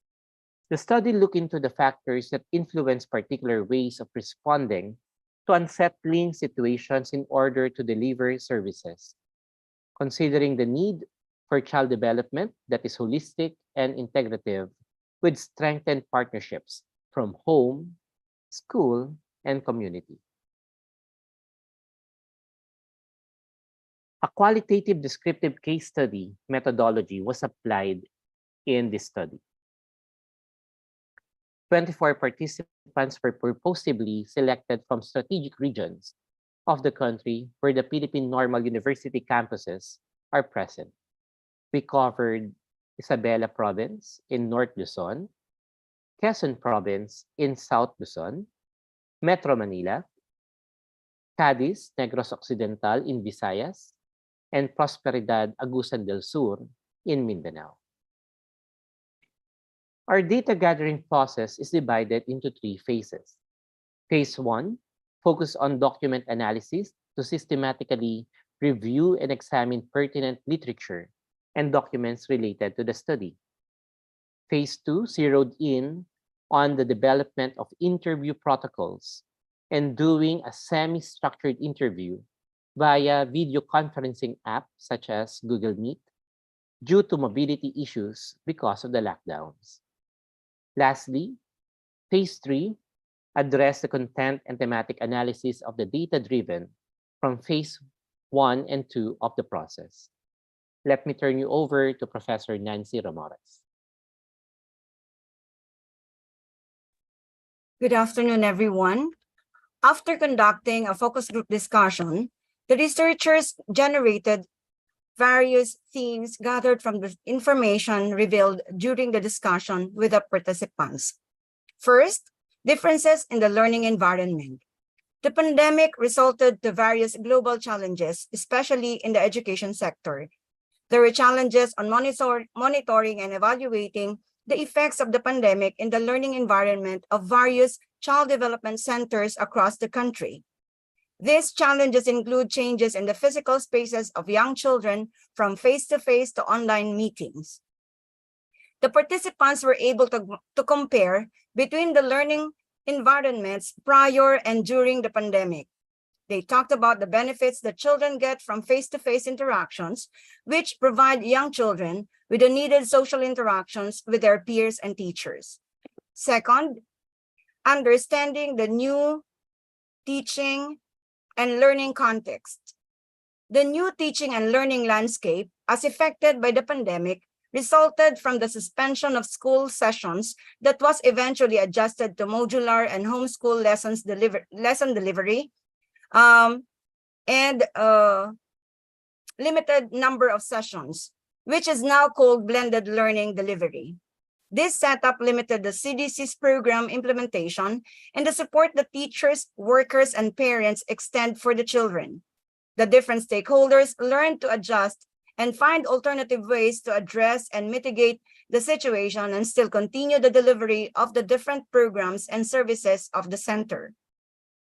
Third, modifications in the curriculum for the new normal learning. Everyone in the education sector was caught flat-footed by the pandemic. But despite the situation, considerations on the changes, limitations, and inadequacies of the curriculum and programming of child development centers were quickly thought out and acted on, including resources management, parental involvement, communication, administrative support, and curriculum and programming. Fourth, empowering child development parents, teachers, workers, and administrators. The modifications in the curriculum to address the new teaching and learning requirements led to additional and new roles of CDC teachers and workers, administration, and even parents. The call to strengthening child development families, teachers, workers, and administrators became apparent in the discussion. Finally, the participants expressed recommended policies and guidelines for child development centers. This is to transform the management mechanism and policies to improve the services and programs of the child development centers. This can be done primarily through the support of the national government of the Philippines and the respective local government units where various CDCs are operated and located. Additionally, CDCs may forge partnerships with non-government organizations and other government agencies to efficiently deliver the programs and services to different stakeholders. Thank you very much. And now I turn you over to my colleague, Dr. Melissa Bartolome, to discuss with you the summary of policy recommendations generated from this study. Thank you. From the analysis of the research findings, here are the 10-point inputs to curriculum in policy and guidelines for child development centers in the Philippines. First is to improve or expand monitoring and evaluation to measure the differences in the environment of various CDCs in the country. Second is to develop new policies responsive to the changes in the learning environment. Third is to support the national or the local government program initiatives by developing contextualized guidelines suited for their locality. Fourth is to build action or strategic plan on early childhood development to facilitate implementation of policies within the national context. Fifth, we have to have a platform for sharing knowledge and best practices, specifically on the alignment of the curriculum in the new normal or the post-pandemic situation. 6 is to nominate a representative in the national government position that will advocate on the programming, resource allocation, and budgeting of the CDCs. 7th is to promote advocacy and public discussion on the welfare of the stakeholders of CDCs. 8th is to develop partnership with higher education institutions to continuously support empowerment of child development families, parents, the teachers, the workers, and administrators. And 10th is to create quality, accessible, and inclusive learning resources for the use of child development centers. To conclude, curricular policies intend to help schools to function inclusively, efficiently, fairly, and safely.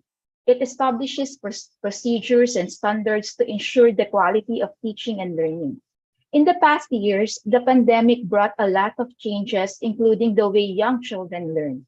CDCs, or Child Development Centers in the Philippines, also shifted the way they perform and implement the curriculum. It is important that new policies are made to respond to the changing learning environment for monitoring and evaluation, strategic planning, creating learning resources, and forging partnerships and linkages. Advocacies for the CDC should also be strengthened to support local initiatives to share their best practices in various modalities. In addition, representations in the national government would help in advocating and promoting quality and equitable programs, resource allocations, and budgeting, as well as bringing the issues and concerns in the public forum. Studies show the importance of continuous improvement in the policies and implementations of child development centers.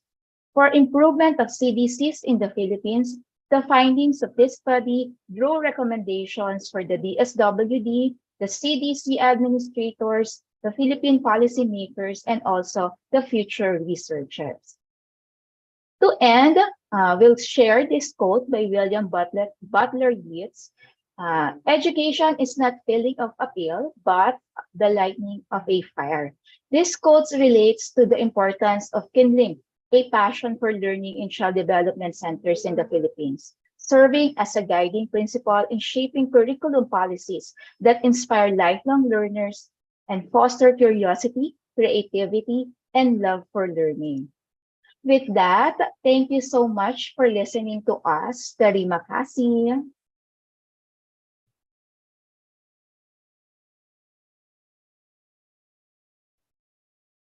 Thank you so much to all the three presenters. It is really great to see all the three co-authors presenting a paper simultaneously. Really nice to see all of you. Thank you so much. A beautifully written paper. Thank you so much. I would now like to invite the next presenter.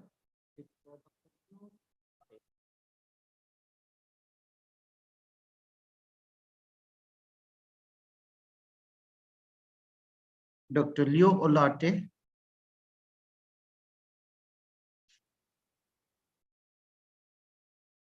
Yes.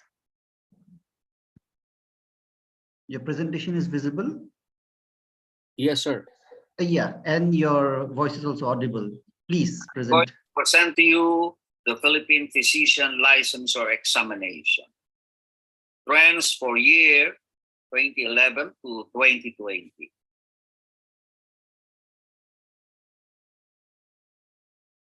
This is my credentials. The practice of medicine is highly regulated in the Philippines. After earning a Doctor of Medicine degree and completing a one-year internship in the different hospitals in the Philippines, the physician license or examination is the last step before an individual is allowed to practice medicine. It is given twice a year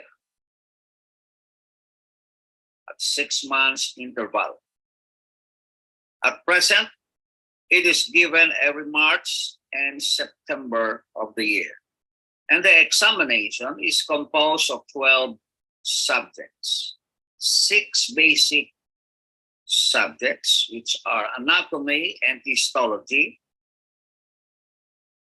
microbiology, physiology, biochemistry, pathology, and legal medicine.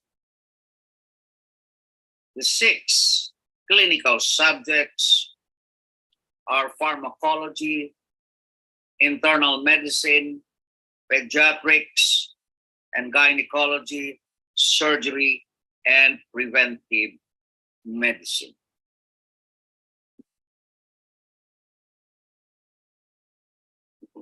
The practice of medicine.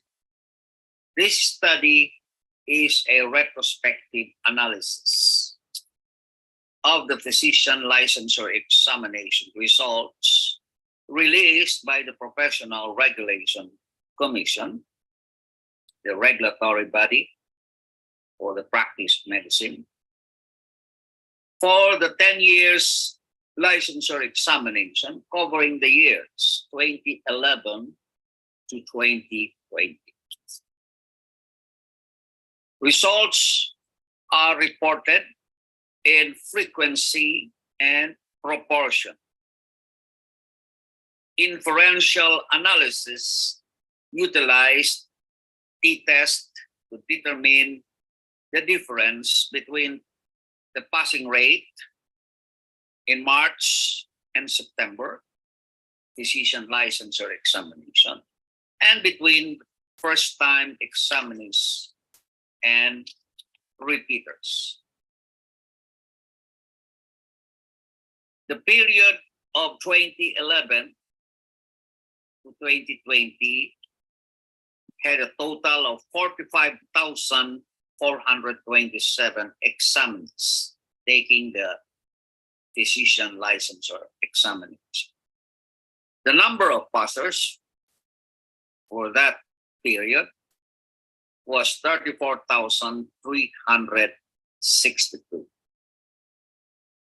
The annual passing rate varies from year to year, with the lowest in 2016 at 62.09% to its highest at 82.9% in 2019.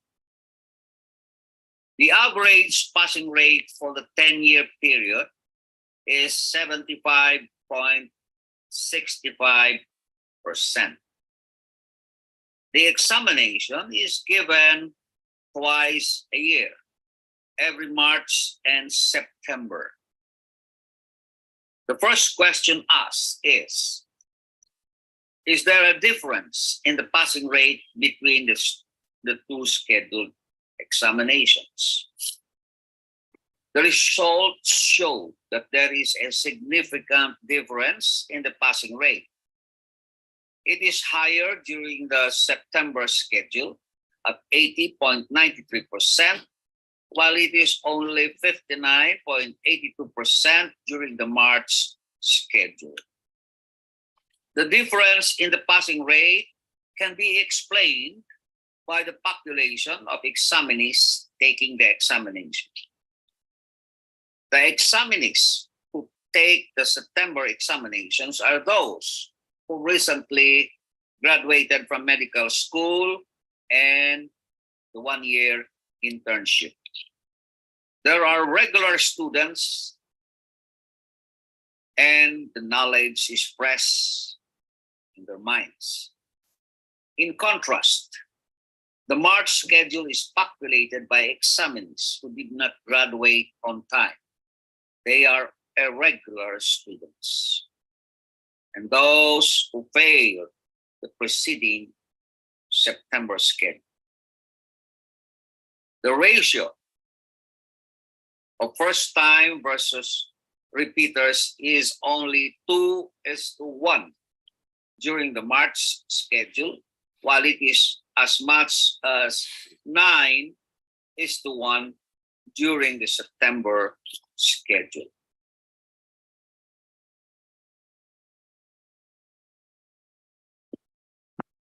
The second question asks, is there a difference in the passing rate between the first-time examinee and the repeaters? The results show that there is a striking difference in the passing rate among first-time examinees against repeaters. The passing rate for the first-time examinee in the 10-year period is 88.29%, while it is only 31.16% for repeat examinees. Is this difference affected by the schedule of the examination? For first-time examiners, it is higher during the September examination at 90.01%, while it is lower during the March schedule at 79.65%. For repeat examiners, the passing rate is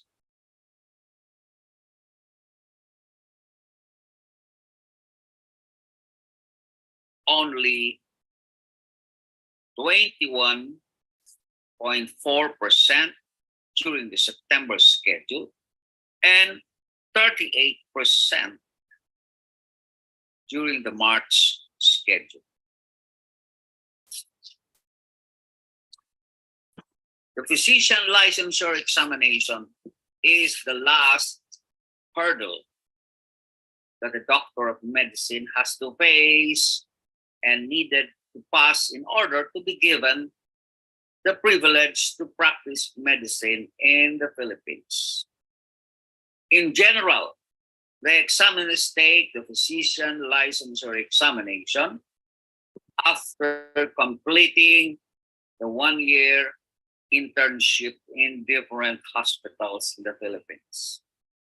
The end of internship is every June of the year for regular students.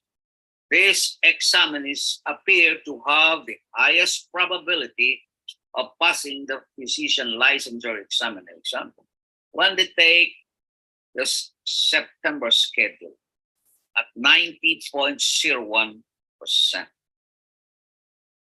Another glaring result is that the chances for repeat examinees to pass the exam is low, only 31%. It is clear that the results will show the interventions to improve the passing rate among repeaters. And these interventions must be done. The medical colleges should ensure that their graduates are competent enough before graduation. Once a graduate fails the physician licensure examination, the chance of passing the subsequent try is dismally very low. Schools should identify the factors contributing to a student's success or failure in the licensure examination. The following are some of the factors contributing to a student's success or failure in the licensure examination. We have the study habit of the student, the stress incurred during medical schooling, the pre-medical course taken prior to entry into the proper medical course. The national medical admission test is very important, and the grade weight average is also equally important. Factors contributing to the failure of the examinees in the licensure examination should be identified, and the factors should be addressed while the examinee is in the medical school before graduation. Thank you very much for your kind attention.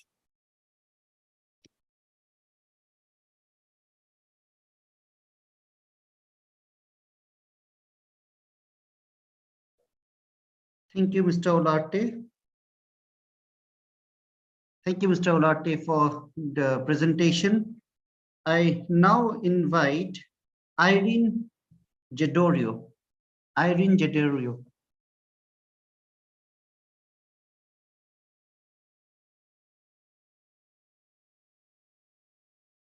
Irene Jedorio, yeah, it's okay. Screen sharing is started.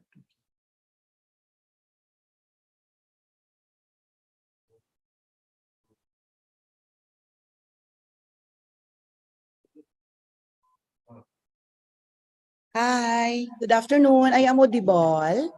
Yes, Good you're afternoon. audible. All Good right. afternoon. Yeah. Okay, good afternoon. Good afternoon, everyone. First of all, I would like to take this opportunity to say thank you for giving me this opportunity to be part of this International Conference Management and Social Sciences in Bali, Indonesia. I would like to apologize for because I'm in the middle of activity right now, a bit what was so noisy in my place. So I hope you bear with me. All right. So good afternoon. I would like to introduce myself first. I'm Irene Hidorio. Of course, my co researcher Nicole Vergara. So this afternoon we're happy to introduce or to tell you about our research paper entitled Through the Eyes of Banquet Sales and Understanding the World of Hospitality from Employees' Perspective. All right. So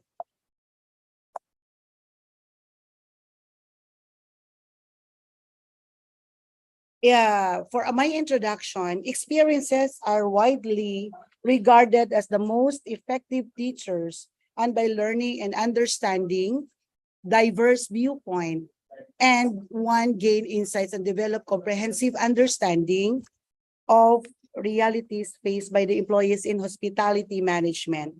This qualitative research study explored the multiple experiences of banquet sales employees facing on their work dynamics of personal lives. So as to the objectives of my study, the researchers aims to learn and understand the experiences of banquet sales employees working in the Standard Hotel in Bacolod City, wherein these employees are experienced the first hand in dealing the different customers and target client in their hotel.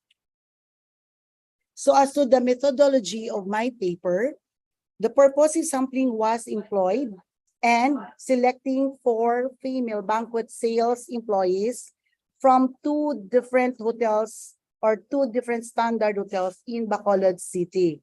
Structured interview was employed using the audio recording for the accurate documentation. Likewise, qualitative research design was used in our paper. So, for the rigors of our findings, we use the thick description for the credibility, transferability, purposive sampling. Likewise, a stepwise replication and code recode strategy for the transferability and confirmability for our audit trail.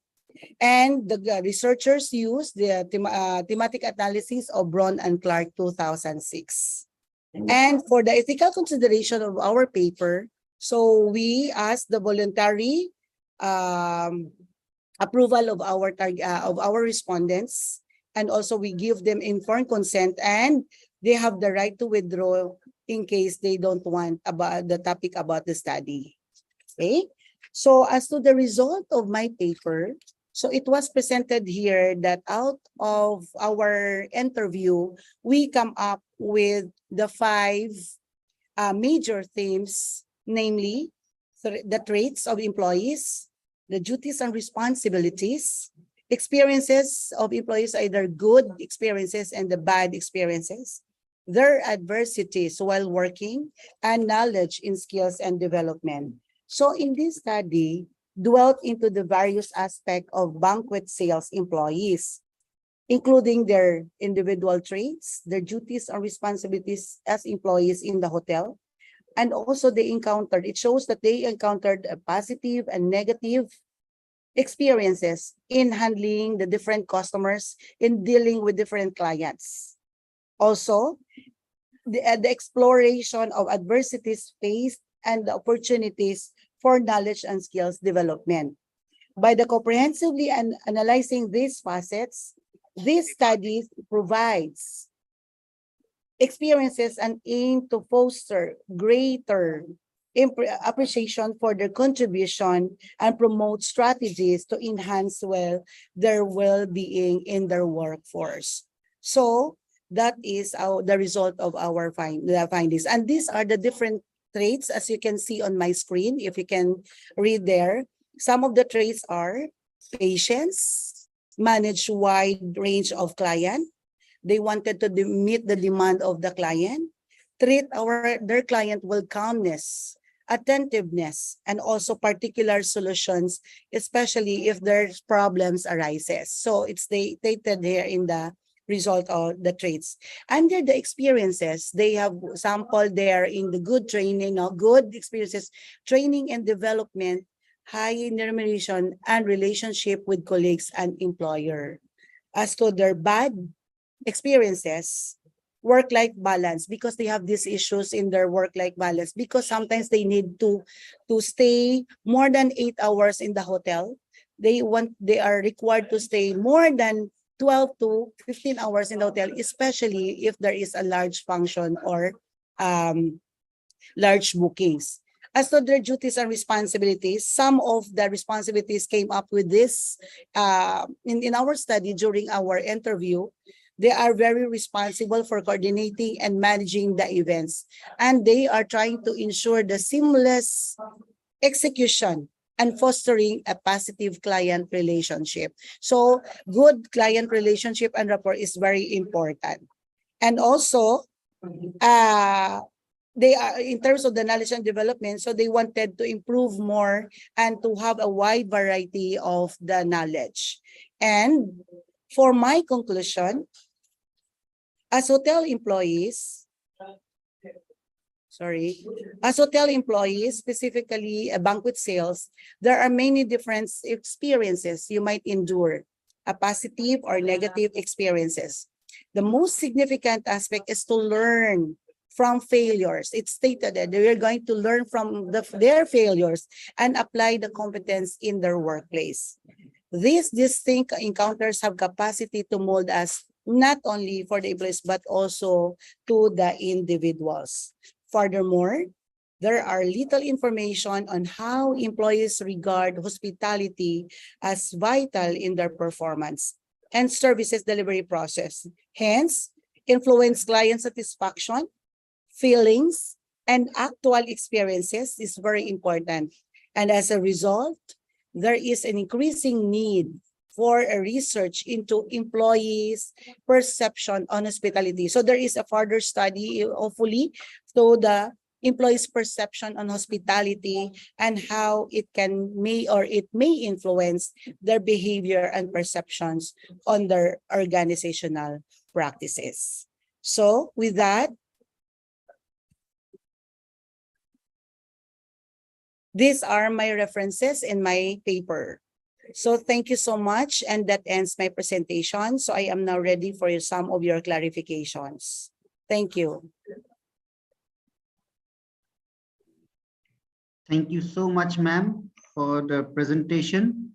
Any questions, as Madam has asked for it? Any questions from the audience? All right, no questions. So thank you so much. Thank you so much, panelists.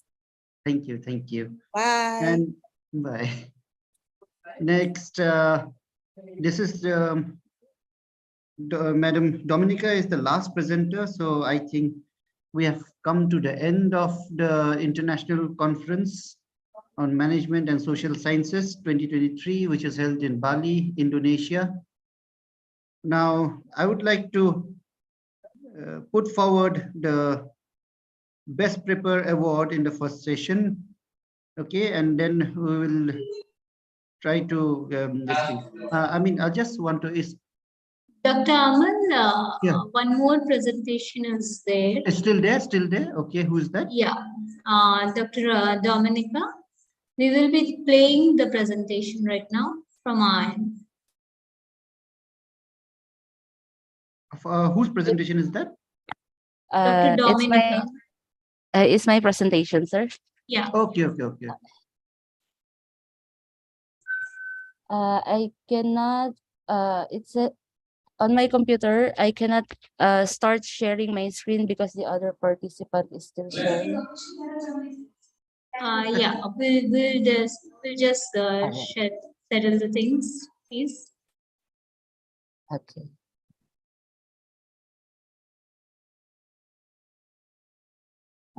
Okay.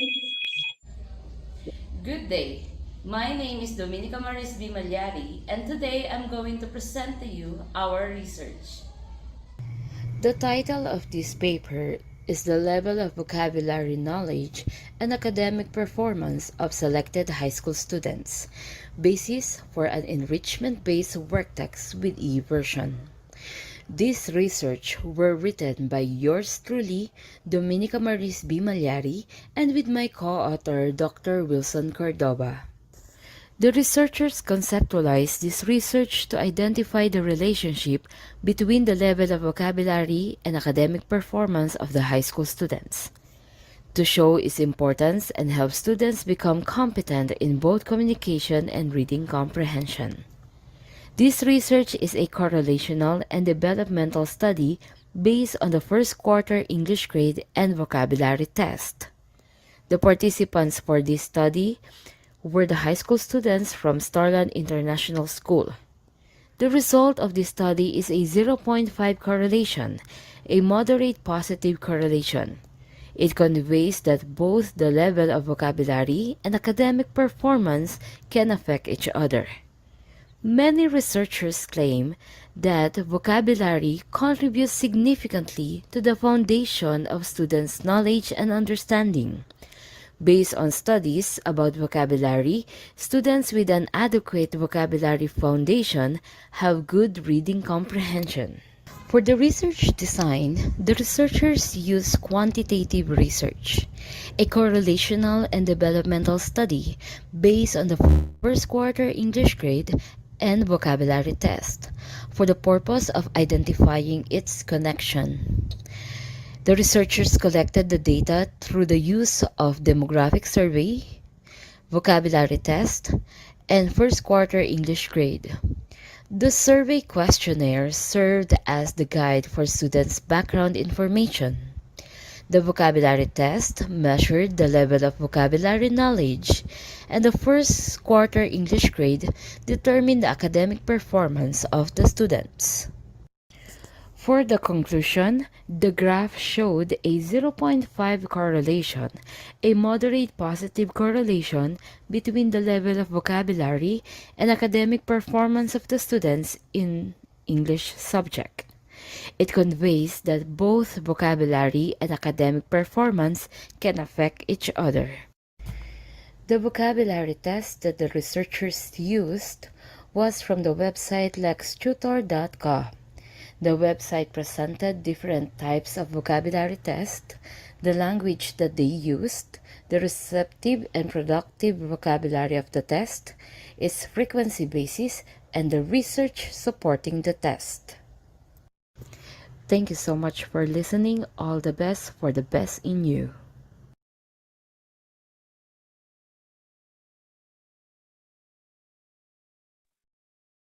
Thank you so much, madam. So any questions on this presentation?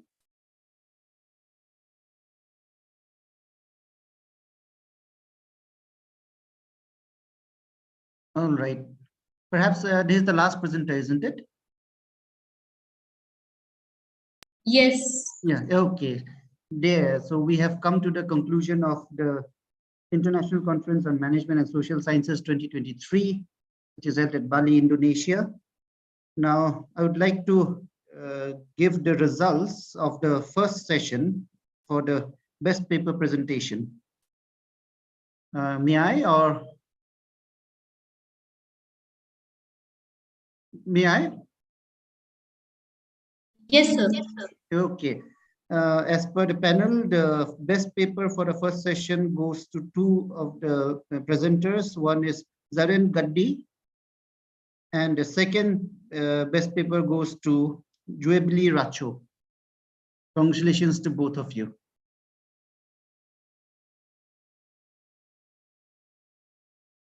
I'm waiting for the second session result. Once I get it, I'll announce it.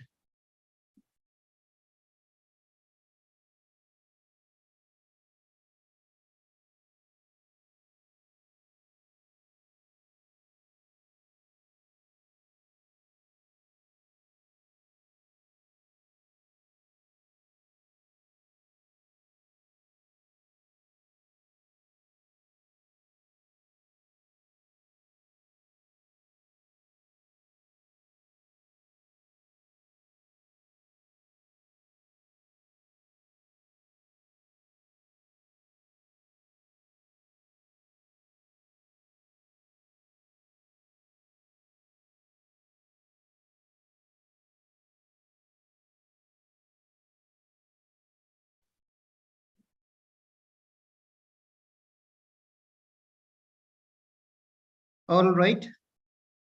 Am I audible? Am I audible? Yes. Yes, yes. All right. I'll just like to announce the For best. Dr. Yes. Aman, for the Yes. second session, we have Best Paper and Best Presenter Award. Yes. So I would like to announce the Yeah, best please, paper. please. Yeah, The please. best paper presenter goes to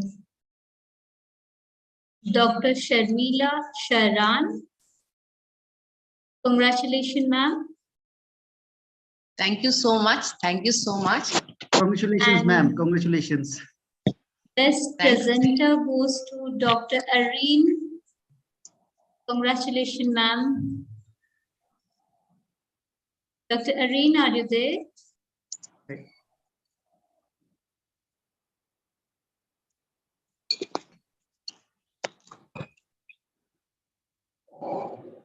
Okay, no problem. We'll be sending the certificates to everyone in their email. I would request everyone to open their cameras so that we can have a group photo.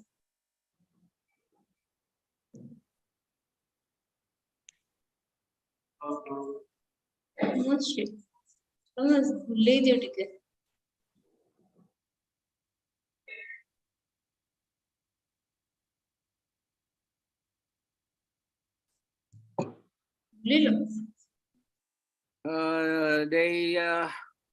I can't open my photo. The host stop the photo. अरे लियो को कौन stop कर दे चुके कौन देख लो. I can't open. You can. It says here that my video, the host stop it. I'll check once.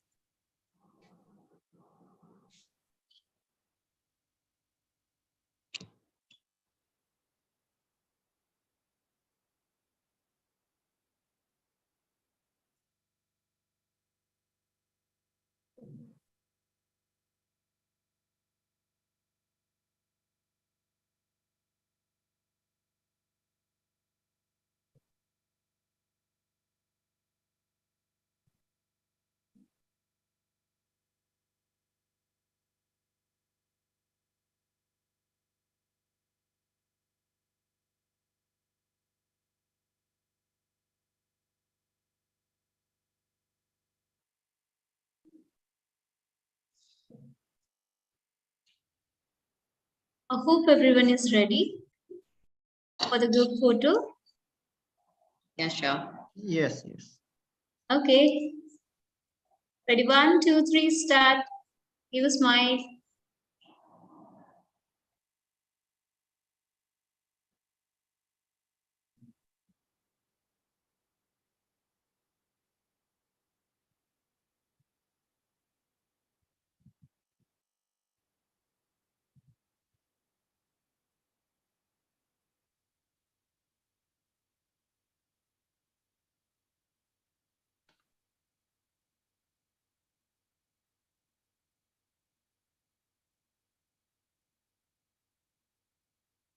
Thank you. Thank you. Thank you, ma'am. Thank you. Thank you. Thank you everyone for joining the event Thank and you so making much. this event a successful one. Thank you. Thank you so much. Thank you so much. Thank you so much. Bye-bye. Take care. Bye. Thank you. Bye. Bye. Thank you. Thank you. Take care.